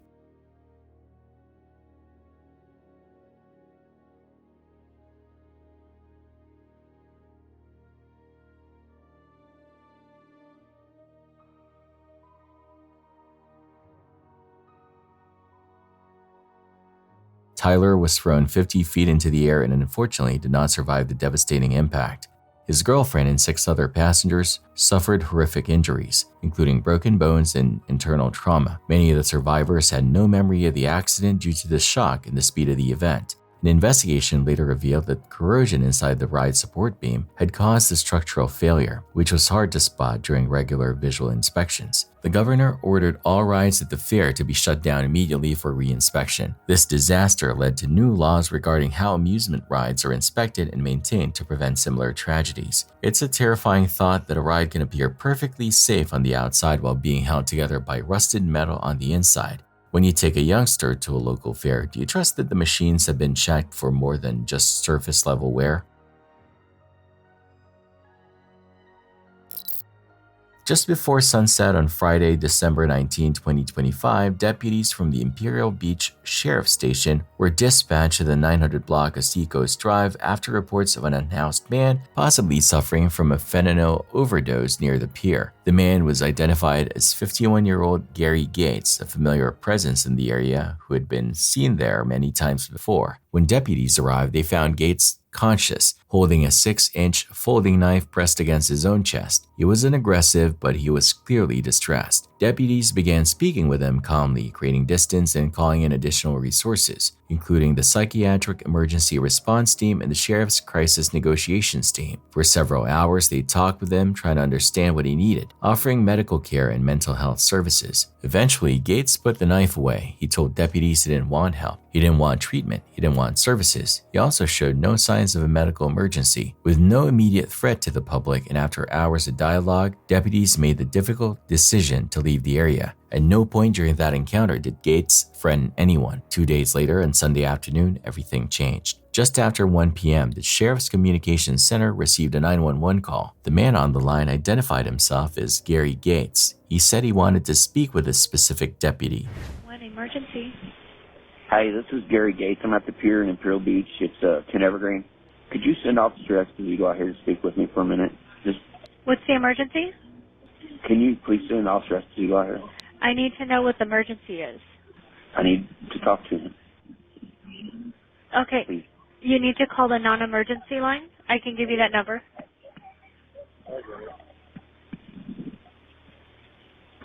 Around that same time, deputies were already patrolling Seacoast Drive near the Imperial Beach Pier. That afternoon, the area was crowded. A community event was underway. Hundreds of people were nearby. Families, tourists, bystanders with no idea what was about to unfold. Just after 1:30 p.m., Gary Gates approached a group of deputies near the pier. Deputy Hammond recognized him immediately. Gates asked to speak with him and only him. When Deputy Hammond stepped forward to talk, Gates became agitated. He told the deputy to back off. Gary, what's going on? 5101 emergency sequence. You alright, dude? No. What's going on? Look. Negative. No. I apologize to you. Come on, go. Gary, what's going on, man? What's going on? Let's just have a conversation. I want to talk to you. Okay, then talk to me, dude. I want to talk to you. As he spoke, Gates began walking backward into the intersection, distancing himself while still facing the deputies. Then without warning, Gates produced a knife. He told Deputy Hammond to pull out his gun. He told him not to miss. As Gates turned and began advancing toward the deputies, knife in hand, commands rang out. Deputy Hammond repeatedly ordered him to drop the weapon. Gates refused. He kept coming. With the crowd nearby and no room left to retreat, Deputy Hammond fired several shots. Okay, but hey, would you do me a favor since this is going to be a crisis? Okay. I want you to get... Let's just do it. Hey, no, Gary, back up. Gary, you're not... Back up. Gary, you're back not... up. Oh, man. Come on, get your gun out. Gary. Gun out. Stop. Come on. Stop. Don't miss, mother. Don't miss. Stop. Don't miss. Hey, hang on. Don't miss. Gary. Come on. Stay where you are. Go get a beam. Sorry, grab a beam back in my car. Gary. Yeah. Don't Gary. miss. Don't miss. Gary. Don't miss. Gary. Don't do it, Gary. Gary. 71 pulse shot fired. I forgive you. Hey! Where's the knife? It's right there. All right. What are you talking about? Gary, what's going on? 5101 Evergreen Seacoast. You alright, dude? No. What's going on? Look. Negative. If you break me, I'll be Evergreen and Seacoast, and I'll be with 71 Paul 1 or 5101. Gary, what's going on, man? What's going on? Let's just have a conversation. Evergreen and Seacoast. I want to talk to you. Okay, talk to me, dude. I want to talk to you. Okay, that's fine. You can talk to Hey, him. would you you do me a favor since this is going to be priceless? I want you to get... No, okay, hey, back up. Back up. Back up. Oh, hey, stop. Gun out. Stop. Gary, Hey, stop. come on. Stop. Don't miss, motherfucker. Don't miss. Stop. Don't miss. Hey. Don't miss. Gary, Yeah, stop. come on. Stop. Shoot. 71.5. We got Gary, one yeah. at gunpoint. Don't miss. No, with a knife. Don't miss. Gary, Don't miss. Gary, don't do it, Gary. Gary. 71.5 shots fired. Shots fired. I forgive you. Hey! Where's the knife? It's over there. It's over there. Deputies immediately rushed in, disarming him and rendering emergency medical aid while waiting for paramedics to arrive. Gates was transported to the hospital, but he did not survive his injuries. What makes this incident especially unsettling isn't just the final moments caught on camera, it's the timeline, the warnings, the earlier encounter where everything seemed to end peacefully, the hours of conversation, the decision to walk away, and then the sudden return, this time in the middle of a crowded public space. Investigators later confirmed that Gates had not threatened anyone during the first encounter days earlier, but on that Sunday afternoon, with hundreds of people nearby, the situation escalated in seconds. A reminder of how quickly things can shift, how thin the line is between calm and chaos, and how sometimes, despite hours of effort, a tragic ending still finds its way into the daylight. It's rare to see this kind of extreme behavior at a McDonald's outside of the United States. This incident took place in Santiago, Chile late at night. A customer became furious when staff told him he would have to wait a few minutes for his food order. After a loud argument with the employees, the security guard forced the man out of the building. The man went to the parking lot, pulled out a gun, and began firing shots into the air. He spent several minutes cursing and threatening to kill the workers hiding inside. He eventually drove away, but the staff were left terrified that he might return to carry out his threats. You should never engage with an angry customer who is acting out of control. If someone starts making threats, retreat to a safe area, like a walk-in cooler or a back office, and lock the door. Call the police immediately and provide a description of the person and their vehicle. No fast food order is worth risking your life over a disgruntled and armed customer. In central Java, Indonesia, heavy rainfall recently triggered a massive flash flood in the Gusatiga Regency. The floodwaters rushed through the area, damaging vital infrastructure in several popular tourist destinations. You can see the power of the water as it sweeps away everything in its path during the first few seconds of the clip.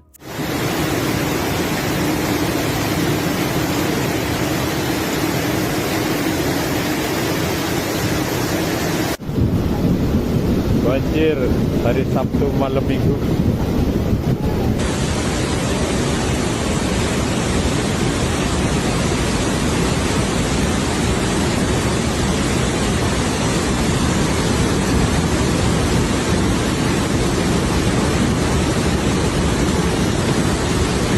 Meja-meja aku badan kabeh ya Allah itu. Allah Anjuran 13 gelap. Oke.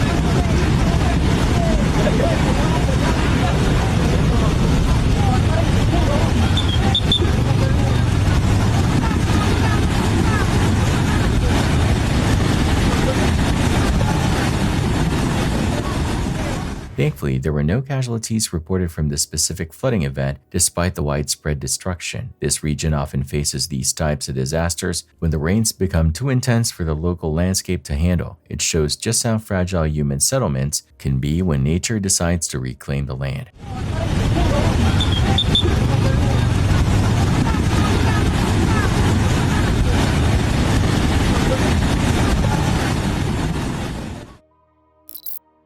This is another wild incident that appears to have absolutely no motive behind it. CCTV footage from Hertfordshire, England, shows a blue Mercedes parked in a private driveway. A man walks up to the luxury car, pours petrol over it, and sets it on fire before running away. Someone eventually showed up with a fire extinguisher to put out the blaze, but the car was already badly damaged. If the fire had spread, it could have easily reached the nearby house and put lives at risk. News reports called it a random act by an arsonist, which is even scarier than being a specific target. You should consider installing motion sensor lights in your driveway to deter people from approaching your vehicles at night. A well-lit area is much less attractive to criminals who want to work in the dark. Also, having a high-quality security camera can help the police identify someone who is committing random acts of property damage. This owner lost a valuable car to a person they likely never even met, showing that crime can be completely random. Drivers in Costa Rica faced a scene of pure chaos on December 22, 2025, when a hay truck caught fire. To make matters worse, the burning vehicle lost its brakes and began speeding uncontrollably down the road. Other drivers had to accelerate rapidly to avoid being crushed by the flaming mass of hay behind them.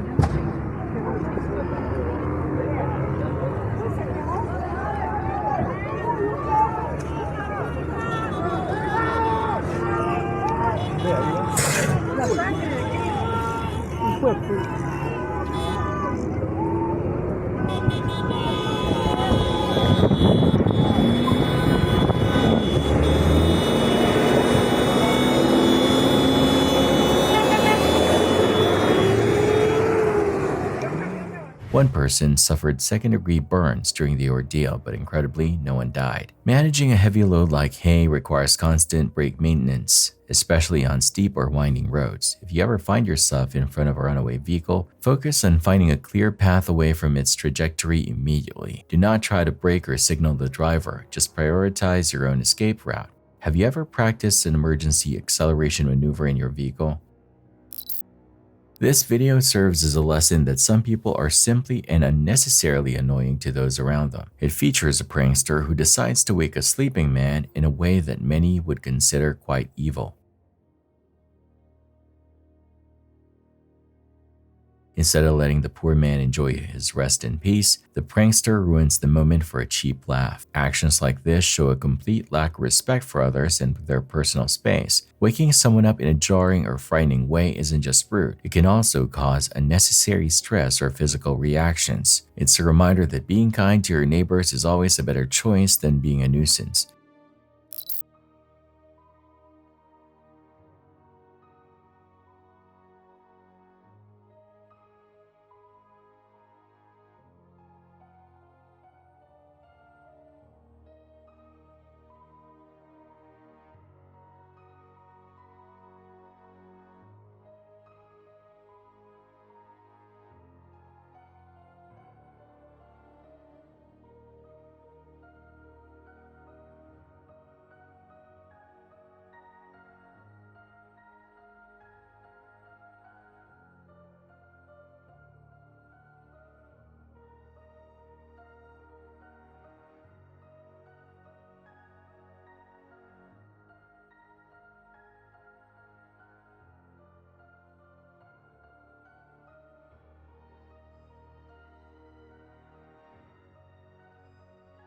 Heavy rains in Georgetown, Malaysia combined with rotten roots to cause a massive 30-year-old tree to topple. The falling trunk struck a car and a motorcyclist who was traveling with a passenger. While the scene looked devastating, the two people on the bike luckily escaped with only minor injuries. Property owners should regularly inspect the health of large trees near public roads to prevent these accidents. Rotten roots are often visible from the surface but become a major liability during storms. When driving in heavy rain, be mindful of older trees that might be leaning or located on unstable soil. Natural disasters can happen without warning, so staying alert to your environment is your best defense. Do you know the signs of a dying tree on your own property? An unattended heavy-duty truck suddenly lurched forward with immense power, crashing directly into the surrounding facility infrastructure and causing significant structural damage. This type of incident usually happens when a vehicle operator forgets to set the air brakes or leaves the transmission in a forward gear while the engine remains active. The momentum of such a large machine makes it nearly impossible to stop once it begins to roll, posing a massive threat to any pedestrians or smaller vehicles nearby. You must always double-check your parking procedures and ensure the wheels are properly chalked when working on uneven surfaces or during loading operations. Late on the night of December 20, 2025, police in the quiet village in Newburgh Heights, received an alert that immediately raised concern. An automated license plate reader flagged a vehicle moving through the area that had been reported stolen earlier in the day out of Parma. At first, it appeared to be a routine recovery, the kind of call officers handle countless times. But what they were about to discover would leave even seasoned responders stunned. An officer attempted a traffic stop along Harvard Avenue, expecting the driver to pull over. Instead, the vehicle accelerated. What followed was a brief but dangerous pursuit through residential streets, the kind of situation where every second matters and every wrong move can end lives. As the car sped westbound toward the Denison Bridge, the officer's worst fears were confirmed. The driver wasn't acting like a panicked adult trying to escape arrest. The movements were erratic, unpredictable, almost careless. Moments later, the vehicle made an abrupt turn. The driver lost control. The car veered off course and slammed into a nearby home with enough force to wake neighbors and send debris scattering across the yard. In the chaos that followed, the doors flew open and 3 figures bolted from the wreck, sprinting away into the night. Officers quickly caught up to them, and that's when the situation took an unsettling turn. The driver wasn't a hardened criminal. He wasn't even old enough to legally sit in the front seat of a car. Police determined the driver was an 11-year-old youngster. Inside the vehicle with him were 2 other young ones, ages 8 and 12. No disguises, no adult accomplice, just 3 youngsters who had somehow managed to steal a car and lead police in a chase that could have ended in tragedy. Ground right now! I'm sorry. I have 2 in the backyard right now. His name is Clarkson Del Paz. Screaming. On the stomach now! On your stomach now! Please. Do not look at me! Where's the 3rd one? He over there. Stand by. Got 2 pruned out there complying. I'm getting you an address. Stand by. Do not look at me. Get on the ground. Do not look at me. My mama. Do not look at me. Stay on the ground. You're in there? Get over here now. Get over here now. Go. Just get on the ground. Stand by. I got all 3 now. Stand by. I'm gonna get.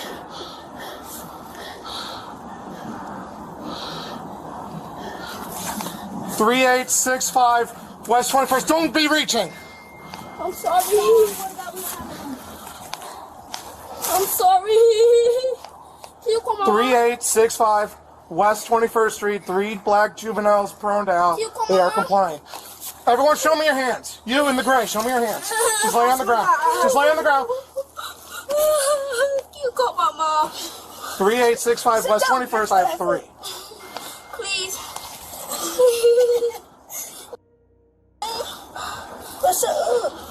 Please. Please don't hurt us. You call my mom. We'll call parents in a second. You guys are doing good. Thank you for complying. Once I get all the units here, we'll detain everybody and we'll figure everything out. Going to jail? We're not going to jail right now. You're going to be detained, okay? Just keep on complying. We know some more people that be in. 3865, it's at the middle of an intersection. There's a Jeep in the driveway with a white Kia. There's a white Jeep that just stopped in front of it. Please help me. No! You're right in front of it. No, please. I'm sorry. Please don't hurt me. I do, Mommy. 3 detained. Please don't hurt me. Okay. I got it. Please don't hurt me. I have a knife shot in you. Hey, stop talking. Don't reach for anything. Put that down. Please don't hurt me. Yeah. Hey, stop. Stop your crying. You should have thought about that before you got in that car. I'm sorry, sir, please. Okay, well, stop crying. You see anybody else crying? No, I just want my mom. Stay off your phone for a minute. I don't care. Stay off your phone.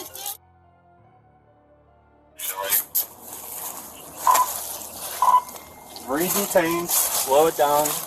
We're in front of 20. We're on West 21st. Go south on 21st from Denison, halfway down. No, you can't call anybody. You can't answer anybody. I got it all in there. Okay. Do you have any? Does anybody have any guns on you? I don't tell guns. Do you have any guns on you? What's your name? Take that off. I got a shot in my head already. I don't tell guns. You got a gun with you? We don't tell guns. You don't tell guns, you just hold on, don't reach for anything. Hey, I'm just so good. Relax. This is our first time in the park. Well, I could tell by the way that you drove. You suck at driving. Stand up. Second. Is anybody else crying? Oh, I don't want my mommy, but... Face the fence. Your mommy ain't gonna help you now. I'm sorry, but I'm gotta laugh. That was real funny, ain't it? Let's go. Real funny, ain't it? No, ma'am. Okay, that's what I thought. It's not funny. All right. Well, we got here somewhere. I thought we were stay on. How old are you? 30. You're 12 years old. Stealing cars? What the hell's wrong with you? Who wants two? APD's en route. You want me to put one in? Yeah. One of your other guys will come up. Yeah. You check him. Hey, buddy, come here. I don't know if you guys patted him on or not. You have anything on you? No. You guys have any weapons? You only got $1 in this? Who's this? Oh, Is this yours? Is this yours? No. Who did I take this from? This one and this one? Yeah, you can get your phone. Sit down. Whose is this one? During questioning, officers asked the obvious question: how did they know how to steal a vehicle? The answer was chillingly simple. They said they learned how to break in and start the car by watching videos online. Step-by-step tutorials posted publicly, easily accessible. The kind of content most people scroll past without a second thought.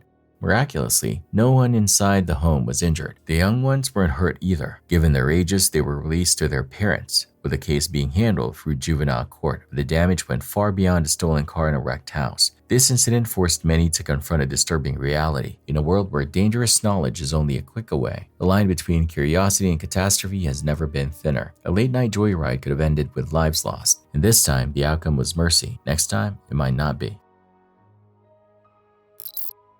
This terrifying recording shows a military firefighter who suffered a massive electrical discharge while attempting to retrieve birds trapped in high-voltage power lines. Even though rescue tools like poles are typically constructed from fiberglass to prevent conductivity, environmental factors like moisture, dirt, or microscopic surface cracks can turn them into deadly conductors. The sudden arc of electricity traveled through the equipment, resulting in a violent explosion of sparks and leaving the first responder in a critical state. It's vital for rescue teams to regularly perform dielectric strength testing on all their gear to ensure the insulating properties remain intact before approaching live wires. This serves as a grim warning about the hidden dangers of utility work and the importance of maintaining specialized safety equipment to the highest possible standards. Deputies in Atascosa County, Texas, were conducting a routine traffic stop when a terrifying collision occurred.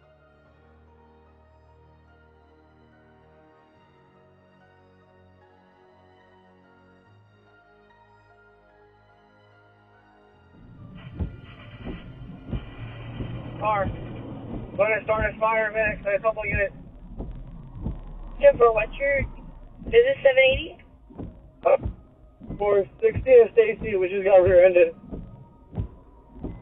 It's 10-4. Even though the patrol car had its emergency lights flashing, a truck failed to move over and struck the vehicle directly. The impact was heavy enough to crush metal, yet miraculously, no officers or civilians were harmed. This case is currently under investigation, but the footage serves as a vital warning for every driver. When you see emergency lights on the shoulder, you are legally and morally obligated to move over to the next lane. Failing to do so puts lives at risk for no reason other than a lack of attention. Slow down and create space whenever you see flashing lights ahead of you. How much extra time does it really take to switch lanes for someone's safety?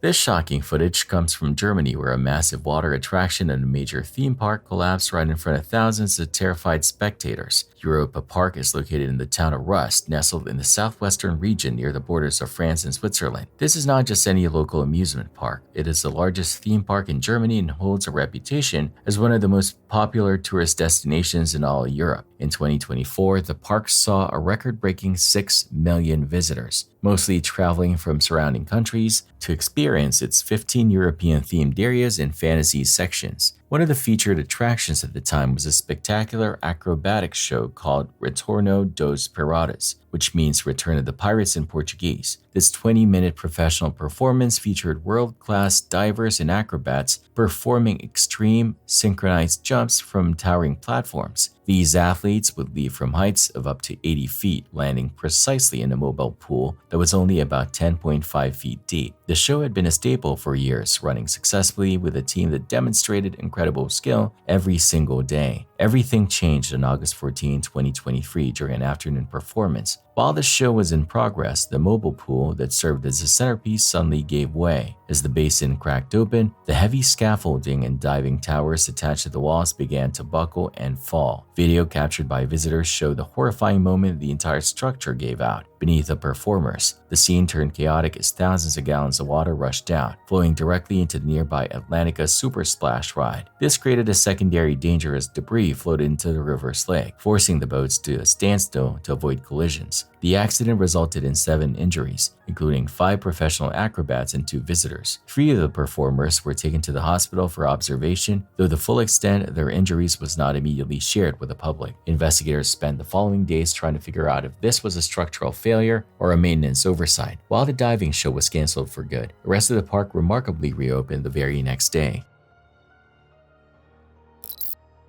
A woman contacted Grand Rapids police to report a domestic situation involving a gun. She told officers that a 51-year-old man she knew had made threatening statements, leaving her genuinely afraid for her safety. When officers first went to the home, the man refused to come to the door or speak with them. With no immediate contact and no confirmed crime at that moment, officers were forced to leave, uneasy but unable to intervene further. Hours later, the situation escalated. The same woman called 911 again, this time sounding far more alarmed. She told dispatchers the man was intoxicated, armed, and sending disturbing messages that suggested he might hurt himself or someone else. Officers immediately returned to the neighborhood, now treating the call as a potentially deadly situation rather than a simple welfare check. As officers carefully staged their response near the home, they suddenly saw the man exit the house, get into a vehicle, and begin driving away. Given the reports that he was armed, intoxicated, and making threats, officers made the decision they couldn't let him leave the area unchecked. Allowing him to drive off meant risking the safety of anyone he had mentioned in his messages, as well as anyone he might encounter on the road. Officers initiated a traffic stop in Tremont Boulevard. Body cam footage shows patrol cars positioning themselves while commands are shouted clearly and repeatedly. Officers ordered the man to turn off the vehicle and show his hands. For a brief moment, it appeared he might comply, but within seconds, everything changed.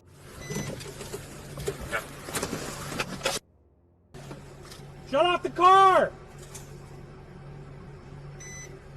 Shut off the car! Shut off the car! Turn the car off!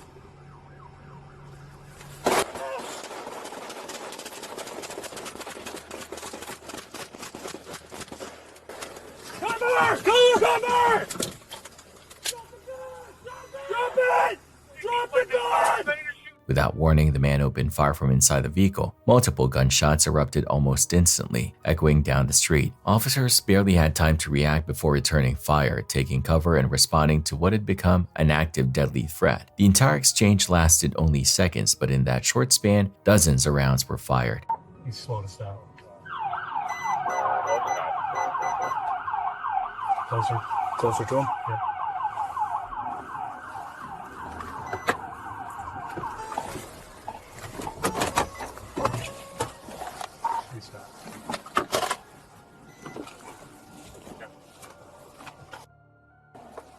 Shut off the car!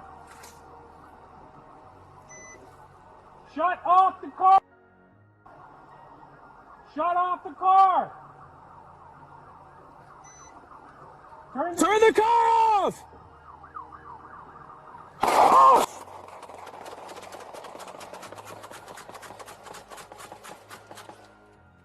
Cover! Cover! Drop it! He's slow to stop. Closer. Closer to him? Yep.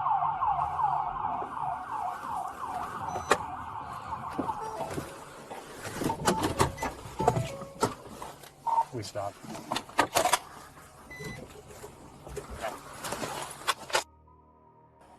Shut off the car! Shut off the car! Shut off the car! Turn the key. Turn the car off!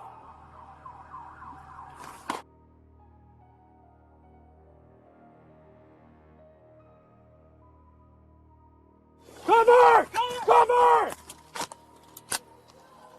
Drop it! Drop the gun!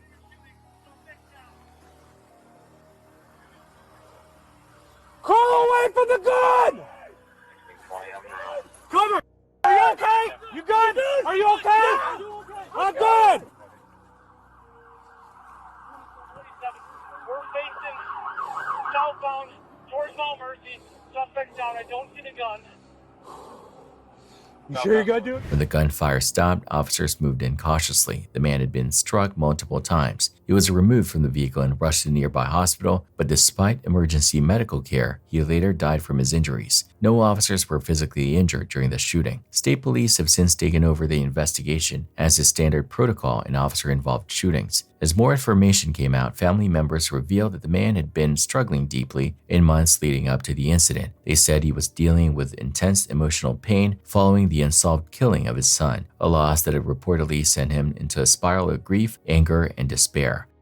According to relatives, he had recently expressed volatile behavior involving a firearm and had shown signs that he was not in a stable mental state. What began as a domestic concern turned into deadly confrontation in a matter of seconds, highlighting just how quickly situations involving firearms and emotional distress can spiral out of control. This body cam footage captures one of the most dangerous moments officers can face: a traffic stop that lasts only seconds, a decision made in an instant, and consequences that can never be undone. A seemingly solid brick pillar in a public area collapsed without warning, revealing the hidden dangers of decorative masonry that lacks internal structural support. Many of these freestanding columns are built for aesthetic purposes and do not contain the steel reinforcement bars necessary to withstand lateral force or long-term environmental degradation. Over many years, exposure to heavy rain and constant ground vibrations can weaken the mortar joints until the entire structure becomes a tipping hazard for any passersby. This incident highlights the need for regular inspections of older buildings and public walkways to identify the signs of leaning or cracking before a tragedy occurs. If you notice a brick structure that appears unstable, you should keep young ones far away from the area until a professional can verify the integrity of the base.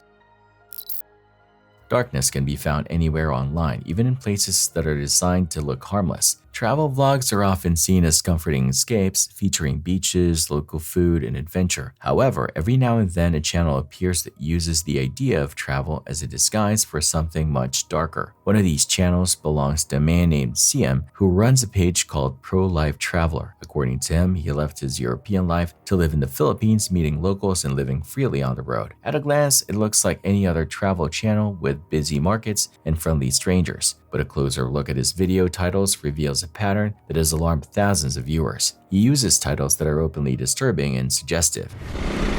We are in Tanhai City. Hello, miss. Kamusta ka? Hi. Miss, do you know where I can cut my nails? Do you know some good place? There's a nail salon right. You just take 2 blocks. You will see like a residential hotel, and you just take a right. But what about in public marketplace? Oh yeah, there is, but I'm not sure if it saves the hygiene. Oh really? I mean, so. But if you just need to cut your nails, then it's I think it's okay. It's pretty much fine. Thank you, miss. Hayo, kumusta mo? Hello, miss. Then where the hell is the food? Hello, miss. Hello. Where's the food? Food. Food. What? Food. Food. Where? Food. Yeah. Where is it? Hello. Kumusta mo? One of the most troubling videos features a young local woman who he claims has just turned 18. What follows in the video is not cultural appreciation at all. Instead, it shows a man acting friendly while openly objectifying her and sexualizing their interaction. Are you still single? Yes, I'm ready to mingle. Ready to mingle? Yeah, joking. So you are a chef also? Yes. But Yeah. my sister cooked that. Okay. You look very beautiful, as always. Where are you going? I just came here. I did manicure. Where? Levi's. Yeah, look how beautiful. Yeah. Yeah, I like this. Let me see your fingernails. Yeah, it's very dirty. It's good. Where's your sister? Inside. Singing. Oh, she's the one. Well, why you don't have a boyfriend? Why you don't have a boyfriend? I don't like to enter a relationship. Why? But do you want to have a foreigner boyfriend? Yes. Really? Joke. Yeah. You are such a good girl. You are such a good girl. You deserve a good man. Yes. Yeah. Them you're cooking, cleaning. He frames her youth as a selling point for his audience, and his behavior gets worse with every minute captured on camera. Did you read the comments? What people said bad about you? They think I'm a gold digger. Bye-bye. What the hell was that? But you don't like to eat? I'm full. Okay, bye-bye. Bye-bye. Nice to see you. One day. One day. So guys, we're gonna go check back to the banana village. Let's say hello to the friends. Hello. ¿Cómo está? Oh, you look so beautiful. You look very guapa. No, you look very good. How are you? Yeah, I'm good. Do- How do- about you? I'm okay also. Like, you're so handsome and tall. Oh, thank you, miss. You are also very guapa. Very guapa. Oh, wow. Hello, ¿cómo está acá? How old are you? Oh, mama. Wala, ikusiyon. Are you twins? Are these your children? These are your children? There. At the back. So you have a friends. negosyo? Yeah. Small. Kamay negosyo? But do you also live here? Huh? You live here upstairs, right? Yeah. You have a cute house. Are you single? Now? Where's your boyfriend? Husband is... yeah. Oh, upstairs. Okay. How are you? What? You want some... pick some fresh book or... Fresh boko? Yeah, sure. Let's do this. Let's do it. I think I will start going back to the Tumakete. Then I will be exactly home by 6 and Selena will be very, very happy. It's 55. Almost. I don't know how many minutes, but that's how much it takes to drive from Tanhai to Tumakete. ¿Cómo está acá? Come home. How are you? I'm good. Are you happy I came exactly? Yeah, of course. Keep your promise, huh? You can my little payut. 1, 2, 3.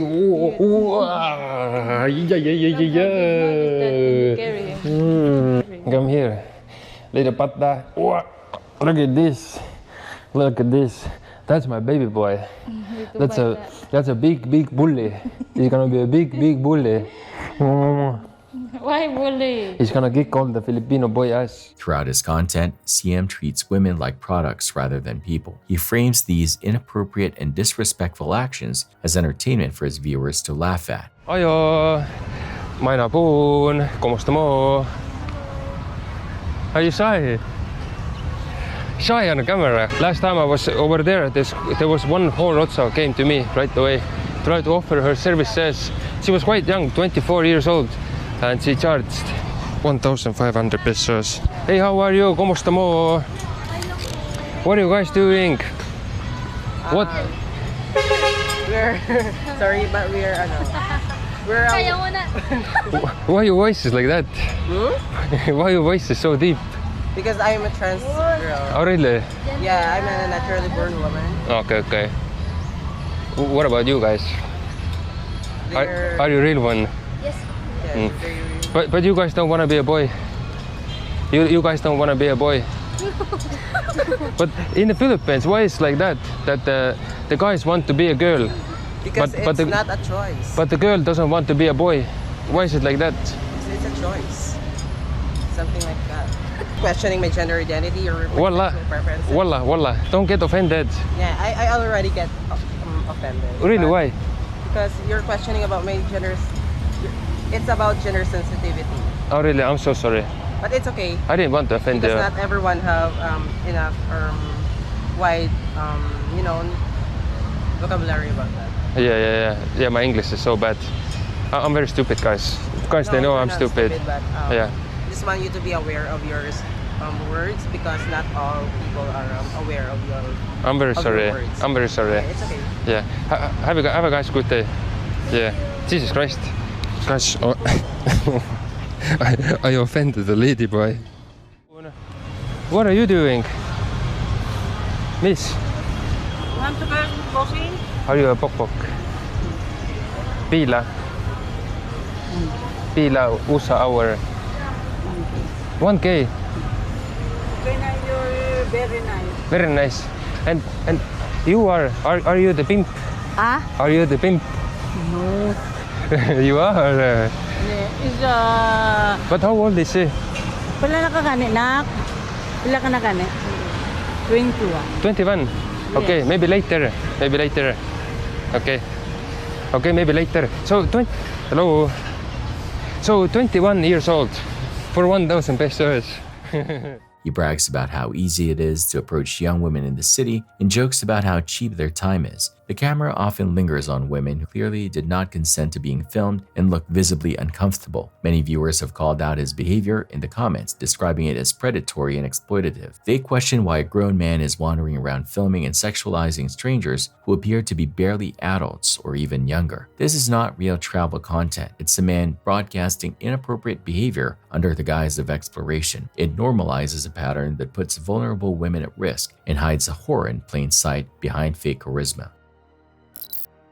During a routine delivery, a massive industrial machine slid off its transport ramp because the crew failed to perform an adequate risk assessment before starting the offloading process. This was not a random accident, but a predictable failure caused by neglecting the center of gravity and slippery surface conditions of the metal ramps. Every time you move heavy equipment, you must identify every potential hazard and ensure the load is properly secured with winches or secondary safety chains to prevent a runaway scenario. The heavy cargo crashed onto the pavement, narrowly missing the feet of the workers who were standing much too close to the drop zone. Proper training in load dynamics and the use of spotters can prevent these expensive logistical failures that jeopardize the safety of everyone on the job site.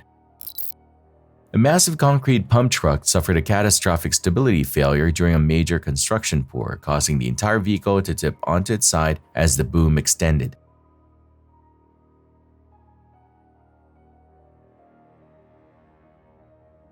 As the heavy arm reached out to deposit material on the further slabs, the shifting weight caused the center of gravity to move outside the safety footprint of the machine. This usually happens when the stabilizer outriggers are placed on soft, uncompacted soil or not fully deployed according to the manufacturer's strict safety specifications. The boom crashed down onto the framework, causing thousands of dollars in damage and nearly crushing the ground crew working below. Always ensure that you use heavy-duty outrigger pads and verify ground stability to keep these massive machines upright during complex aerial maneuvers.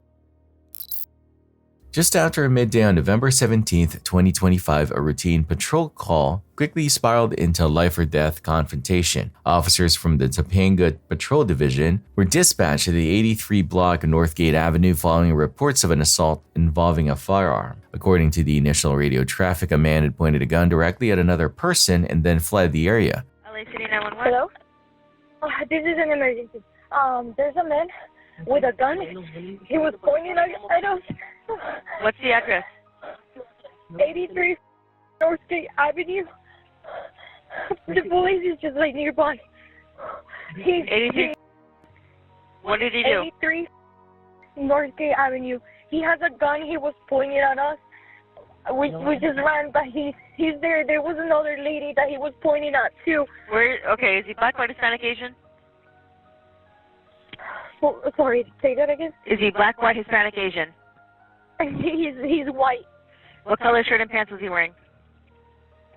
Black. I think he has a jacket. Black and black jacket?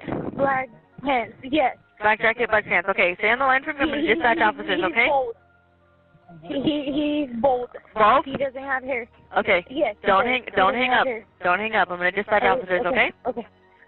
Okay. As officers arrived on scene, they immediately spotted the man, later identified as 27-year-old Marcus Hayes, running past them. He was holding a firearm in his hand. Officers shouted for him to stop and drop the weapon, but Hayes ignored every command and continued running, triggering a foot pursuit through the surrounding apartment complex. I saw that guy in all black right here, but I can't see. I just saw clothes. Oh, yeah, he's bald too. Yeah. Oh, he's got tattoos all over his face, bro. Hey, don't move, don't move, don't move, don't move. Don't move. X46, we're code 6 on the suspect. Give me a backup, 415 man with a gun. We're right in front of Nate's Cafe. Lift up your hands. Hands in the air. All the way up. All the way up. All the way up.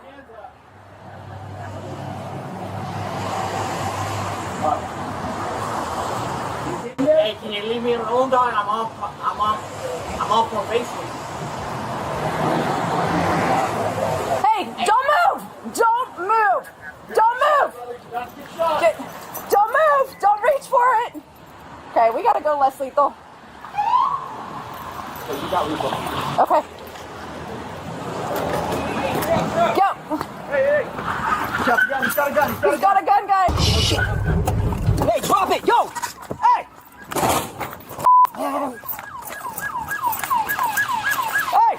Drop it! Bodycam footage shows officers chasing Hayes as he weaves between buildings, cutting through walkways and corners where visibility drops to almost nothing. The tension is immediate. At any moment, officers could round a corner and come face to face with an armed suspect.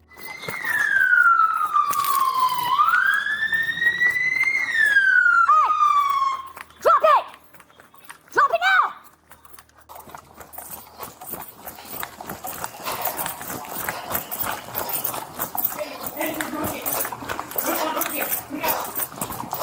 21-5, he's northbound Northgate, 83.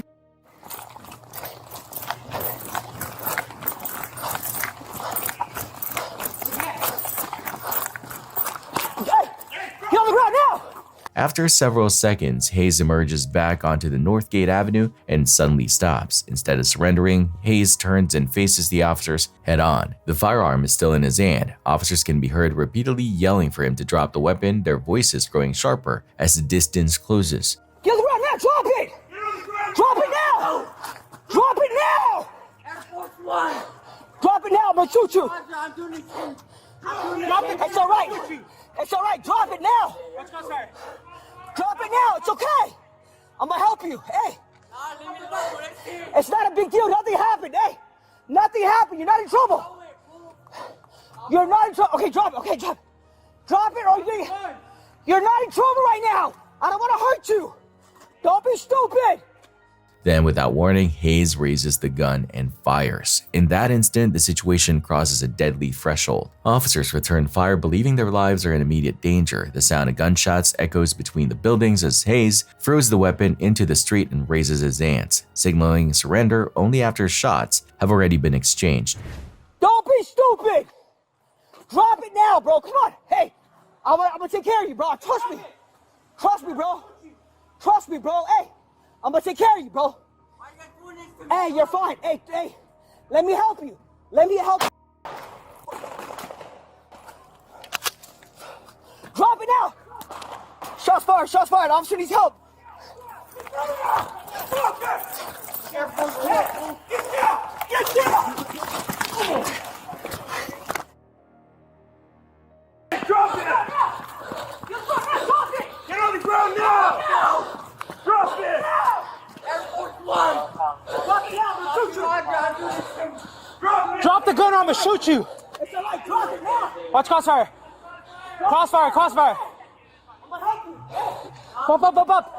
It's not a big deal, nothing happened, hey! Nothing happened, you're not in trouble! You're not in trouble, okay, drop it! Drop it! Drop the gun! You're not in trouble right now! I don't wanna hurt you! Don't be stupid! Don't be stupid! Drop it now, bro. Come on. Hey, I want to take care of you, bro. Hey, drop it! Drop it or I'm gonna shoot you! Drop it, bro. Hey, I'm gonna take care of you, bro. Hey, let me help you. Let me help you.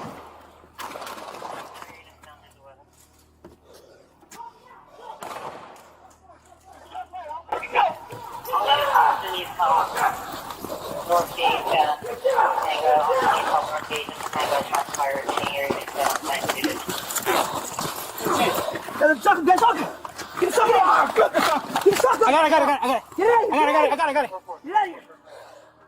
Miraculously, despite firing at officers, Hayes is not struck by any rounds. No officers or bystanders are injured during the exchange. When police secure the scene, they recover a loaded 9mm semi-automatic handgun and a 15-round magazine from the street where Hayes discarded it moments earlier. What makes incidents like this especially unsettling is how quickly they unfold. In the span of just a few minutes, a radio call turns into a chase, then into an armed confrontation, and finally into an officer-involved shooting. One decision, one movement, one trigger pull is all it takes to change everything. The investigation into the shooting was turned over to standard review protocols, but for the officers involved, the memory of standing face to face with an armed man who chose to fire first is not something that fades easily. It's another reminder that in moments like these, there are no second takes and no guarantees that everyone will walk away alive.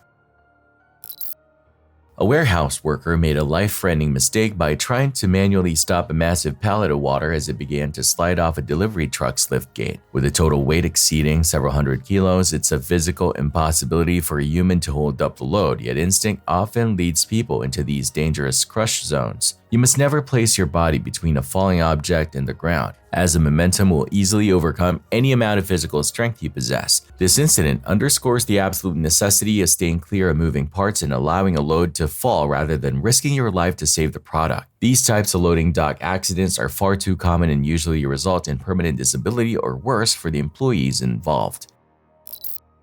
In the freezing wilderness of the Soviet Union in 1959, 9 experienced hikers vanished under circumstances that still defy logical explanation. These were not amateurs, they were highly disciplined students from the Ural Polytechnical Institute aiming for their highest certifications. After a 10th member, Yuri Yudin, turned back due to health issues, the remaining group pressed toward Mount Kholat Shako. Search teams eventually found their tent sliced open from the inside, suggesting a desperate need to escape a sudden threat. The youngsters had fled into negative 30-degree temperatures without shoes or proper outerwear, leading to their inevitable demise. Investigators found bodies with baffling injuries, including fractured skulls and missing facial tissue, while some clothing showed traces of unexplained radiation. You have to wonder what could possibly terrify such elite explorers, enough to make them choose a certain death in the snow over staying inside their only shelter. The mystery of the Dyatlov Pass continues to haunt researchers because no single theory accounts for the combination of physical trauma, radiation, and the frantic flight of the victims.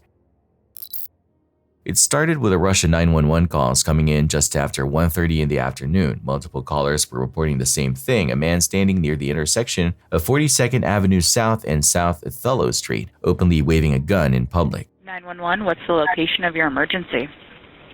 Hey, you guys better send somebody quick, man. There's a dude walking up the hill on Othello between Rainier. He's walking up Othello up Rainier from Rainier, and he got a gun. He got a gun in his hand, and he just pointed at everybody that drive by. Seattle police officers responded quickly and located the man still holding the firearm. From the moment they made contact, officers began issuing commands telling him to drop the weapon and show his hands. Their voices were calm but urgent. This was a situation that could turn deadly in seconds, and everyone involved knew it. The man didn't comply. Instead of lowering the gun, he raced it toward the officers. In that moment, de-escalation was no longer possible. Fearing for their lives and the safety of everyone nearby, officers opened fire. One officer discharged a handgun while another fired a patrol rifle. The gunshots echoed through the street as bystanders scattered for cover.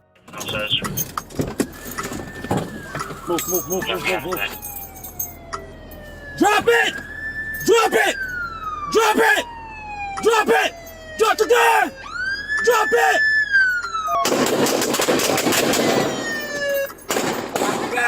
Drop the Hey! Behind you! He's gonna be on his back. Drop it! Drop it! Drop it! Drop it! Drop it!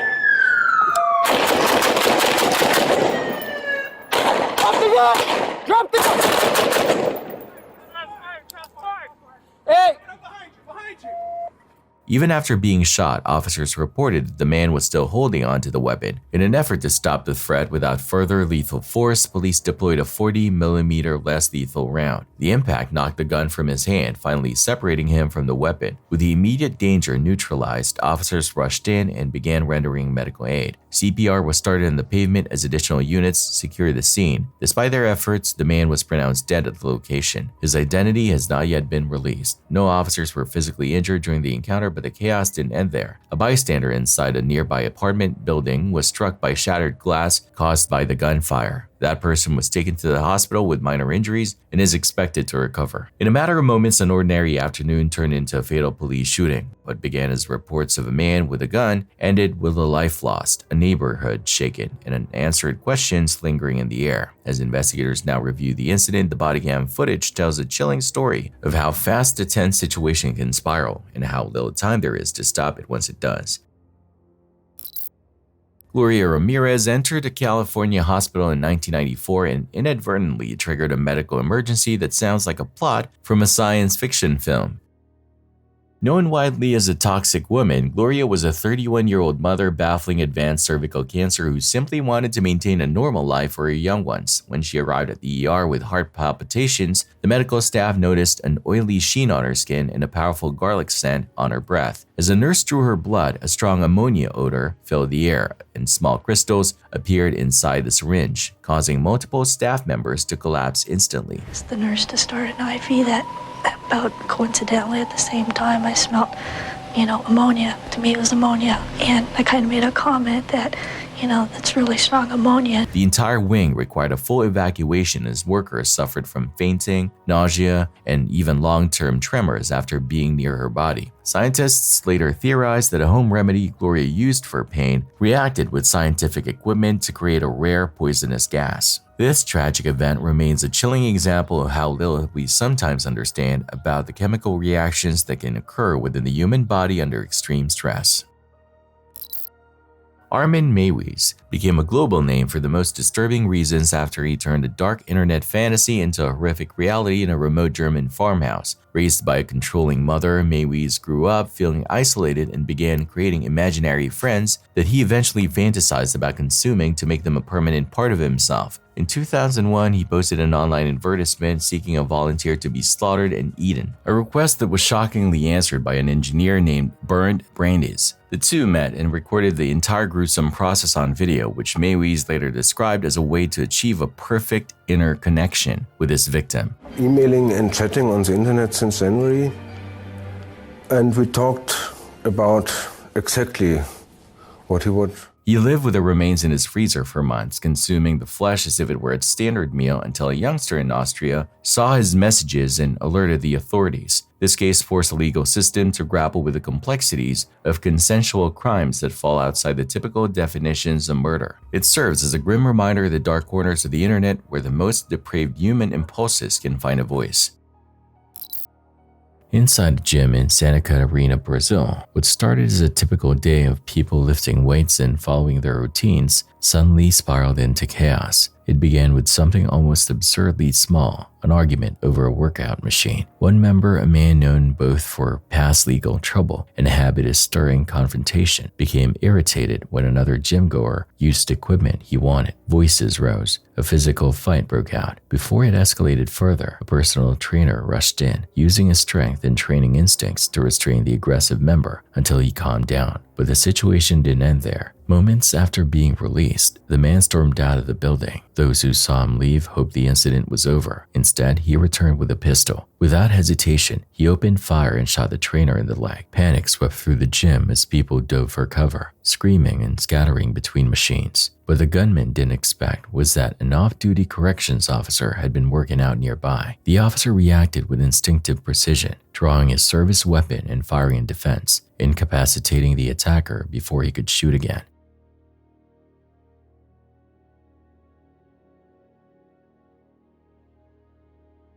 The The officer immediately called for medical assistance, securing the weapon and ensuring no further threat remained. The wounded trainer was rushed to the hospital, treated, and thankfully released without long-term injury. The shooter survived as well, but was taken into custody and later charged in an attempted homicide case. Security footage captured every second of the incident and is now a crucial part of the official investigation.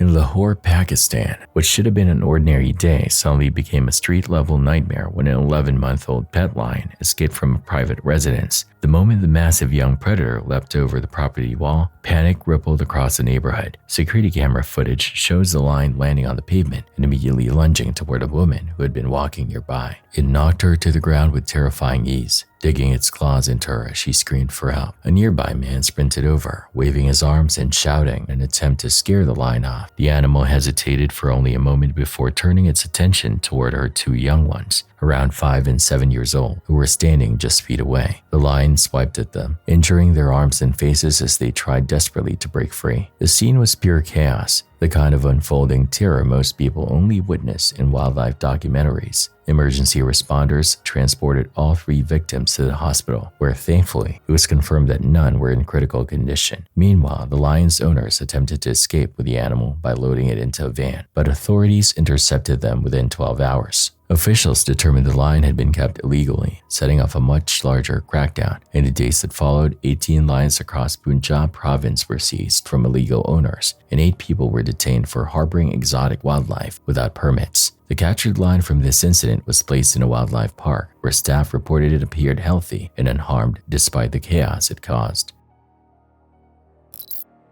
May 18, 1980. On paper, it was a calm Sunday morning in southwestern Washington state. Blue sky, clear air, Mount St. Helens standing on the horizon like it always had. Except anyone paying attention knew it wasn't the same mountain anymore. For weeks, the volcano had been waking up. Small earthquakes, venting steam, a bulge growing on its northern flank, pushing outward several feet every day like the side of the mountain was slowly being inflated from within. 48-year-old photographer Robert Landsberg had been watching all of it. Living in Portland, Oregon, he'd made trip after trip to the area, documenting each change. He wasn't a thrill seeker, he was meticulous, setting up shots, logging notes, trying to turn his unfolding event into a visual record. On the night of May 17th, he wrote in his journal that he felt right on the verge of something. The next morning, he drove his 1969 Dodge station wagon to a ridge about 4 miles from the summit. From there, the volcano filled his frame perfectly. He set up his tripod, mounted his camera, started shooting. At 8:32 a.m., that something arrived. A magnitude 5.1 earthquake struck beneath the mountain. Through his viewfinder, Landsberg saw the unimaginable. The entire north side of Mount St. Helens peeled away and collapsed in a massive landslide. That collapse uncorked pressure inside. Instead of a classic vertical eruption, a sideway blast tore out of the mountain. The explosion released an estimated 24 megatons of thermal energy, the equivalent of more than 1,600 Hiroshima-sized bombs. A lateral blast of superheated gas, ash, and rock ripped across the landscape at over 300 miles per hour. Forests didn't just burn, they were flattened. Trees snapped like matchsticks and were thrown to the ground, all pointing away from the blast like blades of grass in a gale. Most people in the blast zone never had a chance to react. Landsberg did something different. He kept photographing. Frame after frame, he captured the eruption's early seconds. The ash cloud ballooning upward, the shock wave chewing through the forest, the sky turning from blue to gray in a matter of heartbeats. But he knew exactly what was coming toward him. He knew how fast that pyroclastic flow was moving,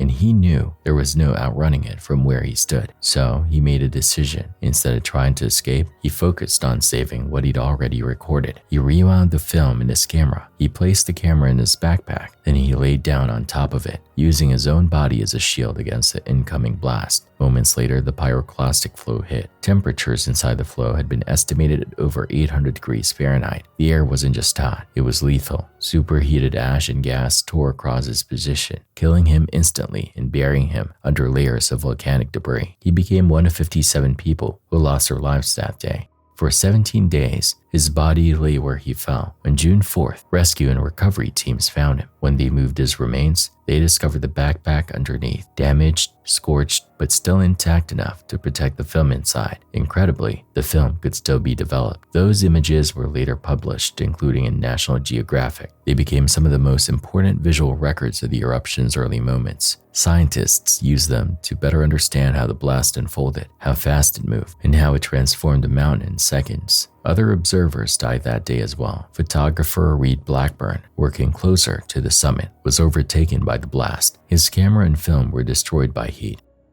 USGS volcanologist David A. Johnston, stationed 6 miles away, radioed his final words, "Vancouver, Vancouver, this is it." Seconds later, his position was swallowed too. What set Landsberg apart wasn't that he was there, it was what he chose to do when he realized he wasn't getting out. He turned his final moments into a shield for his work, so the rest of the world could see what a volcano like this truly looks like in the instant it explodes. Mount St. Helens lost about 1,300 feet of its summit that day. A horseshoe-shaped crater replaced the once symmetrical peak. The surrounding landscape was rearranged. Forests flattened, river channels changed, ash spread over multiple states. And somewhere beneath all that destruction, one man lay on top of a backpack, having decided that if he couldn't survive the story, he could at least make sure the story survived.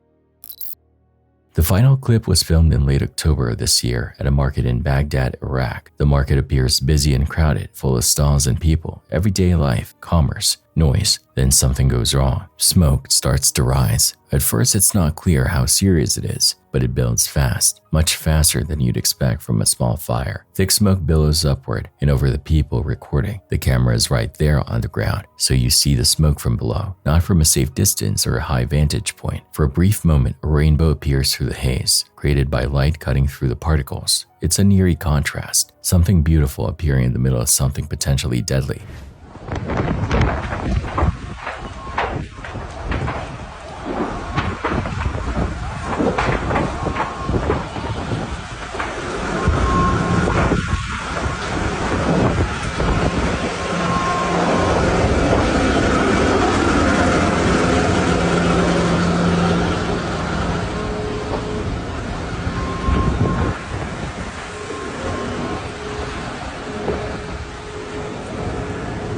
What makes the clip unsettling is how quickly the situation escalates and how close the person filming is to it all. From what can be found so far, there are no clear reports confirming casualties, which suggests it may not have been a mass fatality event. But because detailed coverage is limited, nothing can be said with total certainty. All the viewer is left with is a disturbing image of dense smoke rolling through a crowded market and the uneasy feeling of not knowing how bad it truly got. Thanks for watching. Stay vigilant, friends.